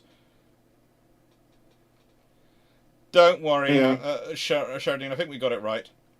Blackburn Maximus, given that Hosho was built under the Washington's 10,000 ton limit, she was built before Washington's 10,000 ton limit, so she was designed and built before that. Similarly, but unstable. But unstable with Ryujo.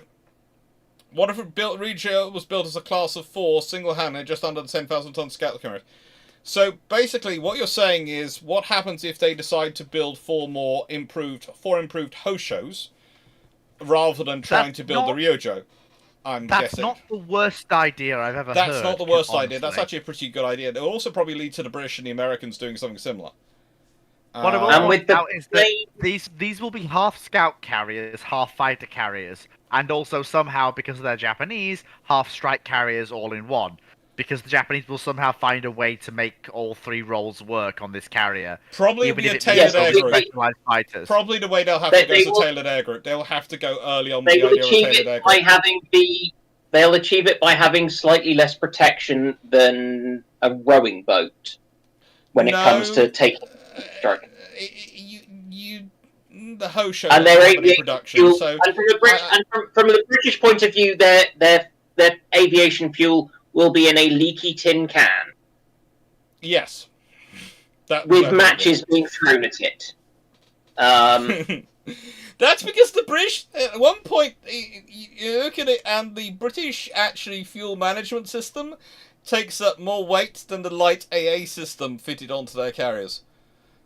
Good, because one's more likely to keep you from losing your carrier. The other's just more likely to stop you from having it dinged up a bit. Mm-hmm. What are your thoughts on CL-84?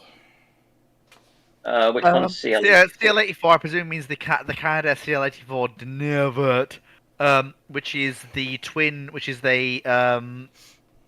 tilt-wing monoplane, which,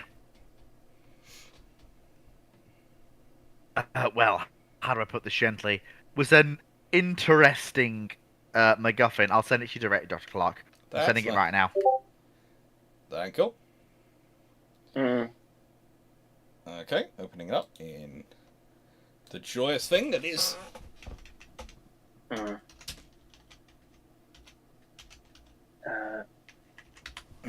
Whilst you try and make that work, it's very basically a very early version of the tilt rotor concept. It's an incredibly early version of the tilt rotor, but it's cool. It's cool, but it's very early version. But unfortunately, it has no real usage in a military concept unless it's in like a potential follow-on would have. But it was first known in 1965. So if they carried on from it in 1965 and they carried on working and developing rather than retired them all in 1974 after only testing them and only building 4, then it could have been really interesting, could have developed into something, and we might be living in a very different world because in that sort of period, it could have led to all sorts of interesting things across the. But there's no point militarizing these craft themselves because they are not built for it. No, they are not the CL-84 itself. Studies. No, but I mean, you're talking about throwing a lot of money at them. Yeah, you'd have to chuck a lot of money at them. A lot of money. What was the event that started our end down the route of automation? They've been doing it for centuries. Let's be honest. The Royal Navy start off with automation as in the idea of using systems to reduce your need for personnel back in the age of sail. There's a reason why Royal Navy ships can run more efficiently and can do better sailing with less crew than their French counterparts. It's not just training experience at sea. It's not just the Royal Navy undercrewing their ships. It's because of the way they rig them. It's because of how they rig them. It's why the British go to the expense of re-rigging ships when they capture them for the French. That's one of the first things they do because the rigging is incredibly crew intensive and requires a lot of people to keep it going. Well, that's the whole reason. So the British have been going down that process for centuries because the British often have the idea it's cheaper to expend things than people, it's cheaper to employ things than people, and it's cheaper to feed things rather than people.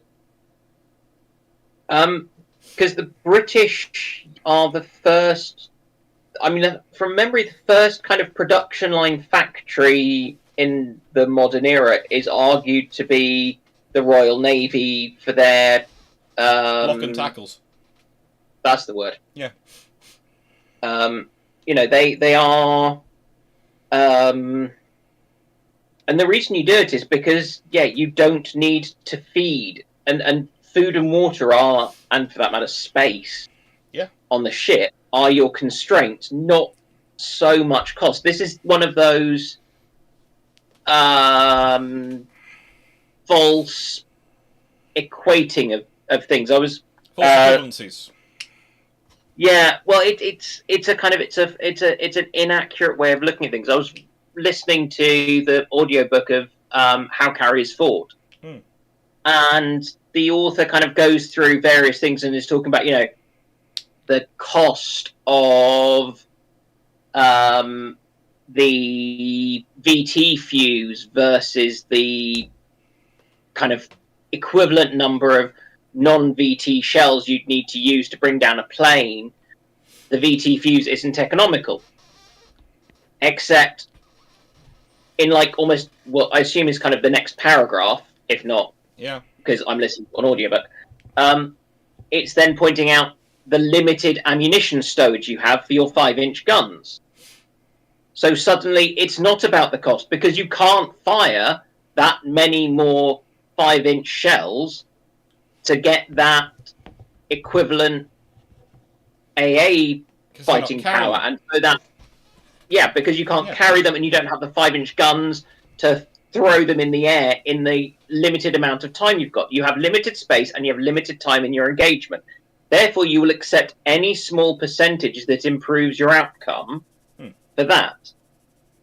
And so it's worth it. And But it's... that's the whole history, though, of naval warfare. Is basically it matters more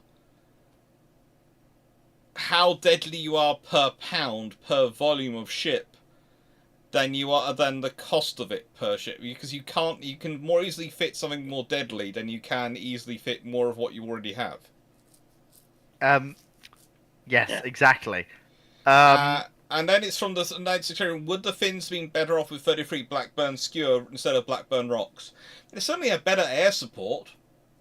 Yeah, I mean, exactly. you are better with 33 Blackburns than you are with 33 Blackburn Rock.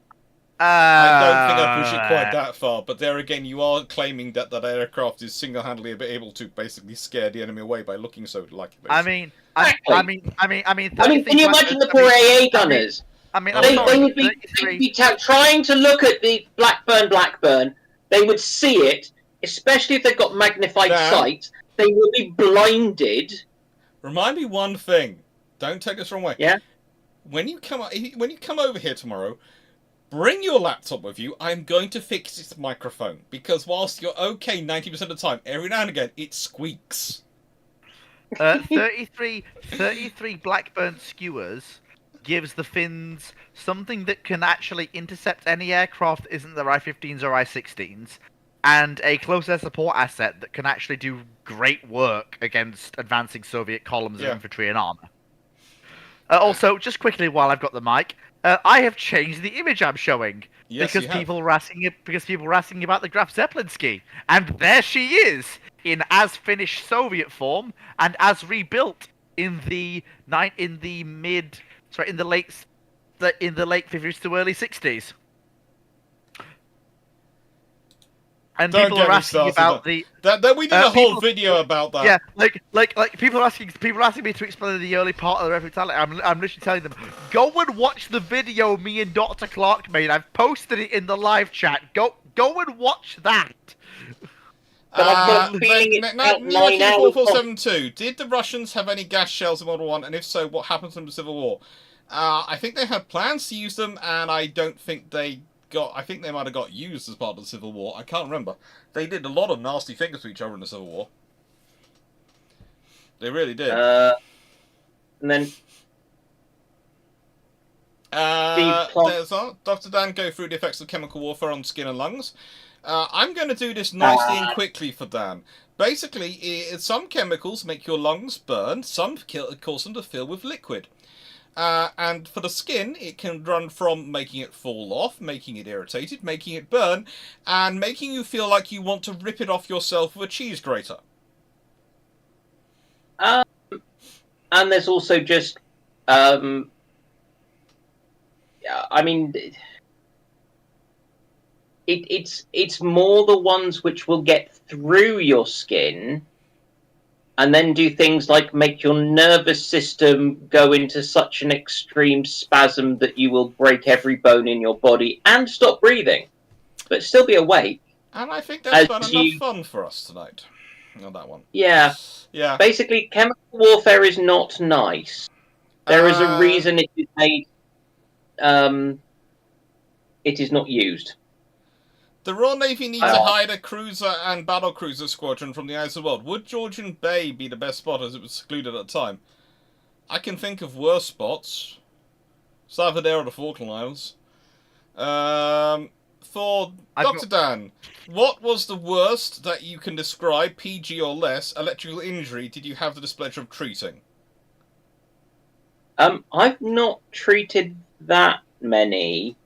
The electrical injuries tend to have probably appropriately, they tend to be a bit binary.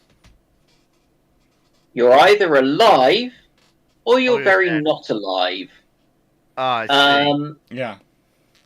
There is a small proportion where you end up with interesting burns, and there are some very interesting things where, because with the way that electricity will try to ground itself, it will follow a path of least resistance. And the main issues are where it comes into contact with kind of the skin, and there are certain other things if it goes across. I mean, particularly the heart, because the heart is electrically controlled. And so if it goes across that, you're stuffed. You're dead. Question 2: what was the Drakkis doing that spiked your blood pressure most? I can't say that because I don't think it's been video. The video has been publicised yet. So you two. Since I've got a moment, because I like Dr. Clarke and his lovely viewer base, because they're top-notch people. And because there are a lot of little cousins apparently still watching, even though they should be in bed by now, because they've got school tomorrow. I've decided that they get to have a spoiler. Oh, great. If Dr. Clarke will kindly zoom... Is that the 1980s refit of Zeppelinski? No, it isn't. That is the carrier they build to the same displacement as the rebuilt Graf Zeppelinski from the keel up in 1965, completed in 1968. Out of curiosity, is it Comrade Count or Comrade Graf Zeppelin, or is it just Comrade Zeppelin? No. Or is it Comrade von Zeppelin? No. Her actual name is Lenin. We call her Graf Zeppelinski just because of a way of keeping it reminding us what ship she is. But yeah, so the carrier with the number 10 on the bow is that ship is called Nikita Khrushchev. She's a carrier built to the same displacement as the rebuilt Graf Zeppelinski, but basically it's the Russians testing what they can do with a keel-up carrier. Dr. Clarke has already seen this, but this is the first time it's actually been shown to a wider audience outside of Dr. Clarke himself. It's a very interestingly wide flight deck. It is. Because what kind of displacement is it? I think it's 40,000 tons. Is there a dry dock it's going to fit in anywhere in the world? Yes. Yeah. Where? Quite a few of them, actually, because at 40,000 tons, it's not that big. No, it's more the breadth. It's that beam. You have to remember that's built out on sponsons. What, the whole flight deck? Yeah, most US carriers of the period. Yeah. No, but the point is that to get into the dry dock and then potentially be lowered into it, you're going to be... what you do is you stick blocks beneath it. You stick blocks. You do not let... Basically, you floated in at maximum highest tide, and you have blocks already positioned beneath that it floats over and comes down and rests on. You do not. In fact, what you might even do in this scenario, you might even close the dry dock, pump in more water to raise the ship up artificially, and then put in the blocks underneath it. Yeah, this is my worry. You're going to end up... this is a spoiler, so you should all feel very glad. You'll notice that whereas the Graf Zeppelinski has an edge lift and a centerline lift, the Russians decided for this ship that she would have 2 deck edge lifts. Yeah. She also has 3. She also retains the 3 catapults from Graf Zeppelinski, aka Lenin.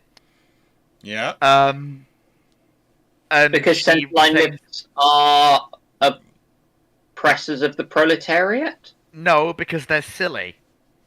And they reduce your sortie rate. But they do allow you to generate aircraft in a wider range of weathers prior to you developing certain systems with those aircraft. It's true, but it's worth pointing out that what the Russians call Old Number 10, official name Nikita Khrushchev, was she was always supposed to be the second experimental carrier of the Red Fleet. Mm-hmm. Where Yeah. are they planning using her? Graf Zeppelinsky, if I remember correctly from our discussion, Graf Zeppelinsky serves in the Baltic and Northern fleets, although is relegated to the Baltic after the construction of the 4 ships I won't mention right now because too many spoilers. Yes. But Number 10 transits out to the Pacific Fleet and helps work them up with carrier doctrine. Okay, fair enough. It's just I would not want to take something like that. I mean, into- Number 10 is a common sight with the 4 ships I can't mention, with one of the 4 ships I can't mention off of Vietnam, with Soviet carrier and surface action groups. No, that's fine. It's that I'd worry about somewhere like the North Atlantic and the kind of Arctic oceans. Oh no, the Soviets have no intention of using carriers in the North Atlantic. That's not their role at all. Okay. Yeah, no, that was kind of my worry, was because I know that they've got. Well, the kind not of- at this. Well, not at this point. I'd worry. Northern Fleet would worry me. Quick fire round. There weren't, from New AQP, there weren't some of the Southeast Asian oil fields producing oil that can be used with little to no refining. Somewhere, but the Dutch are very good at blockading those up. Yes, and they making it are. very With difficult. explosives. No, let's- oil field engineers really know how to put a spanner in your works. Michelle, Oil actually, field engineers know how to. they did try water know wars how to magazines. stop They did look spill. into that. But the other thing to remember is that actually quite a lot of the engineers did it even after they knew that the Japanese had said they would kill anyone who was involved and probably their families, and they still did it. And then I think the Japanese followed through. On the ones they could find. Yeah. And then Michelle, yes, they did actually try that. The whole thing of where you put your water tanks inside your hull can be a really interesting thing when you're looking at magazines. Hank, your Scharnhorst And it's also Panzer why your magazine is underneath your shell thing, so that if it's coming in low, it will flood. Mhm. If you have the bang going in underneath from a mine or a torpedo, so that, because that was the big change with after the 15-inch Mark 1s of the British, was that after that they shifted it round because they realised that actually that was better way round, because letting water in the bottom, whilst not good for a ship, is better than having fire in the magazine. It's that kind of hierarchy of badnesses. Letting air in the top, not good. Letting water in the bottom, bad. Having lots of gas being generated deep inside the ship, constrained by metal, very bad, and rapidly solves itself as a problem in ways that are not healthy. Mm-hmm. Is that the description? Pretty. That's fairly good. As I usually say, holes in the top don't sink ships. Holes in the bottom, holes that let water in, that let air in, don't sink ships. Holes that let water in do. And basically, it's starting a fire that can't be put out, or letting a lot of water in is how you sink a ship, and it's always been the same. Or exploding it. That tends to let a lot of water in. Debatable, or it's just sharing the love of. I mean, No, it's still letting water in. It doesn't matter. It doesn't matter what size hole you're making. If you're letting a hole that lets water to completely flood it, you're sinking it. And let's go to some ships where the point I'd make about the exploding is, think about how many times certain ships lost their bows and sterns to exploding, but didn't sink. You exploded a section of them, they lost a section of them, they still didn't sink. So blowing them up, the thing is blowing them up in a way which lets all the water in. I'm thinking more the magazine explosion level, the kind of yes, but that's letting water in. Arizona. That's letting a lot of water in, isn't it? No, it's letting lots of air out very, very, very, very, very quickly. The air goes out, the water comes in, then it sinks. He's got it in one there, Chief. And then, Henk, your Scharnhorst spam scenario starting in 95, but let's say Desmag and Velsen could build the carriers from 36. It's that just any scenario where the Germans start pumping out ships earlier, let's say 1935 they're pumping out ships, then the British respond. The Americans, the Japanese will use that as justification to respond to that. The Americans will respond to that. No scenario where Germany, no matter how, and let's put it this way, for them to do that, they're having to invest in those yards for years beforehand to get them to the level they need to be to do it. So if you do that, you are in trouble in a certain extent because you can't win that fight because of the Treaty of Versailles, because what happened. It's not being rude saying that, it's not being nasty saying that, it's literally what the purpose of the Treaty of Versailles was to do. So Germany what, Dan? Germany are starting from a losing position. There is no way they can win. Yes. They are. But as I was saying, Germany's... The game is Germany are having a fun time in that they are trying to build up and the infrastructure, no matter how hand waving you make, how much investment you give them, everyone else can respond to that far easier. Because Germany are starting from down here where they've been pushed down to, infrastructure-wise, construction-wise, and everyone else is starting from variations up to about here. And so Germany, let's say you start investing and we're going to grow to here. Well, the people up here just go, well, a little bit more and just start churning out. You know, the fact is, again, Britain is actually paying yards to close in the mid-1930s. The British government is paying shipyards to close down because they are trying to move to a new economy. Well, they wouldn't be doing that if they needed to build those if they felt they needed to build those ships. And if the Germans were building that many ships or were doing that many yards, they wouldn't be doing that. They'd be building ships in those yards.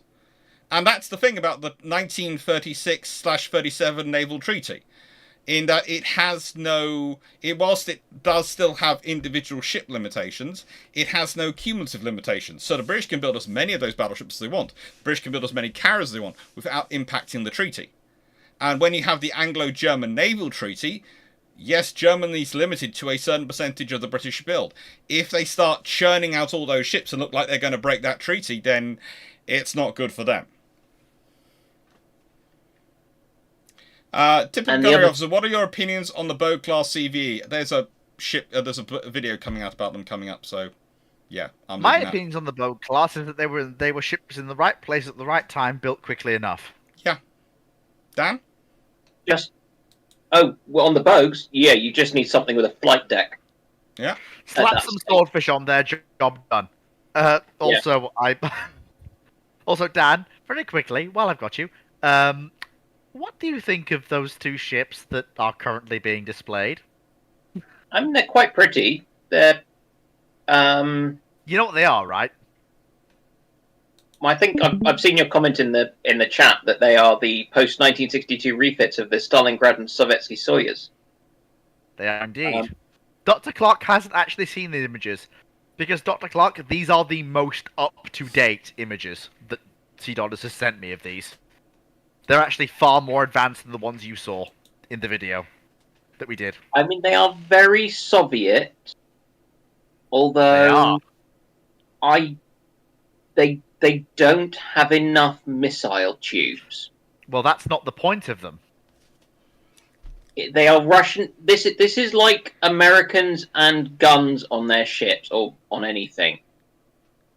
I can see a few square feet or inches or meters of open space.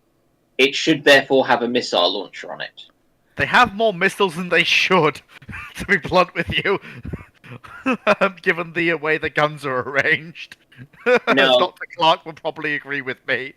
I mean, yes, that will be an interesting experience, trying to see how many of the missiles will work after you've fired the guns. Actually, they're closely packed enough. I'm going to be interested to see how many of the guns work after they fire the missiles. Well, the Soyuz, as I'm sure, as I told you in the video that we did, Dr. Clarke, which I can say because it's not spoilers, she serves most of her life in the Baltic as a training ship. You'll notice that the Stalingrads are far better laid out Yeah. for that. Yeah. And there's a reason they lost their. There's a reason they lost. If you just move the image a bit, there's a reason the Stalingrads lost their aft. I'll move the image a second. 1 second. Let me zoom in. There's a reason the Stalingrads lost their aft turret for helidecks. It's to keep those missiles safe. And also to serve as ASW escorts, well, basically ASW helicopter platforms for the surface action groups they lead. S-Soyuz serves as the flagship of the Baltic Fleet for her entire existence. Because she's too slow to do anything else. Yeah, lucky Baltic fleet. Yeah, pretty much. Runon, styling and profiling battleships and barbecue. That's a cool name. Please explain why the King George class was so poorly armed with a 14-inch gun. I don't think they're not poorly armed. It's just that I would prefer something bigger than the 14-inch gun. Personally, 14-inch gun is not a bad gun. It's not a bad gun. It's just I just wish for logistics reasons the British had either stuck with 15-inch or 16-inch. Because frankly, you end up with the Royal Navy having 14-inch, 15-inch, and 16-inch guns and having to supply all three during World War II, and that's not sensible. Nope. Yeah, medium caliber guns. You need medium caliber guns. You need to standardize, okay? You need to standardize. Medium caliber guns. Look, Dan, I keep hearing these strange sneezes where I think I'm hearing medium caliber guns. We're not going to get into the fact that they had the 5.5-inch, 5.25-inch, 4.7-inch, 4-inch, two different types of 4.7-inch, and also had a 5-inch gun they were developing, and they also had 3-inch guns they were working on. No, they had 3 4.7s, because you had the AA on the Nell rods, you had the destroyers, and you had the longer ones. They were different mounts, but same guns. Were they? No, it was a 40. The Nell rods were a 40. Were a 4.7 40. Yeah, but they weren't around. Were they still there by then? I think they were. I thought they were upgraded and gone by then. But yeah, well, either way, they'll have stuck them in storage and brought them out to stick on something as a set, like an armed merchant cruiser or something. No, they must have got 6-inch and 4-inch guns out of storage because, literally, honest, the Royal Navy had a storage of 4-inch guns, which frankly was obscene. I think, honestly, the Germans, if they'd realised how much the British had stored, they would have not actually gone to war. They'd have just gone, why? Why would you store that? All of that. What I think we said is, just imagine if they'd given them to the British Army after they got back from Dunkirk, and it's like, oh, we have no artillery. Here, have slightly more than 100mm guns. You can't just convert naval artillery to land-based. The breach is too long. That's not how it works. The breach is too long. All sorts of issues in there. But let's go. We did talk about Blackburn skewers instead for the fins rather than rocks, didn't we? Yes, we did. We've done that question 203 night. Yes, I have people who back me up. They remember because we talked about it. Literally 5 minutes ago. Knight 6831. Question 202. Why are the numbers of survivors from battlecruiser HMS Queen Mary after she blew up at Jutland disputed? I think some of them were rescued but then died of injuries and things. So did they count if they're fished out of the water alive? Do they count? Yeah. Even if they then die. Yeah. So it's the difference between KIA, DOA, and DOW. So killed in action, you're dead before you make it anywhere near a medical officer. DOA is dead on arrival and isn't really used in the military, and DOW is died of wounds, which basically means you got to someone vaguely medical to start some sort of treatment, and then you died.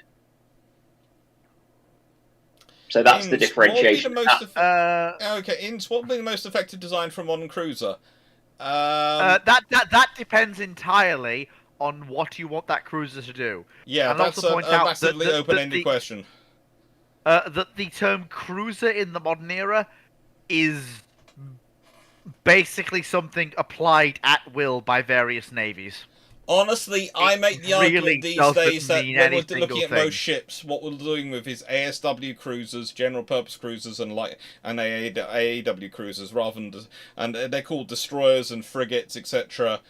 Depending on what their function is, but not what their reality is. Because reality, they're still expected to do all the cruising roles and all the cruising missions, and they are the size of cruisers, so they are pretty much The cruiser, air warfare cruisers.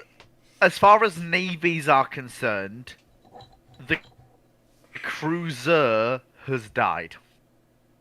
I would say no. I would say navies are still building cruisers. They just can't call them cruisers because politically it would cause troubles with political correctness. Because cruisers are considered an imperial era ship. And I've actually had this conversation with members of Parliament and House of Commons, and that's pretty much it. I was talking about the role. We were going through roles. The Russians are not the Western navies. The Russians could still possibly try and build a cruiser, but they don't have the infrastructure to do so. The Americans have the Ticonderogas. Yes, but they don't. I know they were. The Ticons I aren't know really they cruisers. weren't originally meant to be cruisers, but they still call them cruisers. Yes, but that was about the also fleet. What you're getting into is the trouble is the Americans are building cruisers, calling them cruisers because of the cruiser gap between them and the Soviets. And also because when they went to their NATO allies and said, "Are any of you going to maintain cruisers?" All the allies went, "No, we're not going to call our ships cruisers." And why? Because cruisers are associated with an imperial past, and it's a political hot potato. So despite the fact that if you consider the presence mission, all the jobs which the ships are doing, let's be honest, the forward deployed frigate in the Gulf, that's doing a frigate role. Frigates were anti-submarine warfare vessels. That's a cruiser role. That's doing. So this most came of the up, missions they do in peacetime are cruiser role missions. This came up when we visited HMAS Vampire, because the Australians were one of the key changes the Australians did to their daring class. And I know somebody here literally wrote the book on this. But don't look at me. They did things like got rid of a set of torpedo tubes to build more accommodation because they were using them more independently. Because it's that independence and self-maintenance capability that really differentiated a cruiser from a destroyer or something smaller. Because they, for the most part, needed a depot ship if they were a fleet-type warship. I mean, a sloop is slightly different because a sloop is really a baby cruiser.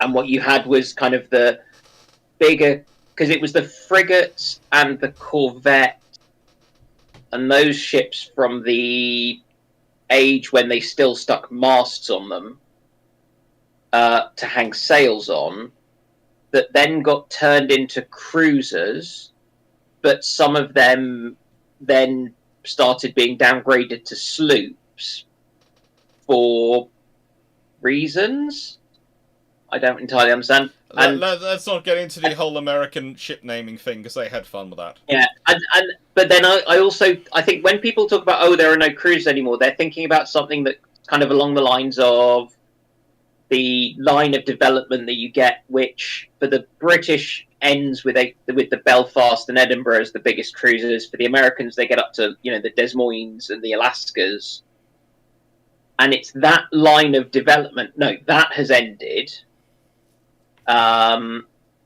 because you've now concentrated all the command and control aspects. Why is there of a that French sort of battleship on my screen? Admittedly, it's better than the Hoche, but there is a French battleship on my screen. That's Jean Barr after her final life extension in the 1980s. No, that's about the limit of my French. Okay, it's embarrassing. My mother's fluent in the French. A question from Knight. Why were the British considering a Fairey Barracuda with an additional jet engine mounted in the tail? I don't see how that's real.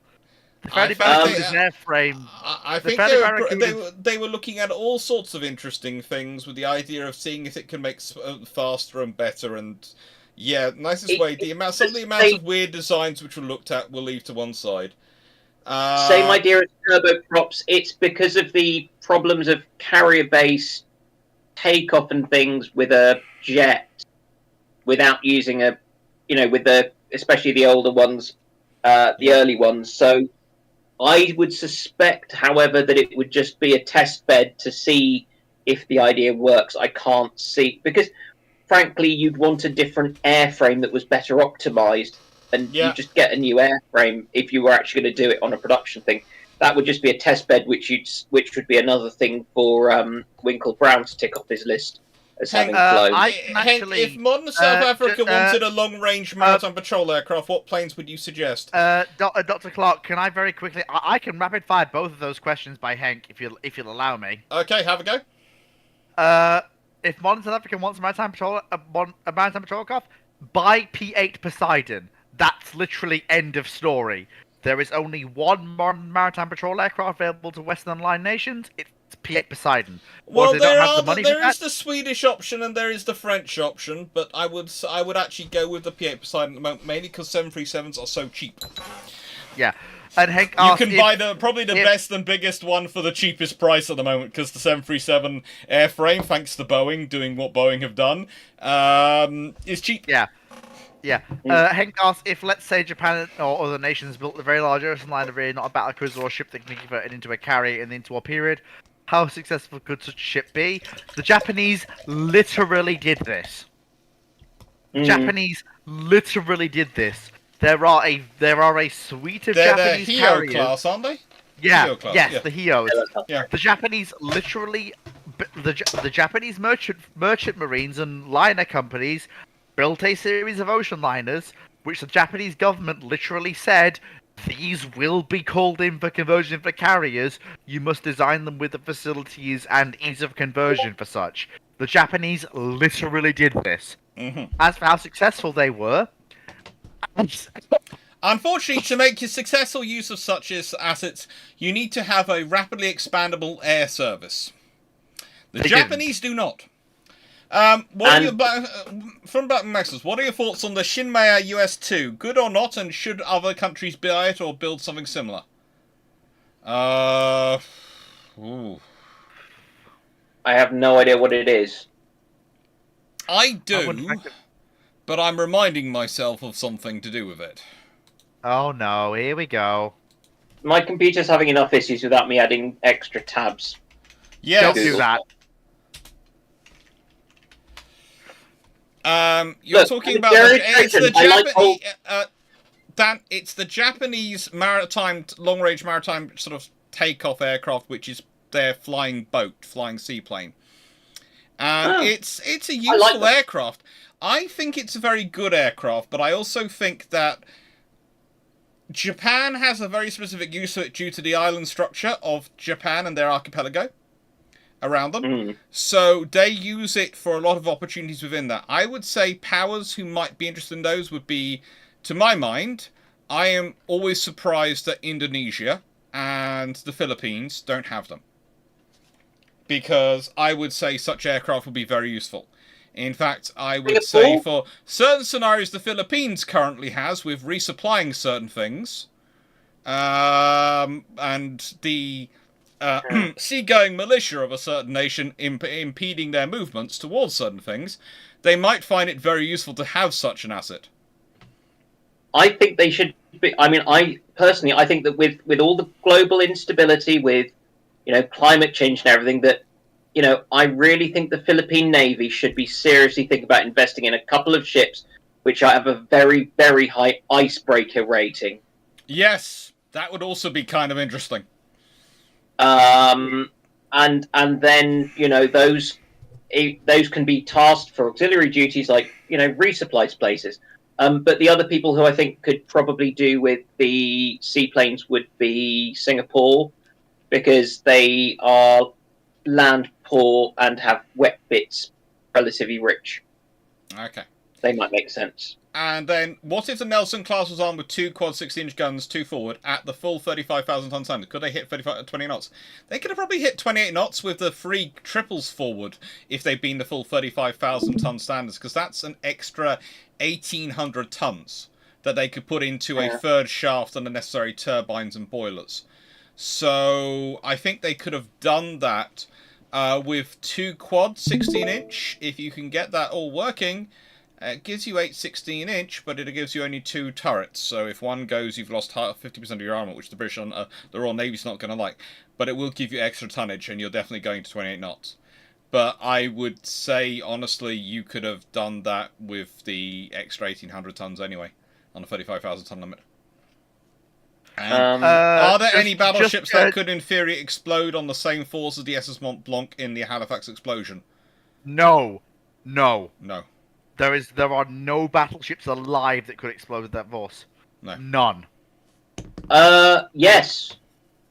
An Iowa class with a nuke. No. No.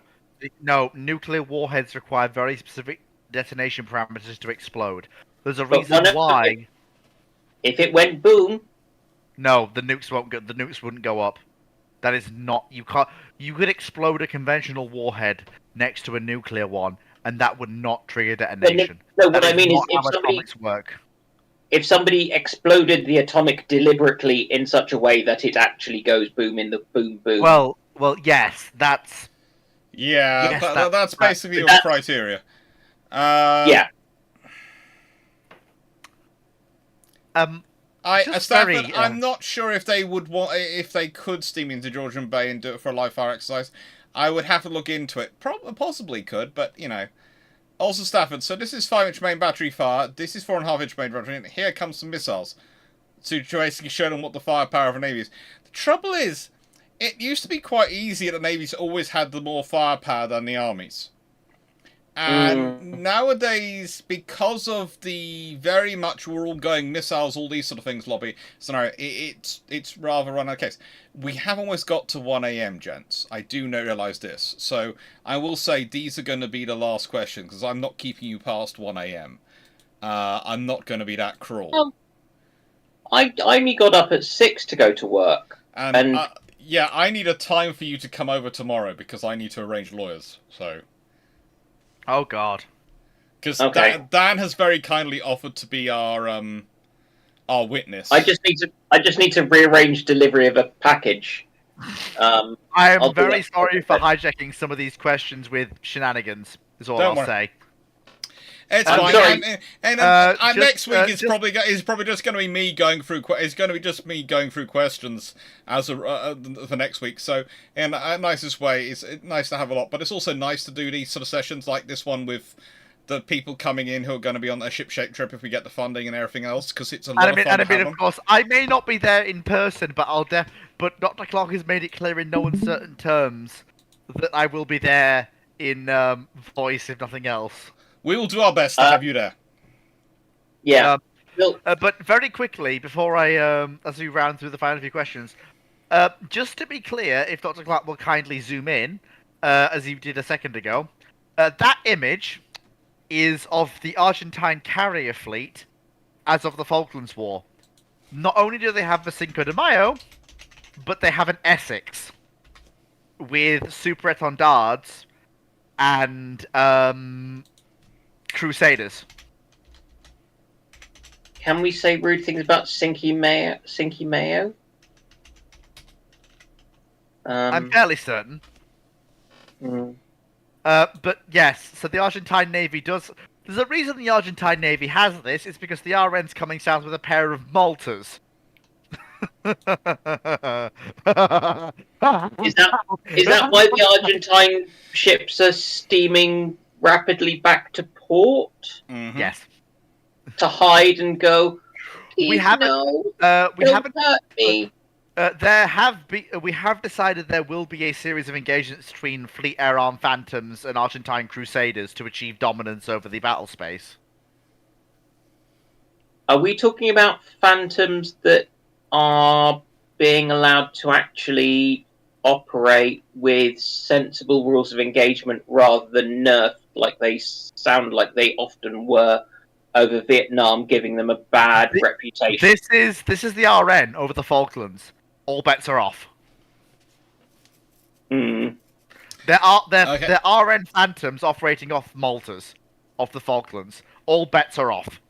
I mean, it's not that there's anything wrong with the Argentinian stuff. It's just then that you've got a dogfighter against something that's going to shoot you from beyond visual range.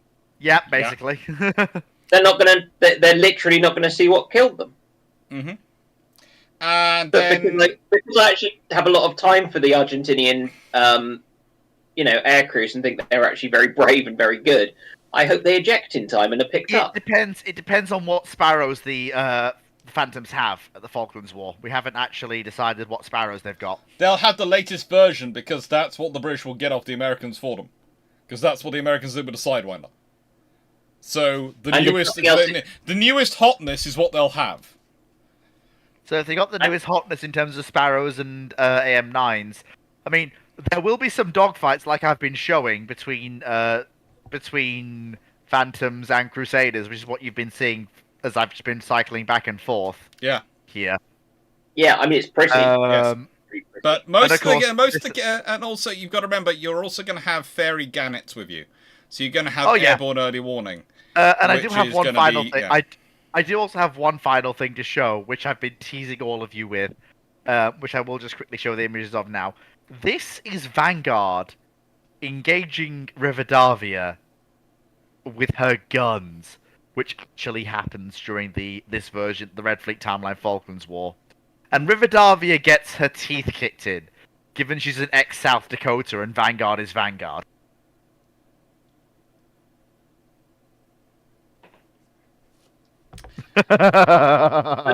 She's burning. Right. She's burning. So right now, questions. We've got: what if the Japanese drop the naval treaties? The US and UK drop the treaties and start going on a building spree. What could the UK end up with by late 1939, and US by late 1941? I don't think you have war start in 1939 if they've dropped the naval treaties. If you've dropped the naval treaties. So the Japanese drop it in for the Second London Naval Treaty. So if you're saying that there is no Second London Naval Treaty in 1935, there is no treaty at that point. The build-up is going to be so much by the point of 1939. If the Japanese are building all out and the British and Americans are responding by building all out, then Germans and the Italians, let's put it this way: Mussolini was already in two minds and had been promised by Hitler that war would not start before 1942 because he wasn't going to be ready for it. Mussolini might well not have joined under that scenario because of the sheer amount of force that has been built up. But that's okay because Raider was told it wouldn't start till about 44. Well, this is the problem. Let's put it this way: the scenario you get is by the point the British and the French might well try and stop the Germans earlier, because they're going to feel stronger earlier, because they're going to have more force available earlier. This is not me. That's Patch. Hello, Patch. That was me wearing the hat earlier. Patch made that. It's not me. Yeah. Sorry. That was definitely that's the scenario you're dealing with. It's a case of the sheer amount of force you're going to have built up. Because, okay, so they start spooling up in 1935, the factories. In 1936, they're going to start spooling out things. 1937, they're going to be in a full run. So you could well be on your second batch. Let's say they order in 1935 some battleships. They'll be ordered from the 1935 design, so they're not going to be 14-inch gunships, because they're not going to be restricted by the London Naval Treaty. Second London Naval Treaty. So they're not going to be 14-inch gun. They're going to be 15 or 16-inch gunships. And the British are going to be churning those out. And from the American point of view, look at the Essex Swarm. But a few years earlier. Yeah, it's also the same for the British, in nicest way, with the yards worked up. Look, at one point we have something like 30 carriers under construction towards the end of World War II in various stages and various things. If we'd really worked ourselves up prior to the war, it's just... If we're not distracted by having to fix all the broken stuff. Yeah. and build the war emergency sloops and frigates and corvettes and all that kind of stuff. Well, what you also get is you don't get the illustrious class, you get implacables. That's what you get as their carriers, because that's the real design Yep. they'd want. So you get implacables. Although they'll be called illustrious, Yes. they just won't be the illustrious. They'll be the implacables, and things it's like... got Yeah. Really? Would they not go for the Ark Royal with the tin hat? No, that was the implacables. The I thought implacable... basically, here's the thing about the implacables, the dirty little secret. Right, so they are the illustrious style armored hangar carrier shaping and design, because that's what you need to be shaped like and formed like to fit the armor hangar and support the armor and the protection, right? But they have they'd have the double hangar. Now, the thing is, they might get a higher hangar. They might have the full height hangars that the Ark Royals had. They might have that. That's a real scenario where they could have the higher hangar, because they don't have to worry tonnage. But that's basically they're going to be implacables. Okay. That's going to be designed. The interesting thing is going to be a case of, does Unicorn exist in that scenario? Because if your carriers have twin hangars, do you need to build a Unicorn starship? I think the Royal Navy still would build them to make it take advantage of things, but you might also find those turn up as these are the carriers we're giving out to our Dominion allies. But also they're gonna. I mean, they're also, you're gonna have them. They're gonna be those really sneaky things that you're using for your trade route protection, and the kind of thing which, and if you've got your the kind of the operation which Glorious was lost doing and Ark Royal was nearly lost doing. Yeah. You'll be using at most a Unicorn for that. Yeah. Rather than using a fleet carrier. And so they'll be. And also, let's be honest, or you might be using the older carriers for it. You might be using Courageous and Glorious, because let's be honest, you could, let's say you order in 1936, you order 4 of these new illustriouses, and you order in 1937 another 4 in response to what you think the Japanese are building and what the Americans might be building, and you order another 4 in 1938. By 1939, you could have 8 to 12 of those in service by 1939-40. And frankly, the older carriers, if you still got them around, yeah, they use them for anti-submarine warfare. It doesn't matter if you lose them. You got the big ones you need.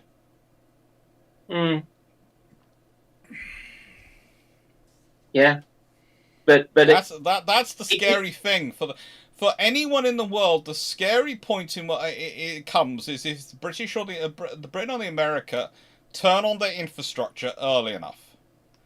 That's the point. That breaks everyone else's plans. Yeah. I suppose everyone else's plans is based on building up their infrastructure. For the Americans, they've got a lot of space to rapidly deploy their infrastructure. For the British, they've got a lot of infrastructure mothballed that they can rapidly activate. Yeah, I think my thought process was more about the Royal Navy doing this as part of their battles with their greatest, most devious foe. Are you talking about the Treasury? Yeah. Under this scenario, if everyone has let's put it this way, if everyone is starting a massive build-up, then the Treasury are still a problem. And if you buy them... No, they are not a problem as you would think. They are going to be a problem, but their problem is going to be not for necessarily the Navy. You always have to remember the Treasury are going to focus in that funding when... And remember, I already mentioned, if you've got a scenario where the Japanese are doing a massive naval build-up and the Americans are doing a massive naval build-up, and you're also doing the air power build-up for deal with European threats, then what's the service that's going to suffer? Yeah, the Treasury are going to be asking the Army why they can't just keep using the Brown Bess musket. Bingo. So that's the scenario. It's not a case of... The Treasury are an equal opportunities opponent, and they will go for the one who's the weakest link. but you call them the forward aviation maintenance ships when you're ordering them, so that the politicians don't think you can get a cheap carrier. So when you're ordering them, you use that terminology in a very similar way to the through-deck cruiser thing. No, the Royal Navy would use a completely another methodology they've already got. They already have the cruiser carrier doctrine. They called them one set the fleet carriers and these the cruiser carriers. And they'd say, these are for our cruising squadrons, these are for our fleet formations. Yeah, these are for the foreign stations. Yeah. And we'll give them different names. We could name them after chancellors of the exchequer. Oh, for the Lord of Christ, if we do that, we never hear the end of it. Oh, good Lord. Right. Cruiser for it's a cruiser for task force leadership. Yeah. You can do that with pretty. Basically, you're talking about taking a Type 45, expanding its missile VLS and its a bit, expanding its hangar a bit, and making sure it has a section in the middle which can take a load of flag officer and staff. Are we adding 14-inch guns? No. Not for a cruiser. I'd like to add 6-inch guns, but I'm not adding 14-inch guns. One second, let me just move the images across quickly. I know. This. I know. I think you mean this. I think you mean this. I think you mean this. Oh, Blackburn Maximus. You need to work on your evil laugh. It's not as good as it could be. It needs more tone. Oh no, gentlemen. Right, gentlemen. and if Admiral Henderson lives to be as old as Fisher, that's not me trying. This is an interesting one. If Admiral Henderson lived to be as old as Fisher, remember, Henderson dies at 57, Fisher dies at 75. When do you think he would be First Sea Lord, and how would World War II and post-World War Navy go without him around? Well, I have a feeling, look, he would have to go out and do a Sea Command, and then come back to be First Sea Lord after Third Sea Lord. So, in end of 1939, he'd probably go out to the China Station. He might be there for a couple of years. But it'd probably be him that we brought back instead of Cunningham. And the reason I say this is because Cunningham prefers Fleet Command than he does to politics. And whilst Henderson likes Fleet Command, he's better at the politics than Cunningham is. So basically, as long as Henderson's an admiral and is out commanding something and has had the Fleet Command experience, he'll get called back to command. To be Will Pound feel more comfortable bowing out earlier when he's sick if he knows that there's more than just one or two, if he knows there's another? If he knows he's not just got to get Cunningham, he can get Henderson can come back. That might well be the case. He might well bow out earlier and go, Henderson, come and replace me. Because remember, Pound didn't expect to take it when he did, because Blackhouse died unexpectedly. If Blackhouse had died when he did, then Pound wouldn't have taken the post when he did. And then Cunningham would have had to take when Pound. So basically, what would have Henderson would probably could well have been called back earlier. The other scenario is that you've got Henderson could get something like Force H. There is a possibility he gets that sort of scenario, because he's an experienced carrier commander. He's a carrier task force commander. That's what he was the first Rear Admiral aircraft carriers before he became Third Sea Lord. He knows how to run multi-carrier groups. Imagine him for the Norway campaign. There is one thing that wouldn't happen there. There'd be no carrier going off on its own. No, but also, do you think they'd forget that they had a carrier at Rosyth? I think they'd find they had a carrier. That all the carriers would be nicely organised and nicely where they're supposed to be in his task group.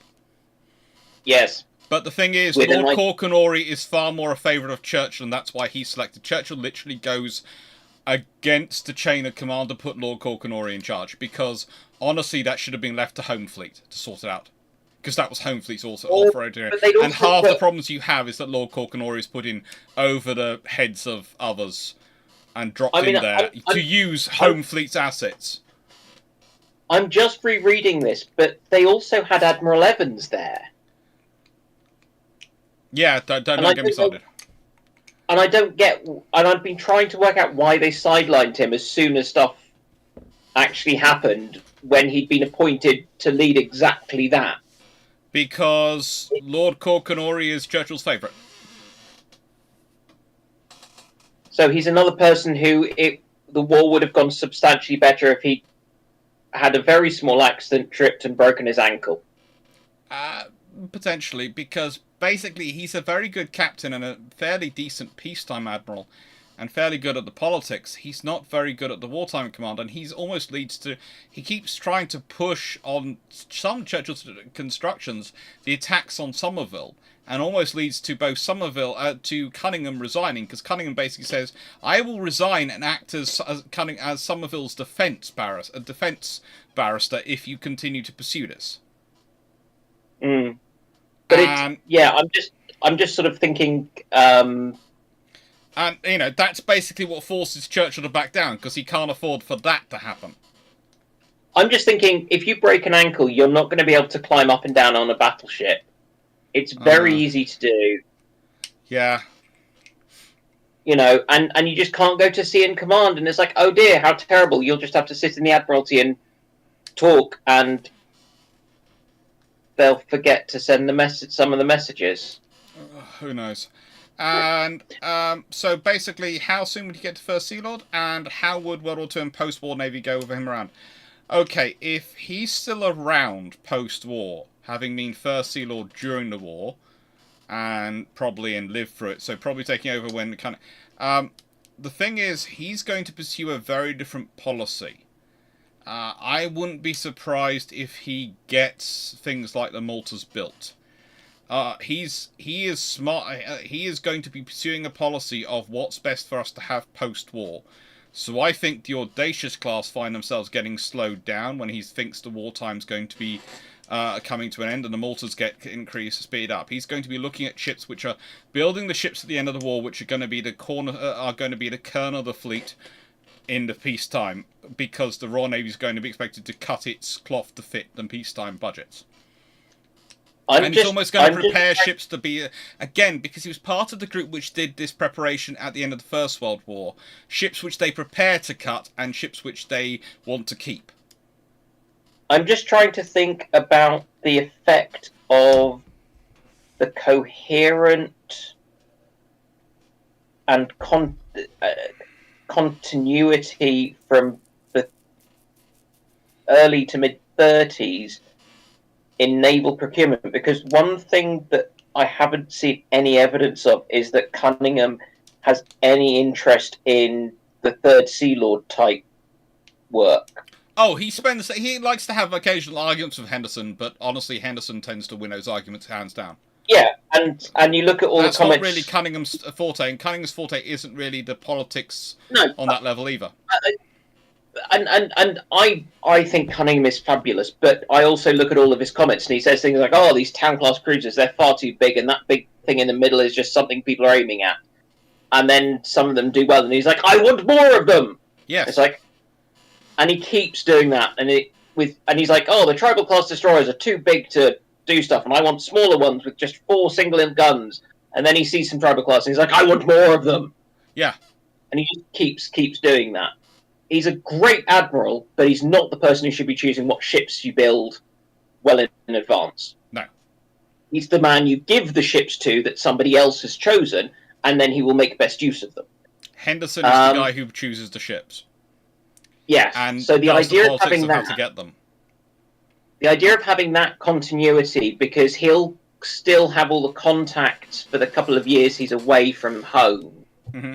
So stuff won't slip during that. So you've got total continuity for well over 10 years through that period when the Navy can get away with building whatever it wants, pretty much. Yeah.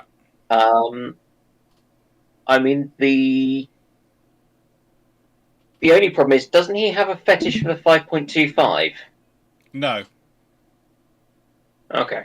I thought he was the one behind the Didos, that was all.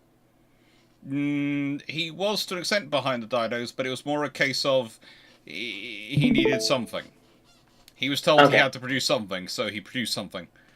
Yeah, they're basically an Arethusa that kind of their guns between the 6-inch and the 4-inch. They decided to try and sit in the middle, and as with a lot of compromises, you probably were better off with 6-inch guns and 8 4-inch guns than you were that's with a rather 10 large Royal Navy task force.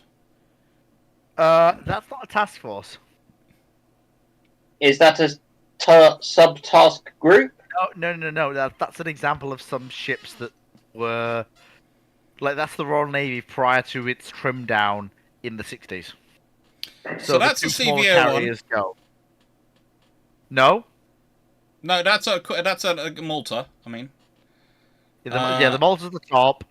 I think the one on the right is Victorious. So the one on the right is Ark Royal. The one above Howe is Victorious. yeah. Vanguard, some destroyers, a Minotaur. What is that coming out of every... Victorious's lift?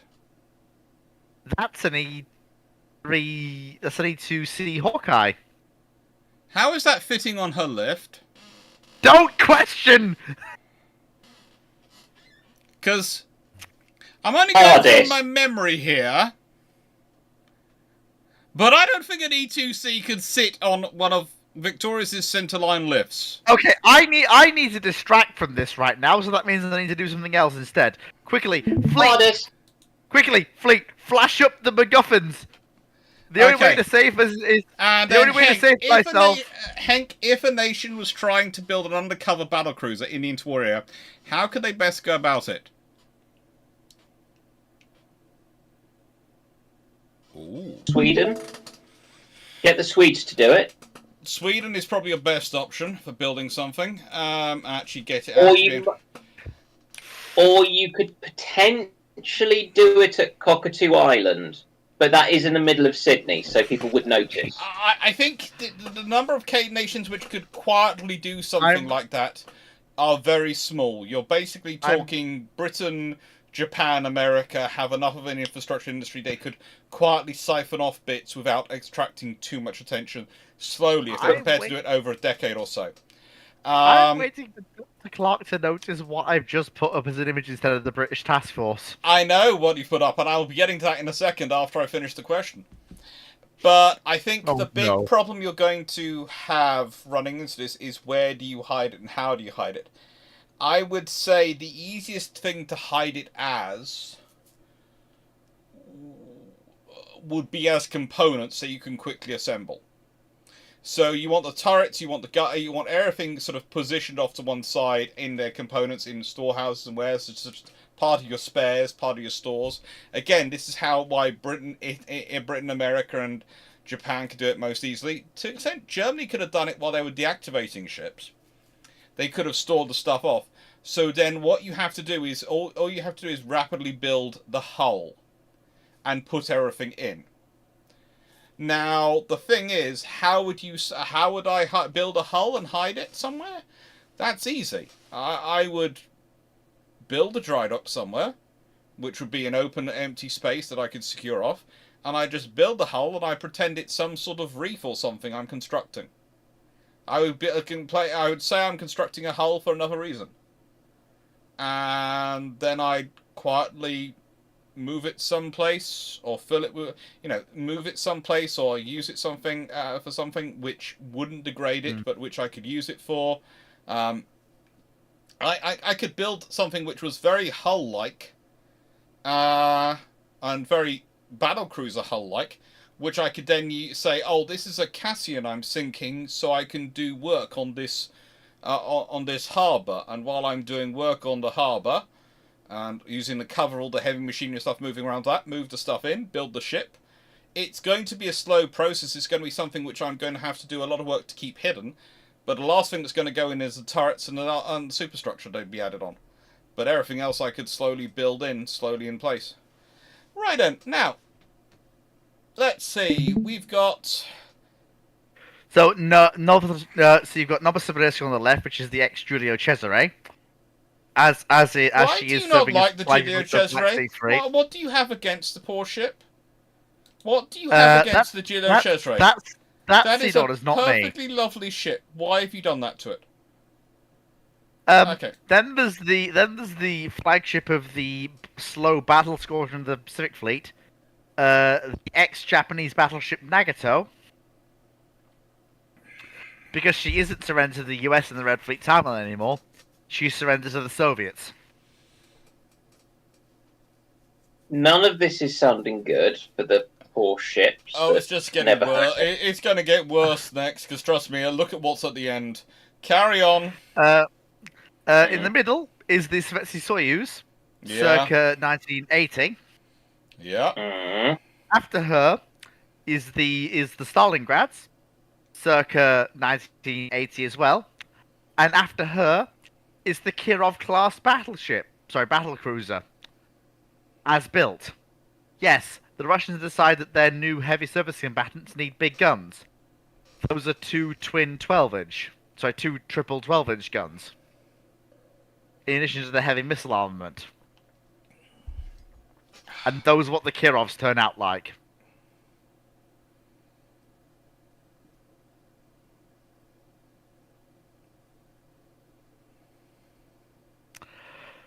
Dr. Clarke, you may fire when ready.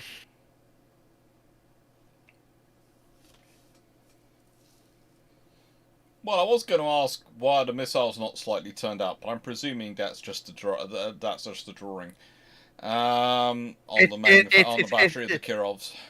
It's a limitation of the software. Yeah. There's something very Battlefleet Gothic about some of those. You're thinking and Battlefleet Gothic. I was thinking pure Warhammer 40k orcs. Boys Yeah. on one side. No, it's not orcs. It feels imperial. Those superstructures feel very imperial. They do, don't they? They do. I mean, one of them looks like it's a cathedral. Which one? Not Stalingrad the Kirov, the one. class. The Stalingrads in their 80s form. Yeah. That is a temple. I could imagine the Sisters of Battle dropping into an ocean with that. Yes, I mean I'm sure that. Remind me, in this timeline, is it Stalin enthroned in the Golden Throne in Moscow? No, but it's Kremlin, or Lenin. But it is Stalin that kicks this whole thing off. So I think it's basically like you have Stalin in a golden throne having psychic being sacrificed to maintain him. It's basically the whole thing with Red Timeline is that Graf Zeppelin, it doesn't have her engines exploded by the SS. Sovietsky Soyuz in Leningrad is far more complete with the correct rivets than her sister ship in Ukraine. Which means that she's actually completable post-war. Which means that with a Graf Zeppelin that can be turned into an actual carrier he can use, and as a Soyuz that's completable, Stalin rushes the Stalingrads into construction earlier than historical. Which means he gets 6 of them! And then things just unfurl from there as everyone's already building them, so they keep building them. Yep, basically. Which is, of course, kind of historical, because that's usually what happens. The British retain Vanguard plus Howe, but they also scrap the KGVs, but not just to scrap them. They scrap them and strip all the spares off them. As Dr. Clarke knows, Howe is retained as a test bed to make sure that certain electrical systems will work with Vanguard's guns. You know, as I've told him already, because the one thing Dr. Clarke made clear to me is that it's all well and good having electrical systems, but it's important to make sure they survive the firing of battleship guns. So the British actually put the effort in and use Howe as a test bed to make sure that anything that serves on board Vanguard is sufficiently resilient to resist the firing of her main guns. So not necessarily. So I know it wouldn't work from a kind of properly operational point of view, But as a test bed, Yeah. could you lift? Oh, so Could you lift one of Hal's turret? Oh no! Hal loses her rear turret for a helicopter flight deck. No. Hear me out. And replace it with a twin 15-inch, so that you can literally have the turret that you would have on Vanguard. That's going to cost money. Yeah, that's going to cost far more money than sense. So 14-inch. The shock of 14-inch gun firing is close enough to the shock of the 15-inch gun firing that it makes sense. It's more so you can then test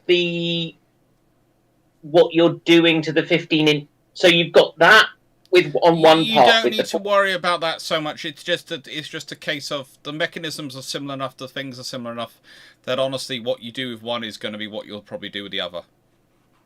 And also, how does retain a secondary role as a amphibious task force flagship and bombardment vessel during the entire British planning during this entire Red Fleet Cold War.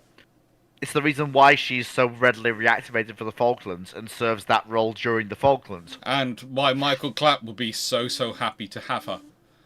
It's the reason why the British don't lose a single ship in what's it called? What's the bay called?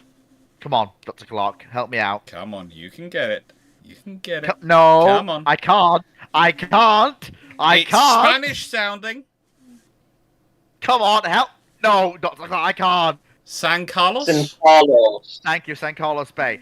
The British don't lose a single thing in San Carlos Bay because the Skyhawks come in at low level and house 4.5-inch and 3-inch battery plus her 40 mils go ba-bang, ba-bang, bang, ba-bang, ba-bang, ba-bang, ba-bang. And yeah, they don't survive to drop their ordnance. No, these are the British. The 14-inch guns will also go ga-bang, ga-bang, ga-bang, ga-bang. with VT shell. Oh no! The 14-inch is too busy. They're firing at targets 20 miles away inland. No, they'll find the time and they'll have the VT fuses. No, that's not how main. Dr. Clarke, please help me out here.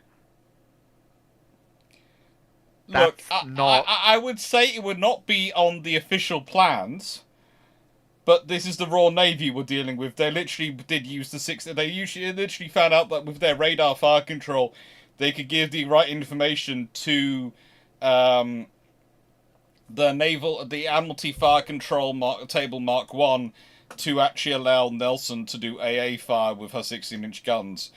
Do you really want to bet against the enterprising Royal Navy Executive Officer and Chief Petty Officer and Weapons Officers going together and going, you know what? We have a very good radar. Fair enough. Fair enough. But there's something else I have to get to in the Red Fleet timeline very quickly, since we're going to talk about Falklands. The USN wraps up the Iowas in very, very nice bubble wrap and puts them away for later use. They work the North Carolinas and South Dakotas really, really hard from the end of the Second World War until the 70s, before they're sold off to other nations. Because they want to keep the Iowas under wraps and safely locked away with no miles on their engines or no firings of their guns until they absolutely need them. But that means that your timeline won't have a Ryan Szymanski with the Battleship New Jersey Museum and Memorial receiving funding support from the state of New Jersey. And oh no! That does happen just later on. Does he get the Enterprise to look after as a museum ship instead? No, the Enterprise goes to Japan, although she's returned to the US in the 90s. So does he get to look after her as a museum ship? Yes. Okay, so we will have a happy Ryan Szymanski at least. Okay.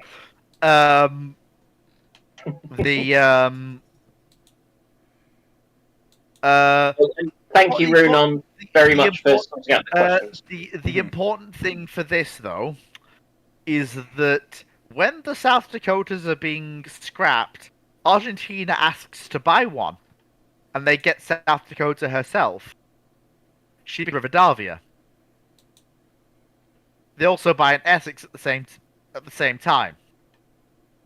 And I'm guessing that at least one of these does a Belgrano impression? No. Belgrano herself is also bought and she's sunk by submarine as historical. Rivadavia is sunk by Vanguard by gunfire.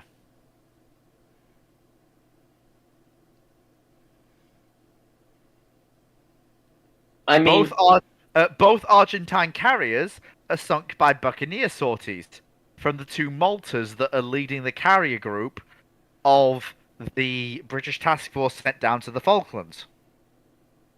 I'm feeling sorry I'm for the guessing under this scenario Argentinians. you'd have Vice Admiral Derek Raffel down there in charge. I don't think it'd be left to Rear Admiral Sandy Woodward. Vanguard is leading the surface action group of the Argentine response force. So that's probably Sandy. There are two Maltas escorted by Raffel. Escorted by 4 rebuilt Minotaurs, 2 of the first off the production line Type 83s, along with 6 Type 42s plus other escorts. Yeah. Did they go for the bigger Type 42s? No, because they built the Type 83s. And you'd also have Michael Clapp down there in charge of the amphibious task group, very happy because he'd be doing it and from he's flying his flag on. He's flying his flag on board. How? Yeah, he's Broad happy. pennant. Yeah, because he's a Commodore. Um, And how's they're happily banging away with their 14-inch guns against surface targets and blatting anything else with their secondaries? I'm still surprised that Vanguard got to solo against the South Dakota. I'm No, she didn't. No, she didn't. It was a full surface action group versus surface action group action. Rivadavia was escorted by the Argentinian Type 42s plus old American destroyers. Vanguard had 1 Type 83, 3 Type 42s, and a bunch of frigates with her.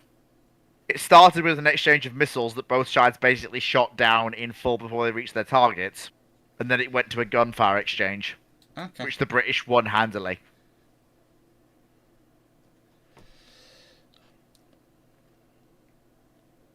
yeah, I'm just feeling ever more sorry for the. I mean, the thing is, unlike the actual Falklands War, the Argentinians did actually get some air-to-air kills. Their Crusader pilots did actually do the work, but it required very circumstantial arrangements for them to pull it off. It's a numbers game. If you have enough, if they kind of play the odds enough times, they'll get lucky. For example, like this image I'm just showing now. This Crusader has caught a RN Phantom in a very bad situation. Mm-hmm. Where's the RN Phantom's wingman? Behind the Crusader, probably. Whoosh! That's the problem. You've caught one. Yay! Wingman. Bye-bye! Okay, because that's how the thing's played, and that's the scenario when you're doing. And of course, you've got fairy gannets and other things that are. It's not just the phantoms. What I will say is that this is not a bloodless Falklands War. No. Rivadavia ends up at the bottom, and both Argentine carriers are sunk by escorters. I don't think you should. I don't think you should be letting Sea Dodders see this this chat, because St. Lane has come with a very good idea, which I think Sea Dodders would have found far too attractive. No. It really feels like Rick Rover would have convinced someone to make a nuclear battleship in this bizarro world. I agree, St. Lane. I think they would have made a nuclear battleship with 12 16-inch guns. The ultimate battleship. No, because you could fit them like a with such a condensed engine power plant and so much power, you could get something that looks more like a Brooklyn, but with the triple 16-inch. Oh, you could. You could be 18 16-inch guns. No. Oh, the just actual think thing about you- it. The actual And also, thing you'd also see- the other advantage. Just imagine if you did it like you did the USS Enterprise. So you'd probably like to put in 4 different reactors for each, so you have a reactor per turbine. The thing you'd see would be a vessel that has 6 16-inch guns in 3 twins, but also carries the missile armament of 2 US missile cruisers. Oh, it would have the 18, Of the 16... 50s. No, Oh, no, It would have all no. that. It would have 18, Dr. 16-inch Clarke, I'm guns, trying to be helicopters, sensible. and all those missiles. Alex, I'm trying to be Yes, sensible. but this is Rickover. He wouldn't be sensible. The man put 8 reactors on the Enterprise.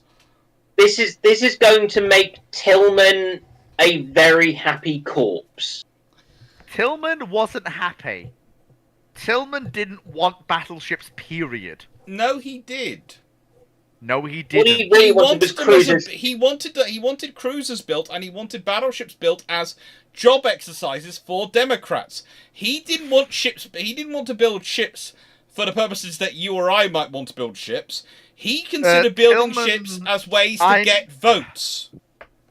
I really don't want to give any praise or propaganda or basically screen time to Tillman, given his I know, well, but I have done a lot of work on it, and the more and more work I've done on looking at Tillman, and because I've been asked so many questions about Tillman, I've done huge amounts of studies into him and huge amounts of stuff.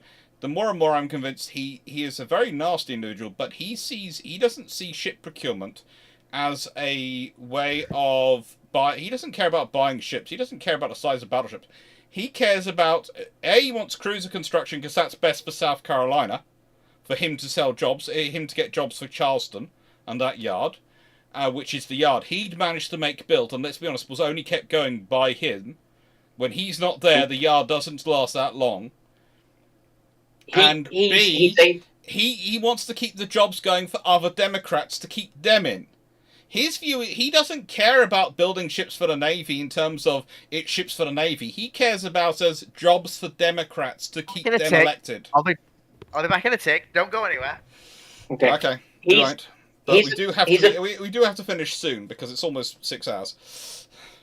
He's a fascinating character, and he reminds me a lot of. There are a few other characters in US politics from the kind of late 19th century to was it Huey Long, who was kind of the king of Louisiana? Yeah.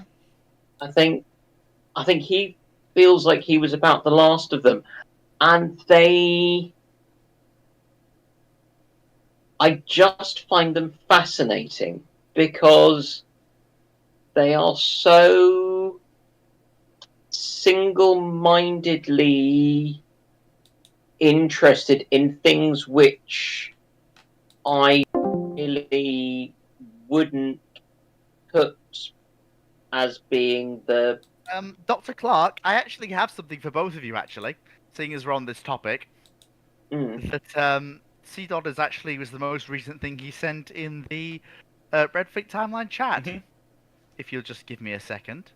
Because this is going to make Sandy Woodward very, very, very happy. Okay.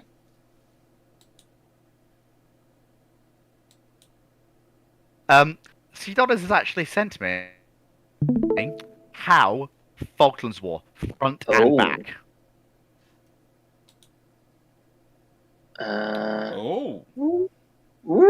That is how. That would make Michael Clapp very happy. Circa How was going to be 1982. his flagship, wasn't it? Because he's the amphibious task group commander. Yeah. So that's going to make Michael Clapp very happy. Not only that, but look at what she's got amidships. She's actually got old Swedish RBS cruise missiles, as well as Exocet launchers. What's that set of launchers? Sorry, I've got the screen fairly small. What's the massive farm after the RBS? Oh, you mean? Do you mean the really what things? My mouse is currently over. Yeah. Yeah. Those are life rafts, I believe. Yeah. Oh. I thought they might be missiles. No, no. Those They're are life life rafts. That's the Exocets. That's the RBS. Twin 3-inch, single 4.5. But most important, so that's really good for AA work. But if you look at this aft picture, look at that. That's the most important thing here for AA work in San No, Carlos that's Bay. not really any use in San Carlos because it's too close a range. Yeah. They won't arm before they hit them. It's going to be the guns which matter. That was the whole problem in San Carlos. The radars they had weren't designed for dealing with that kind of thing. They were. It was basically. Well, what about the radars you see on this ship? Well, they're going to be great radars, yes, and they're going to be useful. But the big thing is going to be they're going to be queuing the guns in, and the big thing is those aircraft might never actually reach them. If you've got the Gannets and Phantoms up patrolling, those aircraft are going to be fighting air battles about 50, 60 miles to the west of the Falklands before they even reach the Falklands. The RN in the 1980s is keeping 2 Maltas in service with surge capacity for 3. Yeah. If the Falklands happens, they'll surge 3. Yeah. Which just is overmatch. Yes. Which is the way to do it. Yeah. Does that mean that Howe's going to be sailing round the Falklands to wherever she's needed and putting 14-inch warheads on Argentine foreheads? Probably. So actually, what you might... So the problem is that you're going to have... And also, it might mean they might not go in over San Carlos. Because if they've got that amount of firepower, there's other positions which they might decide are actually better beaches to go to. San Carlos... the actual reason why Clarke picks San Carlos is because he's a buccaneer observer. He understands how aircraft attack ships and how they attack scopes, and he looks at San Carlos, he looks at his trains and goes, they can't lob missiles in at me because they can't fire them over terrain, and when they pop over terrain, they're not going to have enough time to work out when to drop their bombs. They're going to either have to just drop them, or they're going to skip right over us. But that's not what the Argentinians That do. is what happened. But the RN still takes losses. Mostly in the channel outside San Carlos Bay, not inside San Carlos Bay itself. And again, numbers game, lob enough bombs in, you'll hit something. And plus, the BBC helpfully told them that their bombs were not arming soon enough, which was part of the calculation. Oh, for God's sake. BBC World Service helpfully gave that out as a thing of... Luckily, the Argentine bombs aren't arming, so they changed the arming arithmetic of it. Let me just check something real quick. No, it's not.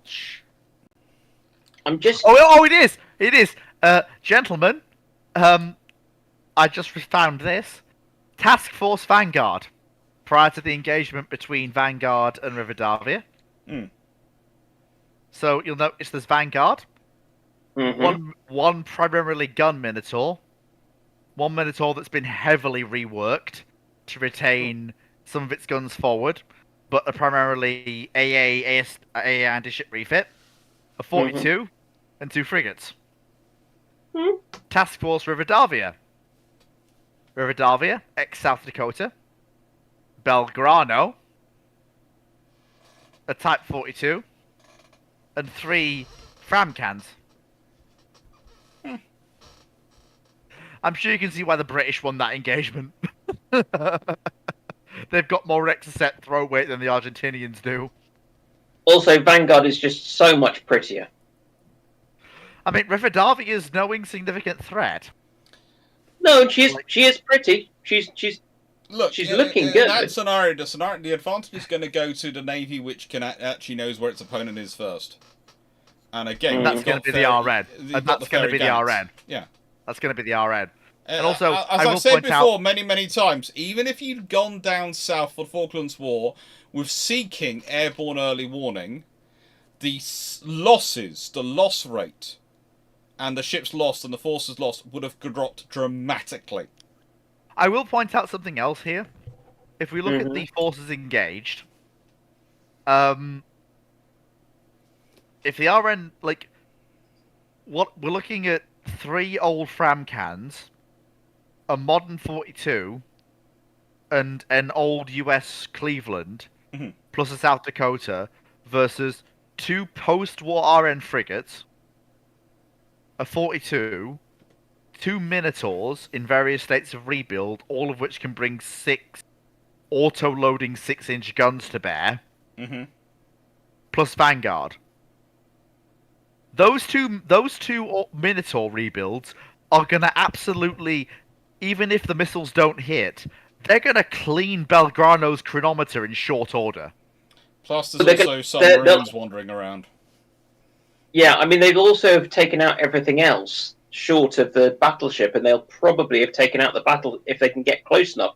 They'll be taking out the battleship's sensors and. I mean, I'm blinding going to be honest with you. The 2 RN frigates with their twin 4.5s are going to have a whale of a time killing those tram cans. But they're going to be round the edges, making sure no submarines creep up on you. The RN doesn't have any The Argentinian Navy doesn't have any submarines in theatre. They have SSKs. The speed this action is taking, which is at least 25 knots plus for all ships This involved. is the Royal Navy. They will assume there are submarines around because it's the worst case scenario. So that no, I mean, it's not that the frigates won't be shooting, but it's an in-universe and out-of-universe good reason for them to have brought them along to a Dr. Clarke? gunfight like that. Because they are Dr. Clarke? bringing that capability. Oh, I'm I just mean, enjoying the fact that Dan has been listening to all I've been saying for ages. It's always like, I mean, this is the mean, one. I've sat terms here a of- lot in the conversations through this tonight, and just sat here enjoying myself, hearing what are variations of my own words coming back from people going, "Yes, I've had an impact on the world. This feels good." Well, You know, there it's Royal is- Navy there is- cruisers. Okay, the problem with We're at this... war. We start weaving. Yeah, Right, so the problem... The Royal Navy stops leaving at peacetime. The problem And now with disengage... Sorry, go on. I'll let you finish. I'm and I'll gonna say what I've say got to this. We're just I'll let you finish your points, definitely. But it is now 1:45, so I'm going to send you over because I need Dan awake tomorrow to witness things. Sorry, I need him over here at a certain but at a No, sensible you need time. me Sorry. mobile and semi-conscious Sorry. at best. I'm That's so it, sorry about basically. this. I'm so sorry. No worries. But the exit throw rate on the Argentine Task Force size, the 4 exocets that Rivadavia has, Okay. the missile throw weight on the British side, 10 exocets from Vanguard, 8 apiece from each of the Minotaurs, plus 2 from the Type 42. That is the missile throw weight alone just swings it in favour of the British task Yes. force. And it Yes. does massively. I still struggle. You're another person who says Minotaur. I've always said Minotaur because it's from Minos. Yeah. I don't know. I don't know. I'm a northerner. Don't worry. We can survive. We can survive. I'm a closet. I'm also class- very, very sorry. I'm also very, very sorry for all of the people who have been sidetracked by this. But rest assured, there will be a full You explanation come to of the there is naval a- history. You pay for the sidetracking. But there is going to be a full video series on us at some point, and at some point it's also probably going to result in me and at least a couple of us having a lot of fun.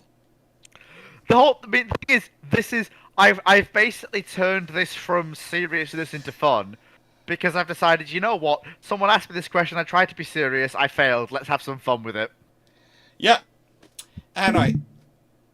Good night, everybody. I'm going to say Good thank night. you very much, everyone, to everyone. Normally I go through and say thank you to everyone in the chat. There have been a lot of people in the chat. The chat's gone on a long time this evening.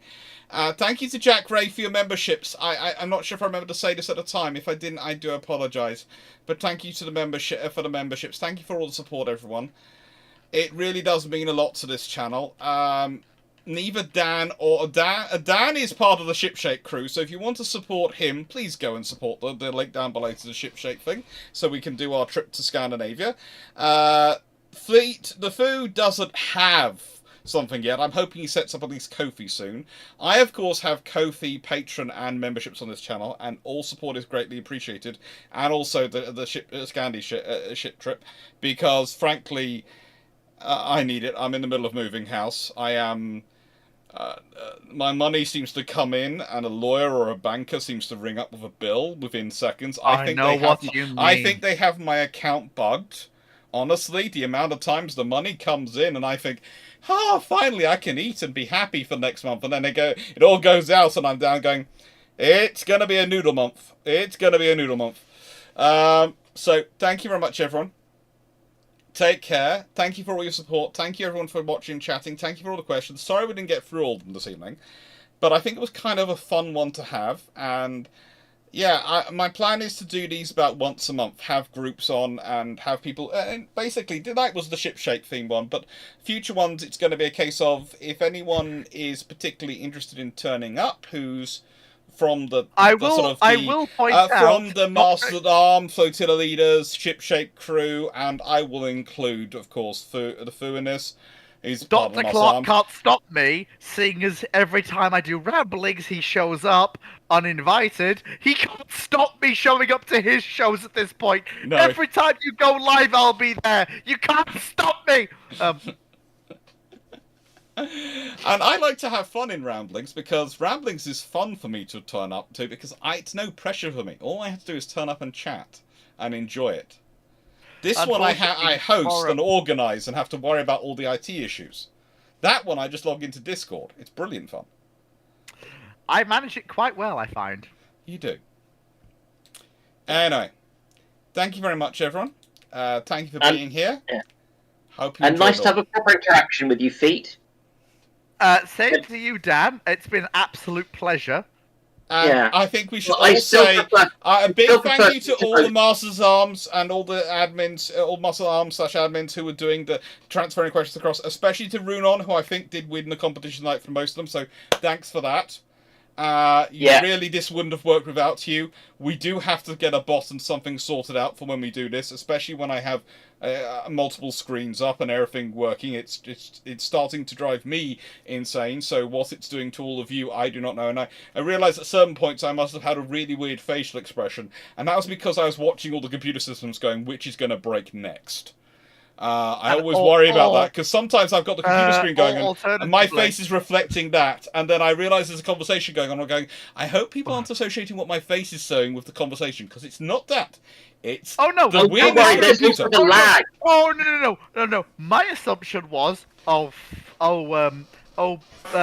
good Lord above, me being polite as possible. I'm really getting my filter on right now.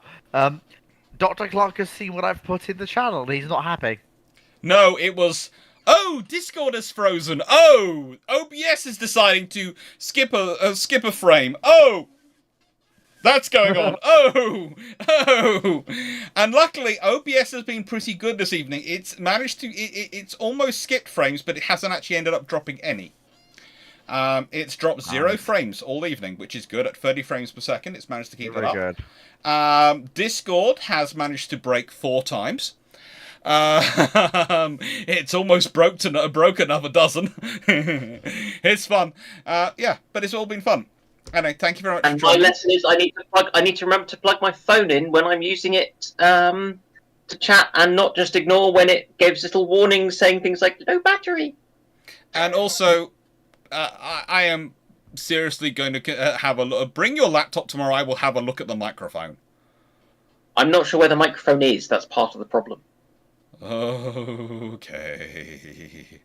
You'll be fine, Dr. Clarke. You have fun. Thank you, Sharon. Also, a quick shill for me. Please go, for those who have interest in the Red Fleet, please go and check out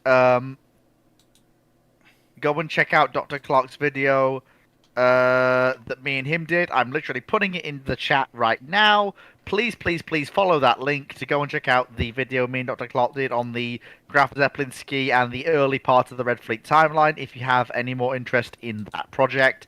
This is only the first video of many that will be created. So if you have any desires on that front, or wish to, or as the Starship Troopers say, would you like to know more, please go and check that out. And do you have a website? I do not. But he has a YouTube channel. I do have a YouTube channel. Yes. Right. I would need. catch up on it. Thank you very much, Um, Sharon. I'm Thanks, going to everyone. send them off Take to care. bed because it's now quarter past. It's now nearly 10 to 2.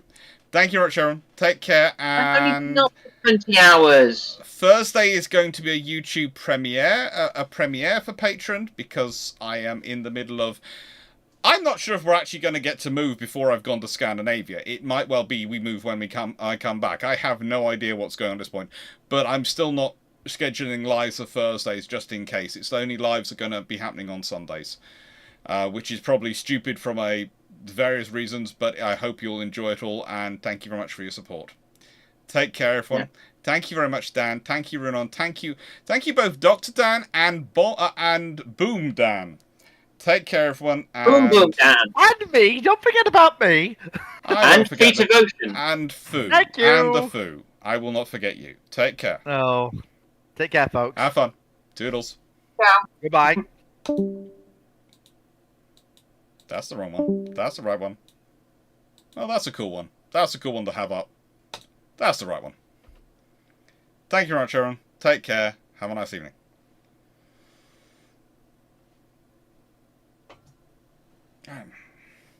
Give me a couple of seconds to end this.